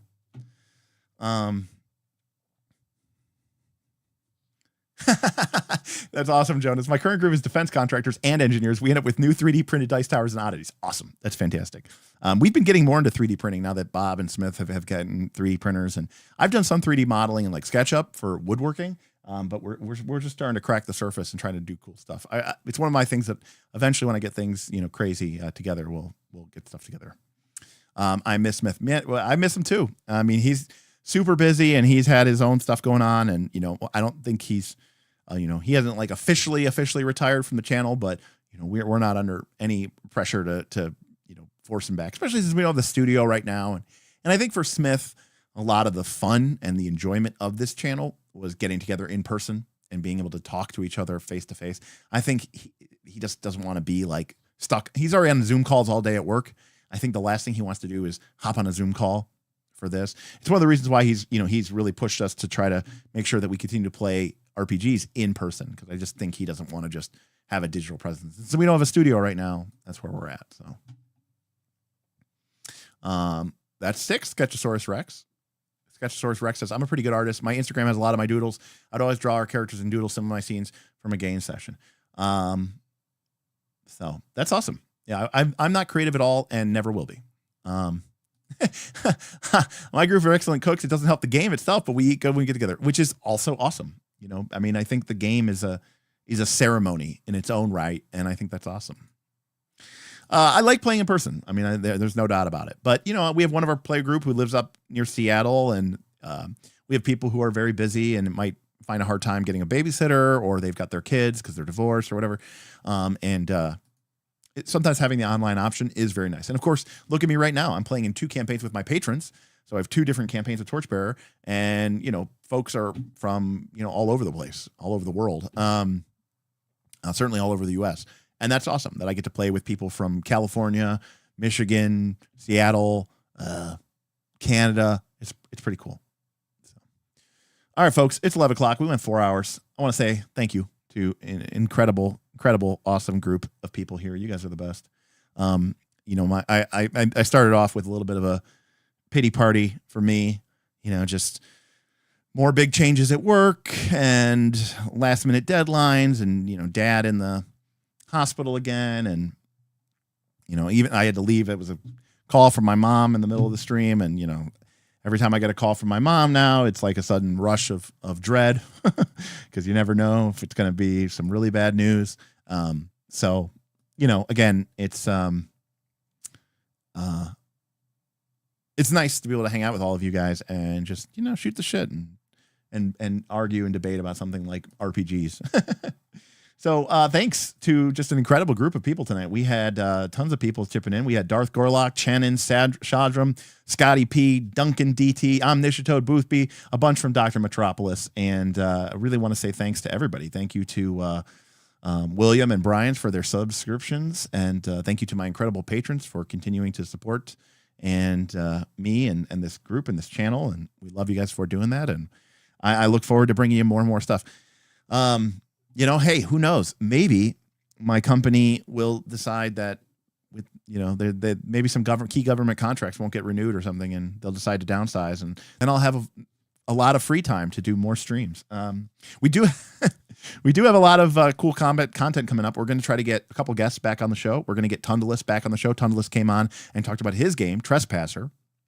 But we're also going to get John back on the stream. John is not an author, but John is a Fate enthusiast, and we had John on the stream last time to talk about Fate, and we only covered the barest bit of it, so we want to have John back to talk more Fate.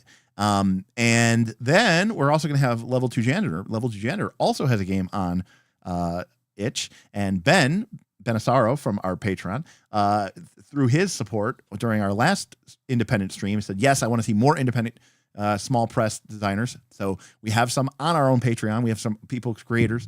So level 2 janitor has created a game called Tactic Quest, and we're going to get them on the show as well. So just good stuff. Additionally, Karama, good point. We have had a very active GM council that 5 or 6 people who have been going nonstop getting ready for Northern Reaches Season 3. This is our Pathfinder 2 mega game.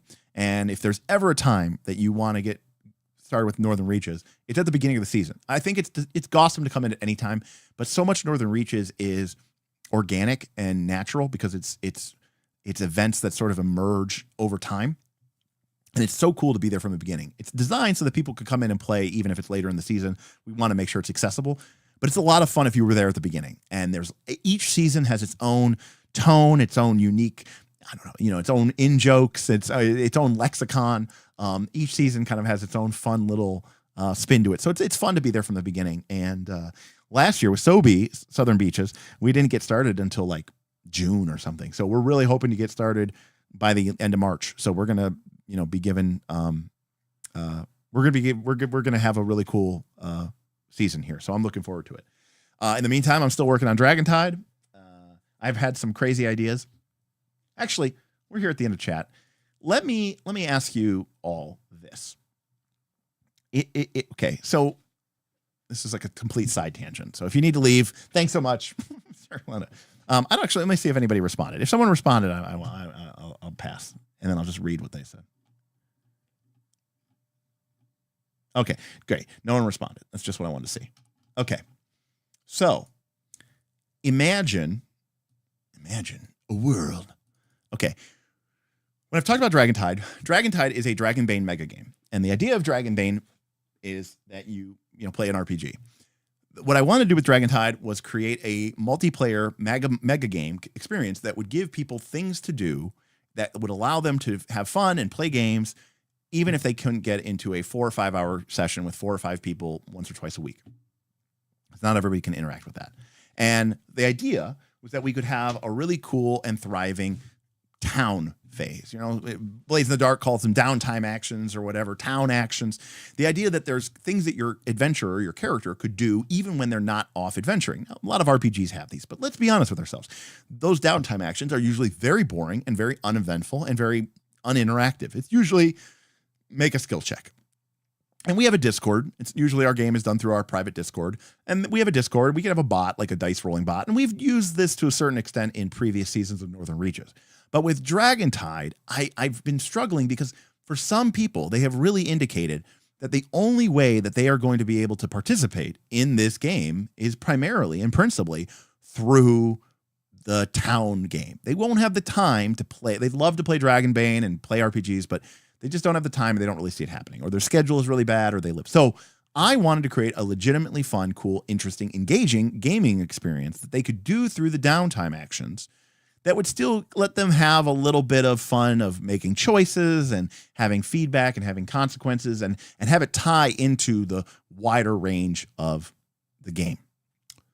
And Bob understood that fundamentally, but Bob's like, okay, but so we can launch tomorrow. And I was like, no, Bob, he's like, yeah, we'll just, they'll just make a skill check and it'll be good. And I'm like, Bob, that's not interesting or engaging, and it doesn't have anything. So I've been really trying to figure out ways to make these downtime actions more fun and more engaging. And so I was showing this to Bob. One of the things that I've been working on is, and this is just an example of this. So this is a example that I've been kind of sort of working on. It's more of like a work in progress, but it's an example of the kind of thing that I'm kind of trying to go for here. And in this case, it's like a fishing game. So, right, Dragontide takes place on the ocean or whatever. So this is an example of what, if you use one, depending on your character, you might have, 5 to 7 downtime actions a week, or you might have 10 to 15 if you're a more downtime action focused character. Basically, you're not going to be playing a lot of adventures, so why be a knight or an explorer when you could be like a merchant or a scholar. Well, in this case, this is an example of the Dragon Tide fishing mini game. Yes, the Dragon Tide fishing mini game, because I figured what better way to just kind of highlight and show my example of this as well. So you would go into the Discord, you would connect. Now this would be connected to like a NoSQL or maybe like a MongoDB. So it would store most of the information about your character. And then when you would come into the bot, you would basically start it up and check how many actions you have. Say, I want to go fishing. And there might be, this is just a work in progress. There's another version I have where it's like, do you want to go fishing at the tide pools, or do you want to go fishing off the docks? And there's different bonuses. So here we go. It says, before you cast your line, choose your equipment. Select your rod. This determines your base line strength, but can also potentially add banes to your hook roll. Right now, there's only one type of bait you can have, which is worms. So you choose 2. Reinforced rod, right, which gives you a higher line strength of 16, but it adds a bane to your roll to hook the monsters, or to hook the fish. So you equip the reinforced rod, stamina 10, that's your stamina, line strength 16, progress 0.6. A strong snapper has taken the bait. Time to hook it. Make a hunting and fishing skill test. That's a skill from Dragon Time. To set the hook, you have 1 bane, your reinforced rod penalty. You roll 9 and 16. You take a 16 because of the bane. Failure. The fish shakes away before you can set the hook. The sudden resistance tires you. You lose 2 stamina, and now you're at 8 stamina. Now, this is all inside of 1 downtime action. Would you like to try again? Yes. You cast again and wait patiently. A strong snapper has taken the bait. Time to set the hook. But right now, there's only 1 fish, the strong snapper. This time you successfully hook the fish, and the fight is on. So then each round, it'll describe. Now, right now, it's this little thing here may not be there. It's something that like the players would learn. This is just information for me. It's going to describe the fish's behavior, and that fish behavior actually maps to a % chance that the line strength will be tested that round. So what you see is it's darting side to side, trying to free itself. Right now, you're at 0 out of 6 progress. You need to get progress to 6 without running out of stamina, that's your stamina, nor with having your line break. So I know from this debug version that there's a 40% chance this round that the line strength is going to be tested. But then you would have to choose your strategy. Do you make a power pull, which costs more stamina but adds a lot of progress? But if there is a line strength test done this turn, there's a bane added to it. In other words, it's harder to make the test because you're if the line strength is being tested and you're really pulling on the rod, it's going to more likely break. You can do a steady reel, which costs stamina and gives you reasonable amount of progress.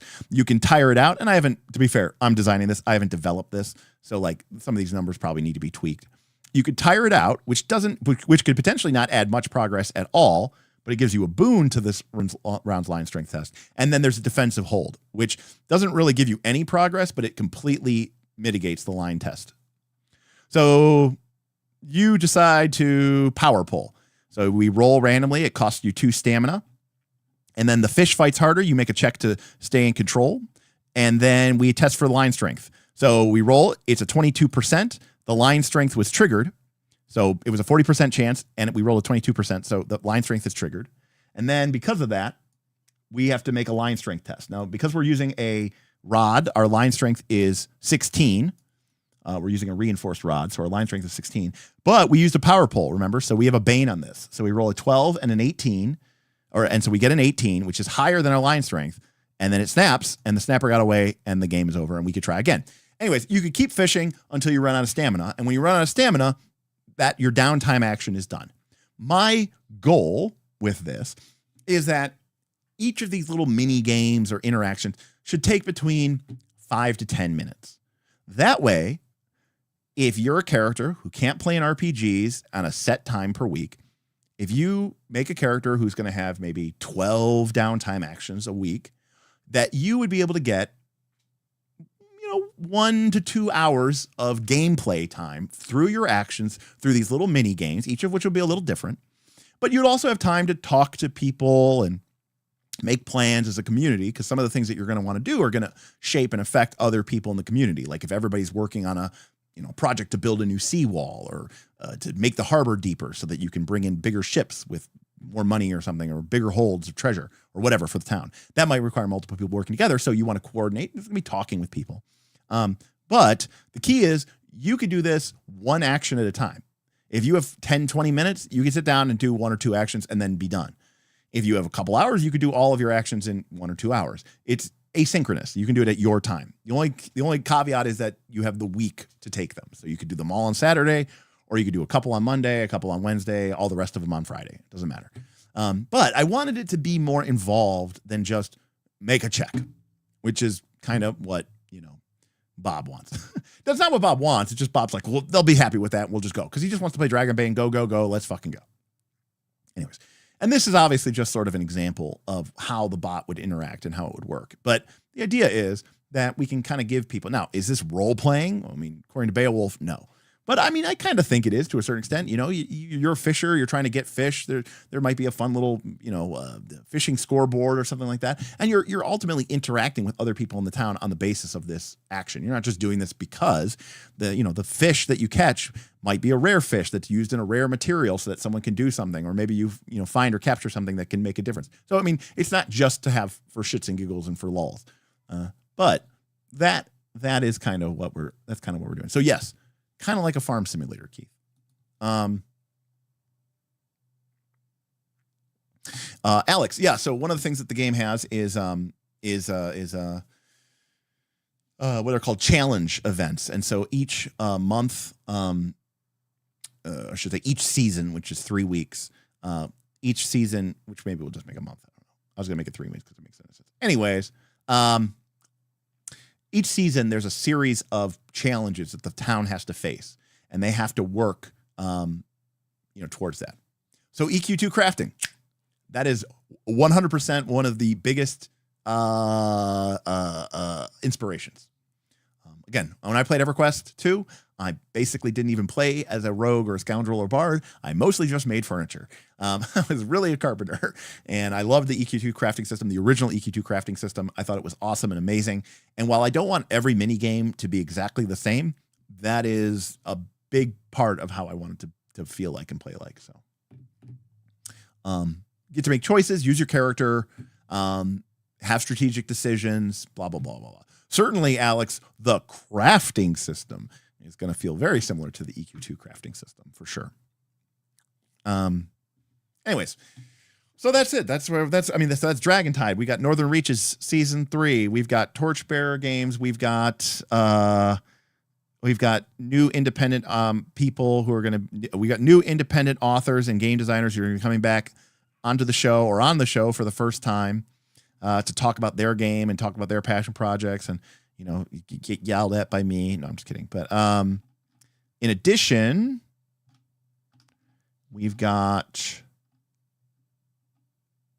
let's see, what do we got going on this month? We've got Fabula Ultima games tomorrow, Forbidden Lands games, Legend of the Five Rings game, Delta Green games all this weekend, Memento Mori, my Torchbearer game not with GM Scott. GM Scott's in that campaign, but he's missing it this week. We have 4E next week, Werewolf, Star Wars games, 4E Dungeon Delve games, Sci-Fi Saturdays with Blades in the Dark, Mothership, Lancer, Wild Sea, and that's just over the next week or two. So, and then we also have people who just run games that aren't pickup and one shots or multi shots. So, lots of stuff happening in the world of Night's Last Call. All right, everybody. I'm heading out. Thanks again to everybody who donated. Thanks again to the incredible patrons. Thank you again to you all for hanging out. Like, subscribe if you haven't already. Leave a comment. Let me know what you think. And if you really want to hang out with us and check us out, maybe playing some of these games with some of these fine folks, check out our Patreon, patreon.com/nightslastcall. Link in the description below. Otherwise, I will say thank you, GM Scott. GM Scott tipped $25. I missed the stream. You sure did, buddy. And it was 4 hours long, 4.5 hours long. What the hell were you doing? You have to rhyme back and find I know you're a cat person, but there are some dogs on the stream. So those are worth going back and looking. That's okay. I'm okay with you leaving for a vacation. That is an acceptable reason for someone to miss an RPG game. We'll miss you, buddy. You know what? You should feel less bad. GM Scott is the group's mage, and more importantly, its primary cartographer. And at the end of last session, he failed to make the map. So normally if the person's missing, the map is missing too. And so with GM Scott missing, there's no map. But there isn't a map anyways because he failed the roll. So good stuff. Thanks, Beowulf. We'll take care of these dogs. Gotta take care of the dogs. I can't really take care of my dad, but you know, we can certainly give our best wishes to him. And again, like I said, he's also kind of an asshole because he doesn't do what the doctors tell him to do anyways. But you know, it's kind of a yin yang problem. Anyways, a lot of stuff going on. I appreciate everybody being here, and thanks again. And we'll talk to you next time on Knights of Last Call. Good night, everybody.